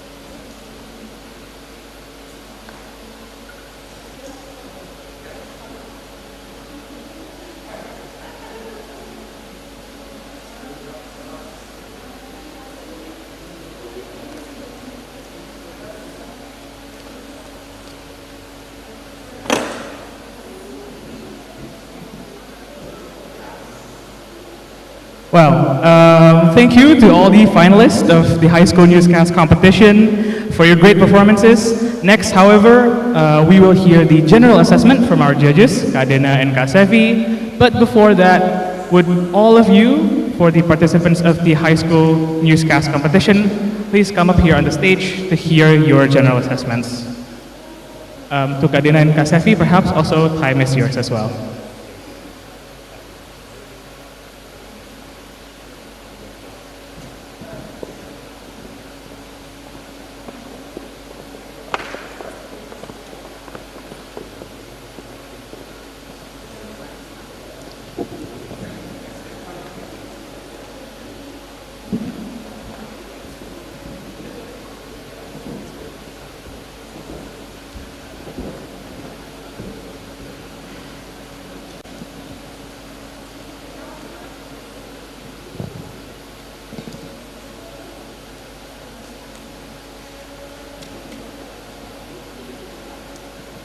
All right. Assalamualaikum warahmatullahi wabarakatuh.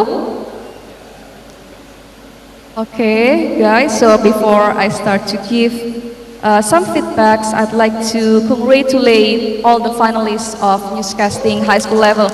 Please give applause for all the finalists because they already done a really great job. So congratulations to reach this point. And all right. To be the finalist is not easy, and I'd like to give some feedbacks for you from your previous performance, so you can be better and maybe fix some mistake for the next competition. Okay? So, as a live reporter, you must remember the intention, that is to serve the public.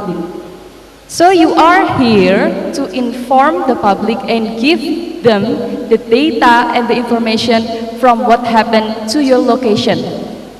So don't forget to describe the location, the situation, and how the vibes at the place where you are standing. And I think most of you already forgot to do that. And next time, maybe if you do a live report, you can describe the location, describe the vibes, describe the situation, and you can use your imagination to do it. Okay? And next, you must remember again that you have to take a deep effort to advise the people in the most effective way. So your news must be understandable and very clear. And remember, don't give the information too short, because all the people, all the audience need your information, need your data. So we need a really detailed information from you. And we have a minimum time too at the live report, right? And the most crucial point of live report, as I said before, is to report the condition from the place you are standing. Because it is the differentiation between live report and the other variety of newscasting like news flash or weather forecast, talk show, and etc. So it is very crucial when you do a live report and you must reporting from the place you are standing. So don't ever forget that. If you be the winner of this competition, then congratulations. But if you didn't do that, you didn't explain the condition, explain the situation, then next time, if you join such competition again, you must do that, okay? All right, so that's all that I can report, or can report. That's all that I can deliver to you all from the feedbacks to you. And the last thing is, don't ever make your text blocks your face and your body. So your text must be in front of your chest, like this. Don't ever bring it like this, or even like this, or even like this. No, okay? So it must be in line with your chest. Okay, so that's all that I can deliver from now. So the other feedback will be said by Kak Sevi. Please, Kak Sevi. Thank you, Kadena. Okay, hi everyone. It's great to see these faces after yesterday's semifinals, and I'd like to congratulate all of you for today's incredible performance. And well, I'm going to talk about more in the delivery in both English and Indonesia to easy to understand. Okay, the first one. When you do live reporting, keep in mind that you are your viewers' eyes and ears, gitu ya. Tugas kita di sini sebagai live reporter adalah you have to tell your viewers tentang apa yang kamu lihat, apa yang kamu dengar, atau mungkin kamu rasakan ketika kamu berada di lokasi tersebut. That's why tadi Kak Dana menyampaikan kalau coba untuk mendeskripsikan lingkungan sekitar kamu itu seperti apa. And then oleh karena itu bagi seorang reporter penting untuk kita practice the skill of describing about what you see when you are on the current location. Kenapa begitu? Karena audiens yang menonton kita dari rumah, mereka nggak akan bisa melihat atau merasakan unless you tell them about the current situation, about the current condition, begitu. Beberapa konten quality-nya atau kelengkapan dari konten beritanya bisa diperbaiki lagi, bisa ditingkatkan lagi, so that you can capture a moment in your TV viewers that seeing your live report can get the sense of the current situation, seperti itu. Selanjutnya dari aspek content structure and quality, I think you should have an outline and think through the information that you have. Jadi kalian bisa create outline dulu, pikirkan dulu konten-konten apa yang maksud saya informasi-informasi apa yang ingin kalian sampaikan, poin-poin penting apa saja yang ingin kalian highlight di live report kalian, itu penting untuk difikirkan. And then try to provide your audience with a complete information, begitu.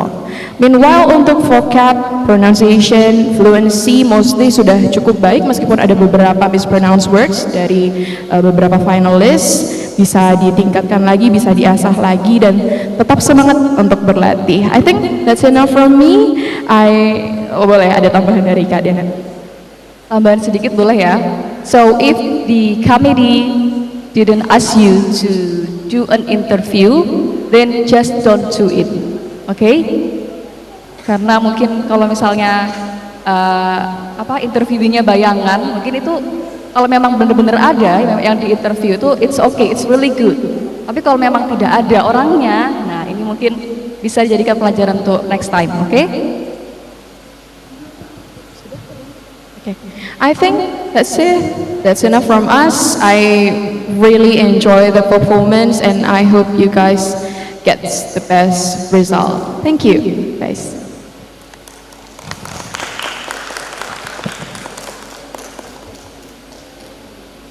Okay, thank you so much for the general assessment by our judges.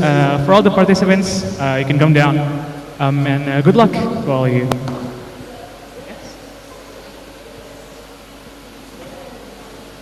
Oh, wait a second guys.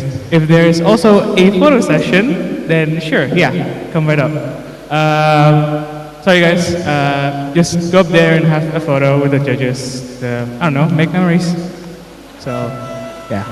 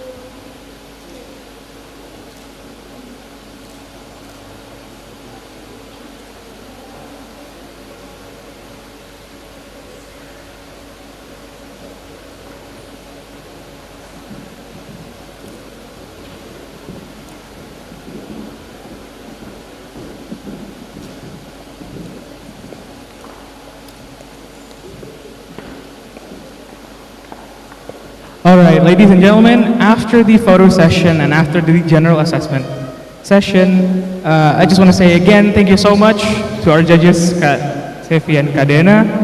Unfortunately, with that said, we are coming to the end of the high school performance.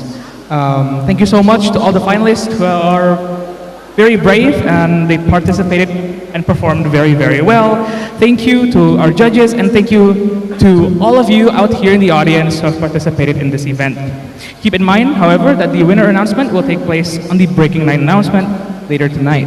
My name is Nizam and we will be looking forward to your participation in BET 2024. However, this is not the end of newscasting just yet. Please do remember that there is a varsity level of newscasting. Unfortunately, I'm not able to guide you as MC for the varsity level. However, there is no need to worry because we have another MC that is just as wonderful to guide us through varsity newscasting events. So to Yepta, the Master of Ceremony for varsity newscast, the stage is yours.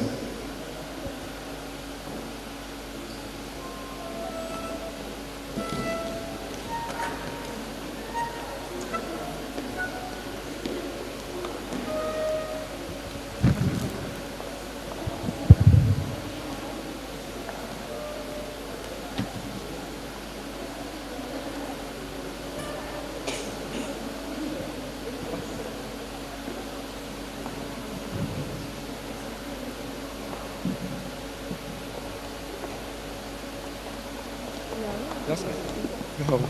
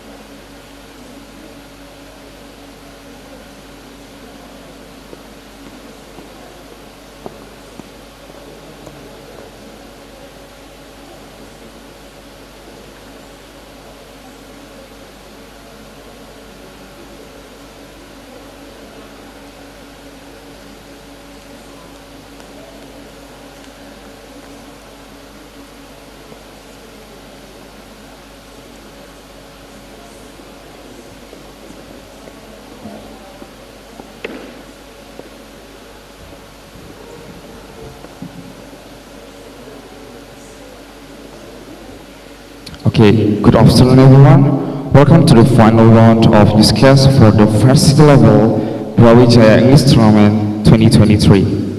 I'm Yepta, as your master ceremony today, and I will accompany everyone for this round. At first, I would like to say thank you to our educator Kak Dev and Kak Hadi for being educator for the varsity competition. Today, as we know, this is the final round of newscast, and so the finalists will do a final performance by presenting a live report. Live report is a segment where the reporter will share a story as it is on the news site. And before we start, please keep quiet, ladies and gentlemen. Failure to do so will result in the audience being kicked out from the room and prohibited to stay in the stage room. Okay, the performance will start shortly.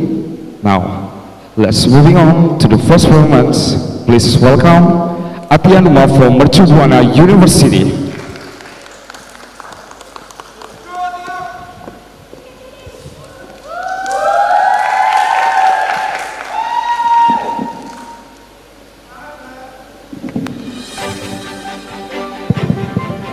Check, check.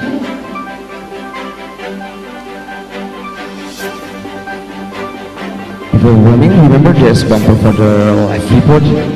And when you're ready, please say I'm ready in order to start the competition. You get my point? Okay, thank you.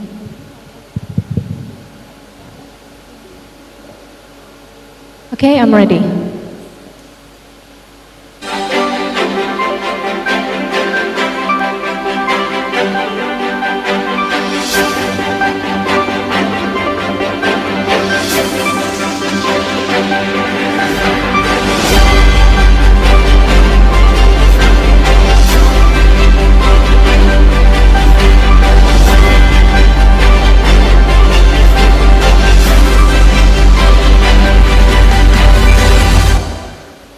This is BET on site with me, Atianuma. It is right now Sunday afternoon, May 21st, and I am reporting live from the Rotterdam City Park, where 10,000 people seem to be crowding up at the Rotterdam City Park. These are coming from protesters that are coming from farmers and workers with their families doing protests regarding of the farmers' abuse.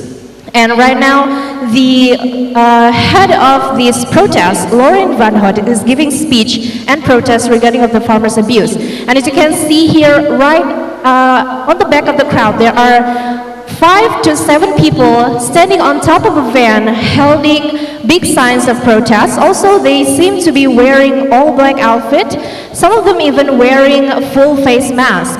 And if you look closer, at the back of their jacket, it says, "Expose ritual satanic abuse," which referred to this protest about. And this protest referred back to the government latest rule about the farmers' working hours, that these farmers have to work more hours with more labor but less income, which is very unfortunate for their family. And if you can see here, these protesters, some of them are getting on top of a van holding black umbrellas, wearing black hat, all black outfit with the protest signs. And the head of the protest, Lauren Van Hout, is still giving speech along with the crowds cheering along with his speech. And one of the protestants says that this protest has been going on since 10 a.m. in the morning. It is currently now 2 p.m. in the afternoon, which means this protest has been going on for 4 straight hours. And the crowd doesn't seem to be moving away. Actually, the crowd seems to be more crowded and more louder. Even one of the protestants says that this protest might be the only chance and the only way that they can get their voices to be heard by the Rotterdam city government. And so far, the Rotterdam city government nor the Netherlands government has given any comments or response regarding of this protest right now. But the police are standing by and they're making sure that there is no signs of any danger happening right now at the protest. You can also see that the crowds down there, they are bringing red balloons, red flags, and these wearing black and red outfits to symbolize the abuse and the inequality that these farmers and their families has gone through for quite some time now. And that is all the update regarding of this protest right now at the Rotterdam City Hall. And Jessica, we're getting back to you at the studio. Thank you.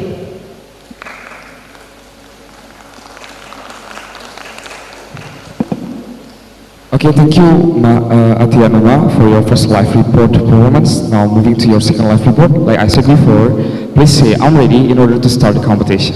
Okay. Okay, I'm ready.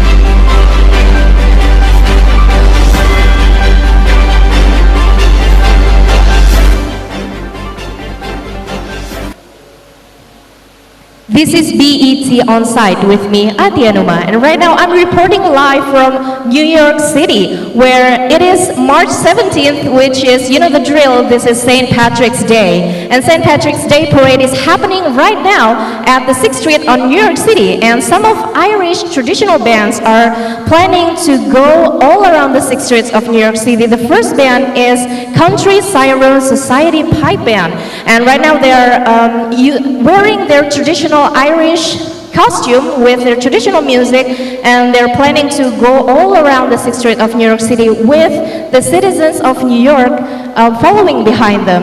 This is currently the situation right now. There are seemingly approximately 2,000 to 3,000 people out here at New York City, and this parade has going really well right now.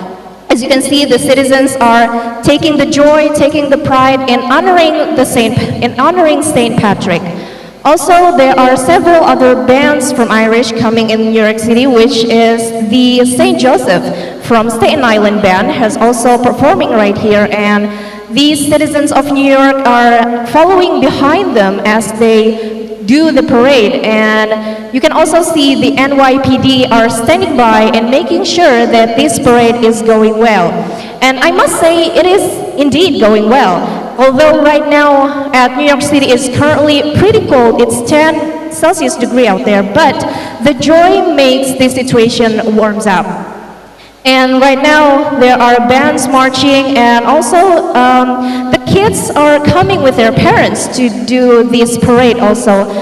You can see the kids are going up with their parents, they're holding American flags, they're holding green flags, and some of the kids are even wearing green costume, as green is the iconic color of St. Patrick's Day parade. And right now the parade is going really well. I can feel the joy, I can feel the warmth in here in honoring St. Patrick's. And the kids are happy, the crowd seems to be doesn't moving away, and this parade is planned to be happening all day, all around the 6th Street of New York. And yeah, that's all the wrap on the St. Patrick's Day parade on New York City in 6th Street. Happy St. Patrick's Day, and it's a wrap. Jessica, we're getting back to you at the studio. Thank you. Okay, good applause for Atianuma from Mercubuana University. Thank you, Atia, for your performance. You may have sit your down.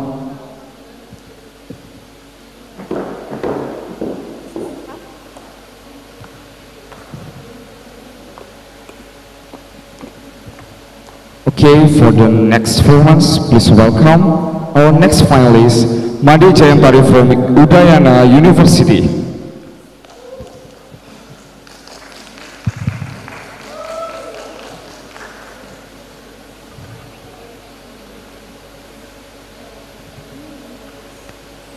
Check, check, check, check. Okay, before performing, remember there is bumper for the live report, and when you are ready, please say I'm ready in order to start the competition.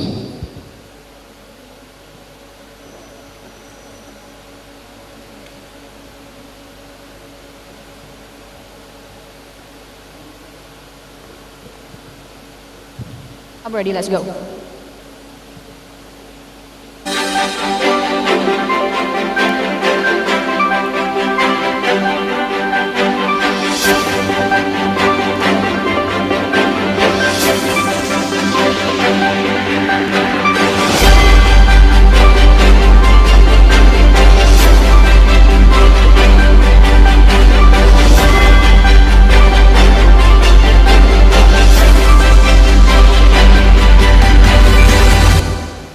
Yes, good morning, Henry, Ika, and viewers from all across the world. It is now 10 a.m. Western Standard Time. I am now reporting directly from the l'Arc de Triomphe in Paris, responding to the very matter of the pension rate reform from 62 to 64 years old. The civilians here in France have been raging and fuming since yesterday, 13th of April 2023. Henry and Ika, however, the internet connection here is very unstable, so do expect some technical issues alongside of my reportations. Almost 200 buildings with glass windows shattered, doors broken by the rocks, and also public infrastructure vandalism has been the main concern. Not only that, as you can see on the screen, numerous protesters burning cars and also public vehicles by fire, followed by also hate speech written all over the law. Propriété est égout de Paris, 1000 personnes publiques des moyens pour un service public de qualité, written on the wall insulting the government for its oppression.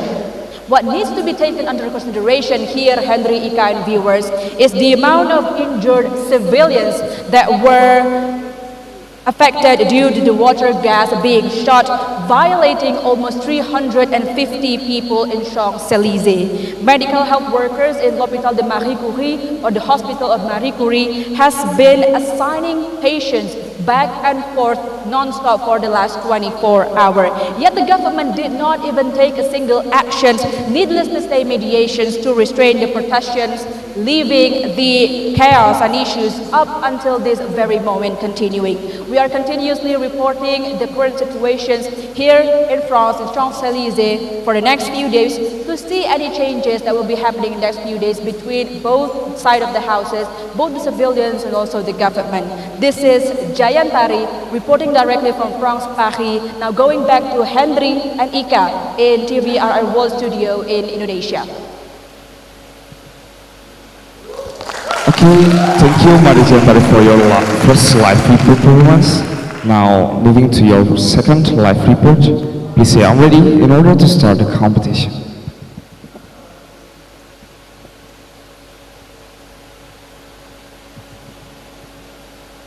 I'm ready.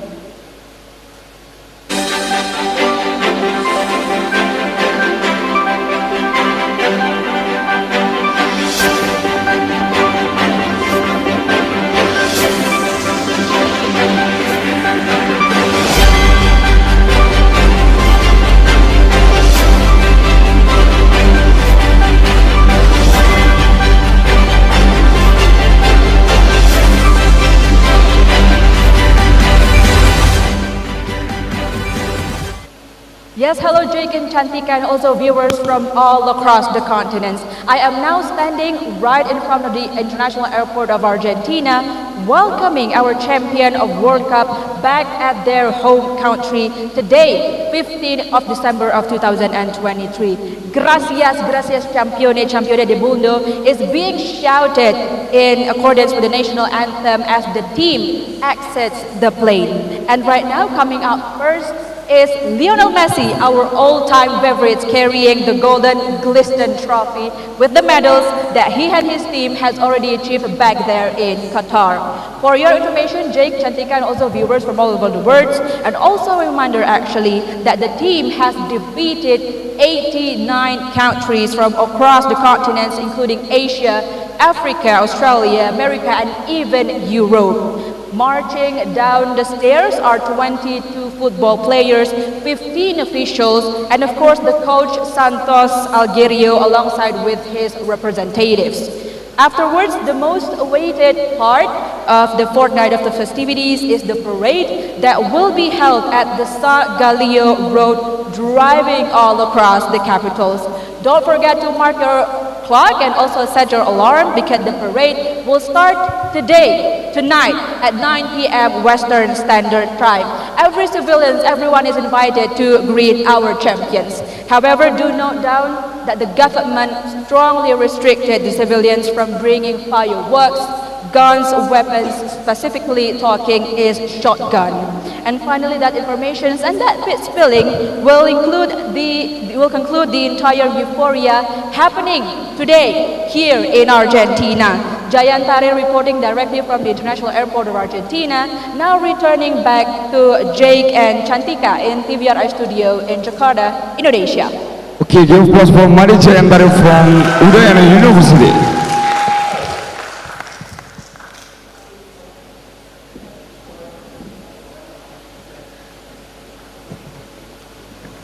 Okay, for the next performance, please welcome our next finalist, Sinta Nur Insani from BRAWIJAYA University.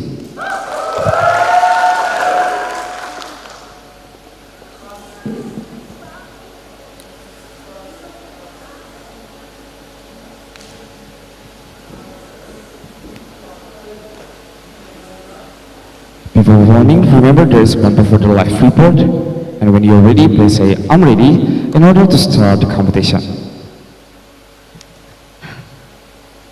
All right, I'm ready.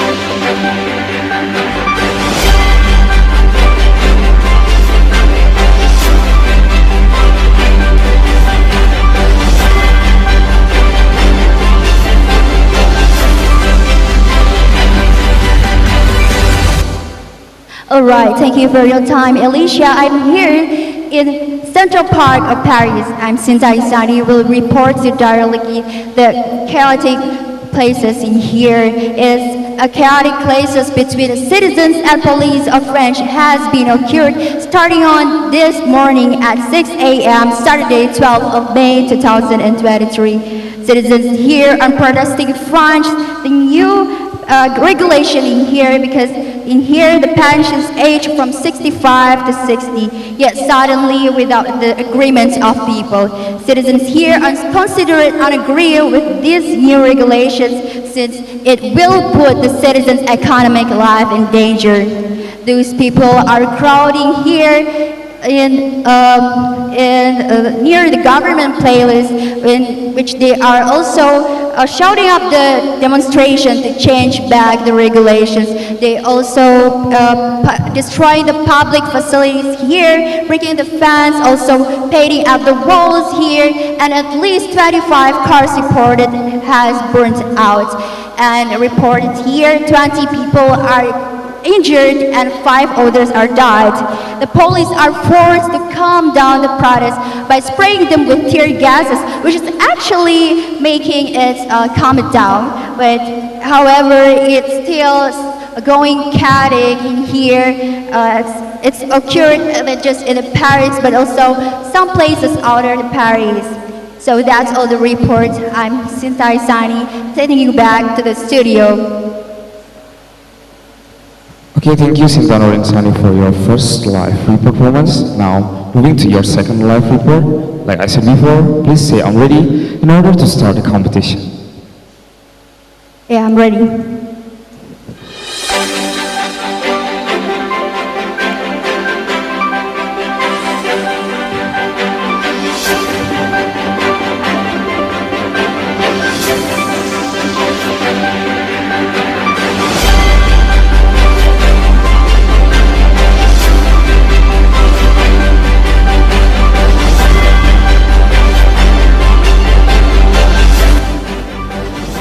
It's here, Sinta Isani here reporting you from New York Central Park. Happy St. Patrick's Day. New York citizens here today are assembling for St. Patrick's Day. At least 500 people are coming in this parade, and also there are 500 people participating in this parade from young to old man.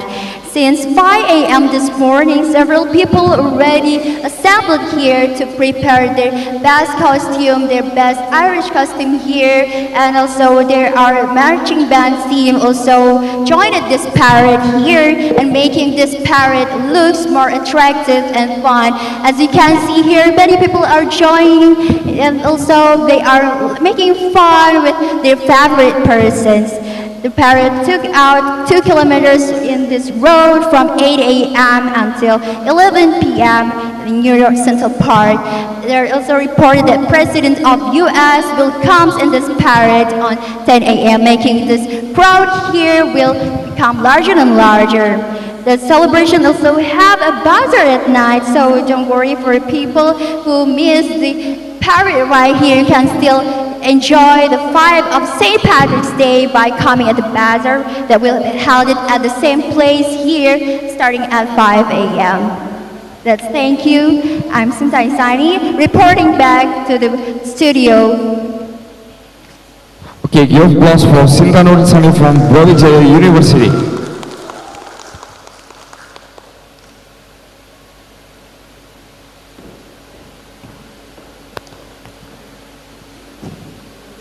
Okay, please welcome our next finalist, Ewaldo Halil from BRAWIJAYA University.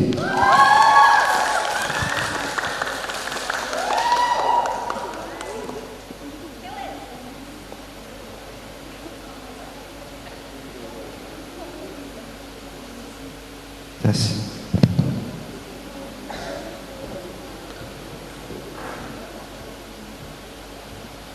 Okay, before warming, remember there is bumper for the live report, and when you're ready, please say I'm ready in order to start the competition. You get my point? I'm ready.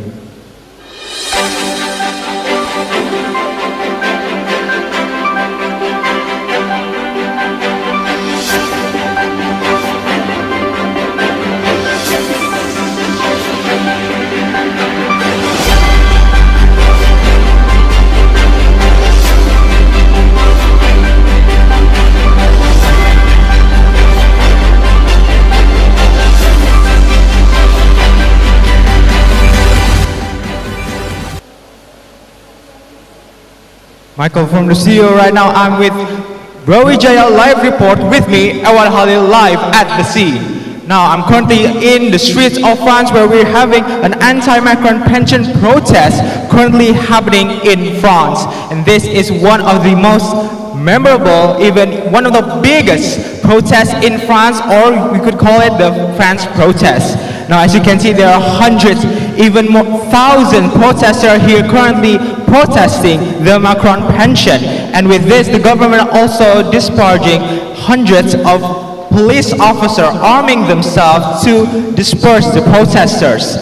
Unfortunately, with the protesters encouraging them and the police officers, there has been new clashes, including physical alteration within them. There are tear bombs, there are water pumps ejected from fire trucks directly into protesters.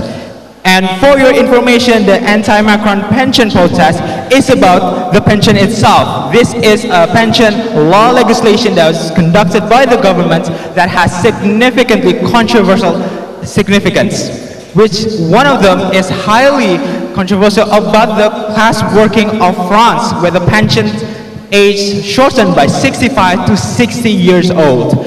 This has been a very controversial, and one of the things that the anti-Macron pension protest advocates themselves to do to uphold what they believe is their rights.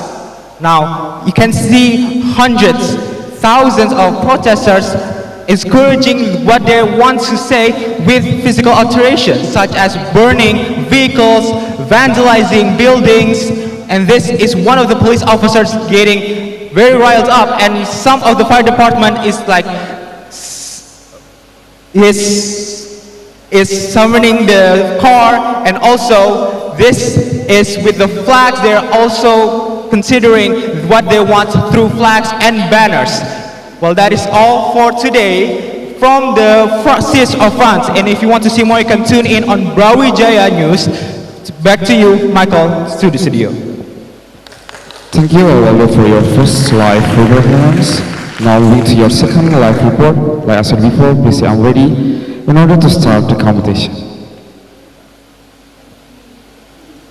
I'm ready.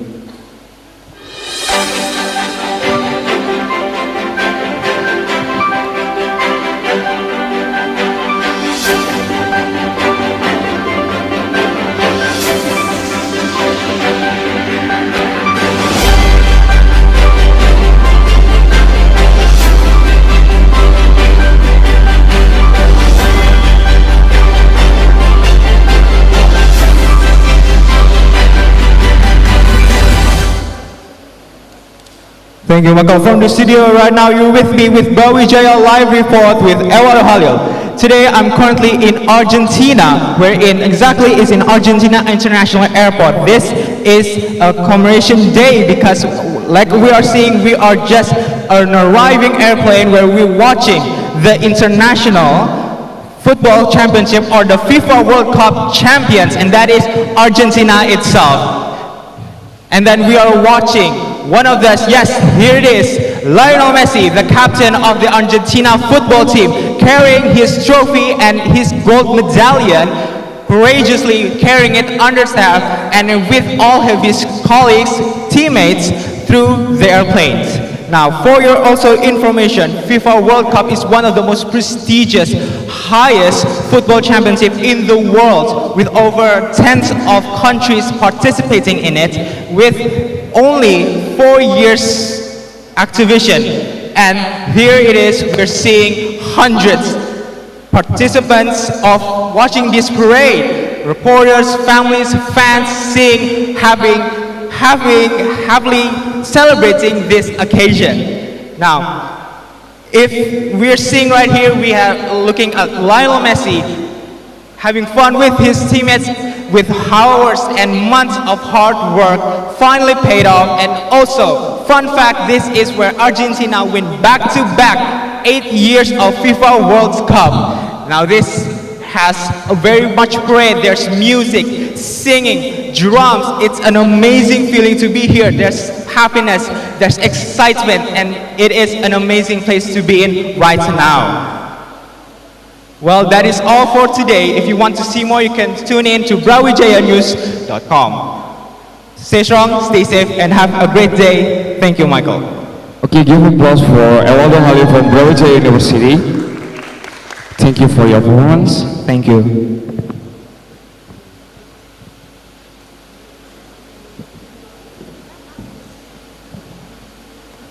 Now please welcome our last finalist, Aska Fatia from Lampung University.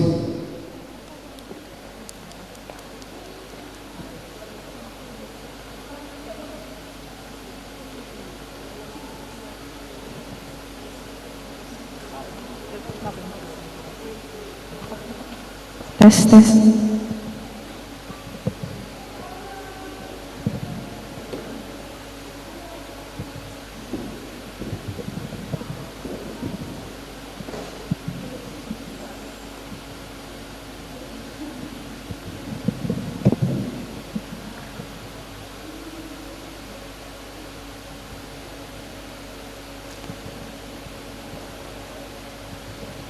Okay, before forming, remember there is a bumper for the live report, and when you're ready, please say I'm ready in order to start the competition.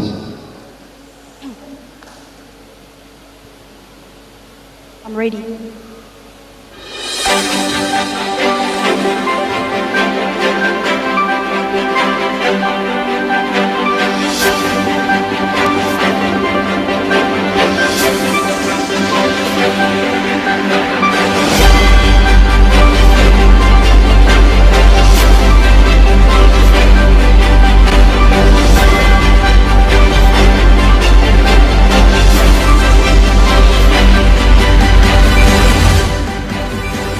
Alright, thank you Malik from studio. Well everyone, now I'm reporting live from the Netherlands National Field where the protest happened here. And this is the actual conditions of demonstrations. You could see 1,000 of people just screaming, shouting to the government, and some of them just kind of using the bad words towards the government.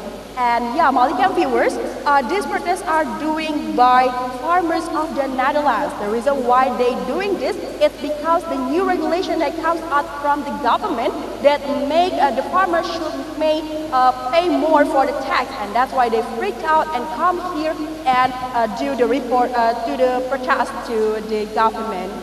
And yeah, Malik and viewers, because of the new policy, the farmers call it as a satanic or ritual abuse. And as you can see, the banner and the hoodie that used by the several protesters has sentenced stop satanic ritual abuse. It refers to the government that pressing the farmers like a demon.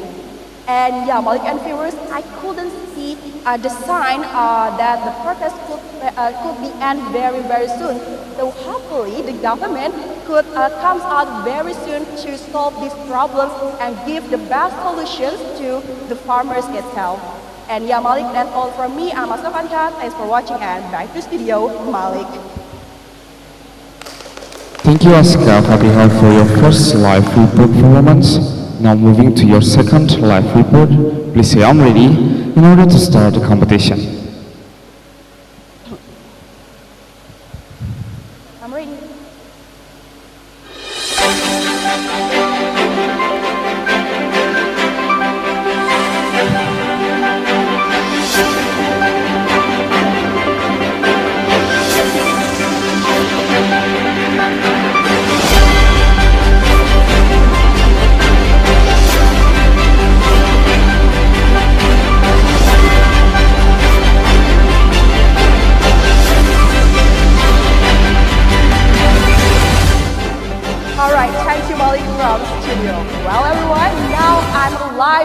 from Argentina's airport, where our World Cup champion just arrived in Argentina today. And you could see the hands of Lionel Messi just come out from the plane, followed by the coach, the manager, and the other players of this football team. And for your information, Malik and viewers, the Argentina's football team just become the champion of the World Cup 2022 that held from 20 November until 18 December in Qatar before. And their arrival just got a great welcoming. You could see the red carpet, the big boards with the sentence, glorious champions for welcoming them. You know, Argentina has become so proud for this football team. And you could see also the Lionel Messi and the other players seem so happy. They cheering the national anthem with this gold medal hanging on their neck, and also not forget the gold trophy of the World Cup in Messi's hands. And Malik and viewers, after this, there will be welcoming dinner for all of the players to congratulate their winning in the World Cup 2022. And yeah, Malik, that's all from me. I'm Aska Fatiha, and back to studio. Okay, give applause for Aska Fatiha from Lampung University.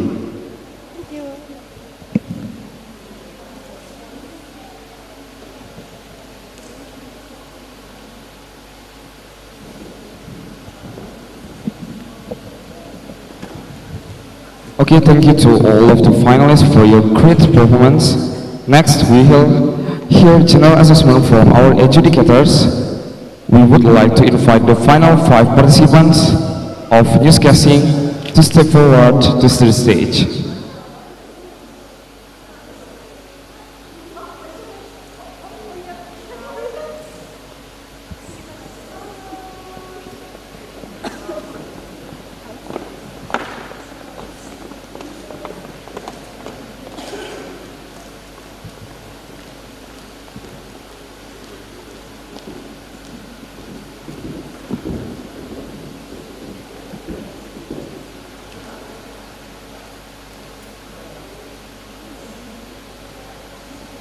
Okay, to Kak Dev and Kahani, time is yours.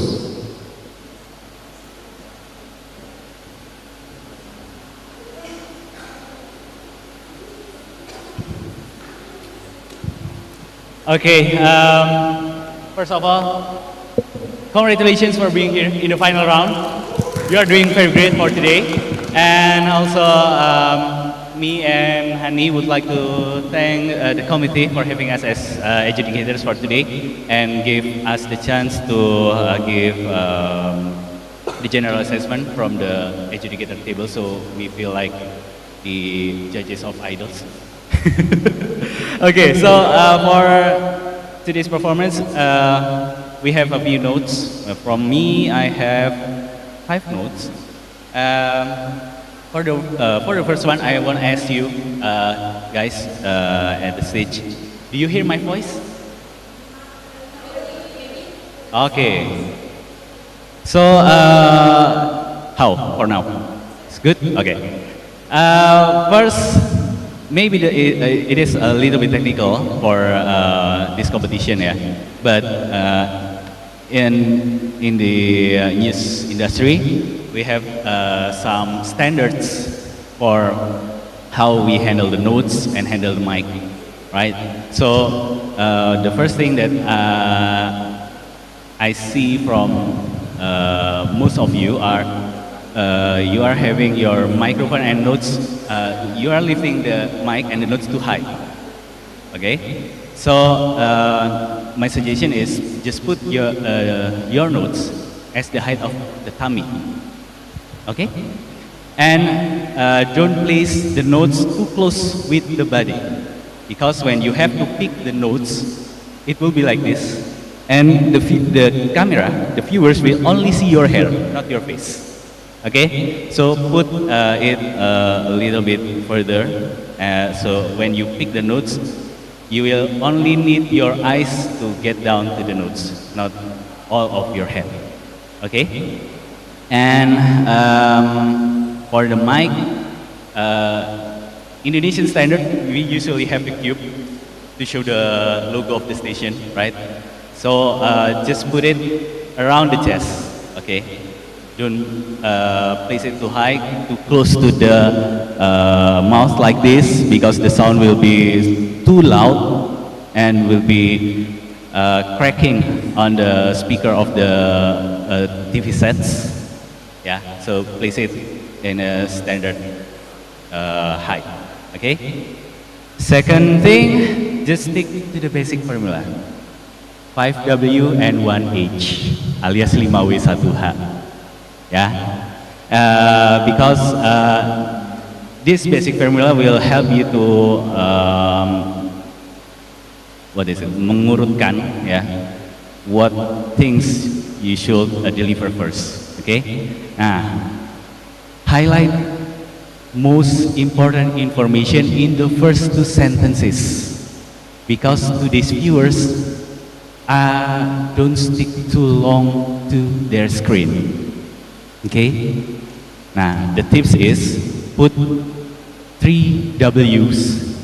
It could be who or what or where, yeah, in the first sentences. The highest value of the 3 W's. Okay, and for today's news report, you don't have to stand still. You can move. You can tell the situation, the atmosphere that you feel around you. Yeah, you can tell what sounds you hear. You can tell how's the wind, or everything that related to the information you have to deliver. And the last thing is from me. It is actually makruh. You know makruh? Makruh is, I will tell you in Indonesia, makruh adalah kalau dilakukan itu tidak baik, jadi tapi nggak apa-apa. Maksudnya adalah intinya nggak haram, tapi sebaiknya tidak dilakukan. Okay? Nah, so it is actually makruh to say, as you see behind me. It is actually makruh. Why? First, as you see is the sentence that you are asking the viewers to see by themselves what is happening. Us as a reporter have the task to see what is happening and retell the story. So don't ask the viewers to see the situation by themselves. Okay? It is makruh to say as you can see. Behind me, the second makruh thing. Why? Because it is actually happening behind of you, so you don't have to tell that it is happening behind you. The viewers can see. Okay? So it is actually makruh. But we understand that some of the reporters still saying that sentence because they feel like I don't know what to say. I don't know how to bridge to the next information. So, yeah, let's fill the blank with as you can see behind me. But it is actually makruh. Okay? That's it from me. Next from Hani. Okay, thank you, Kadif. Once again, I congratulate to you all. Give the applause, audience. I wish someday one or two or all of you can be a great reporter or presenter. Okay, maybe a lot of feedback that has been submitted by Kadif, but from me is yes, I agree with Kadif. Don't say you can see because the audience, yes, definitely saw their television. Okay. And you must be powerful to deliver your news, especially for soft news. Nah, mungkin banyak yang masih lupa gitu kan, karena fokus sama konten yang kalian sampaikan, sehingga itu adalah komponen yang important ya, yang penting, important things yang kalian harus apply gitu. About notes, ya, do not leave your notes too often. Yes, you can do like this, dibikin kecil aja gitu ya.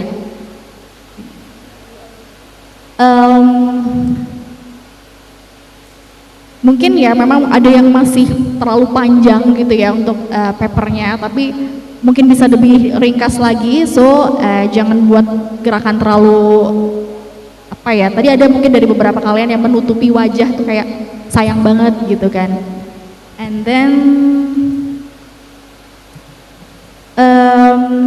okay, don't only focus to your notes, see the camera as it the eyes of the viewers.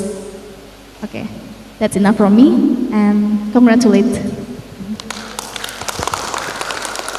Alright, thank you so much, Kak and Kak Hadi. We have come to the last part of this performance. Thank you so much for your participation. Thank you to Kak Hani and Kak Div, and thank you to all the audience who participate in this event. Keep in mind that the winner announcement will take place on the breaking night announcement. I'm Yipta, and we're looking forward to your participation in BET 2024. Want to take a picture with our participant?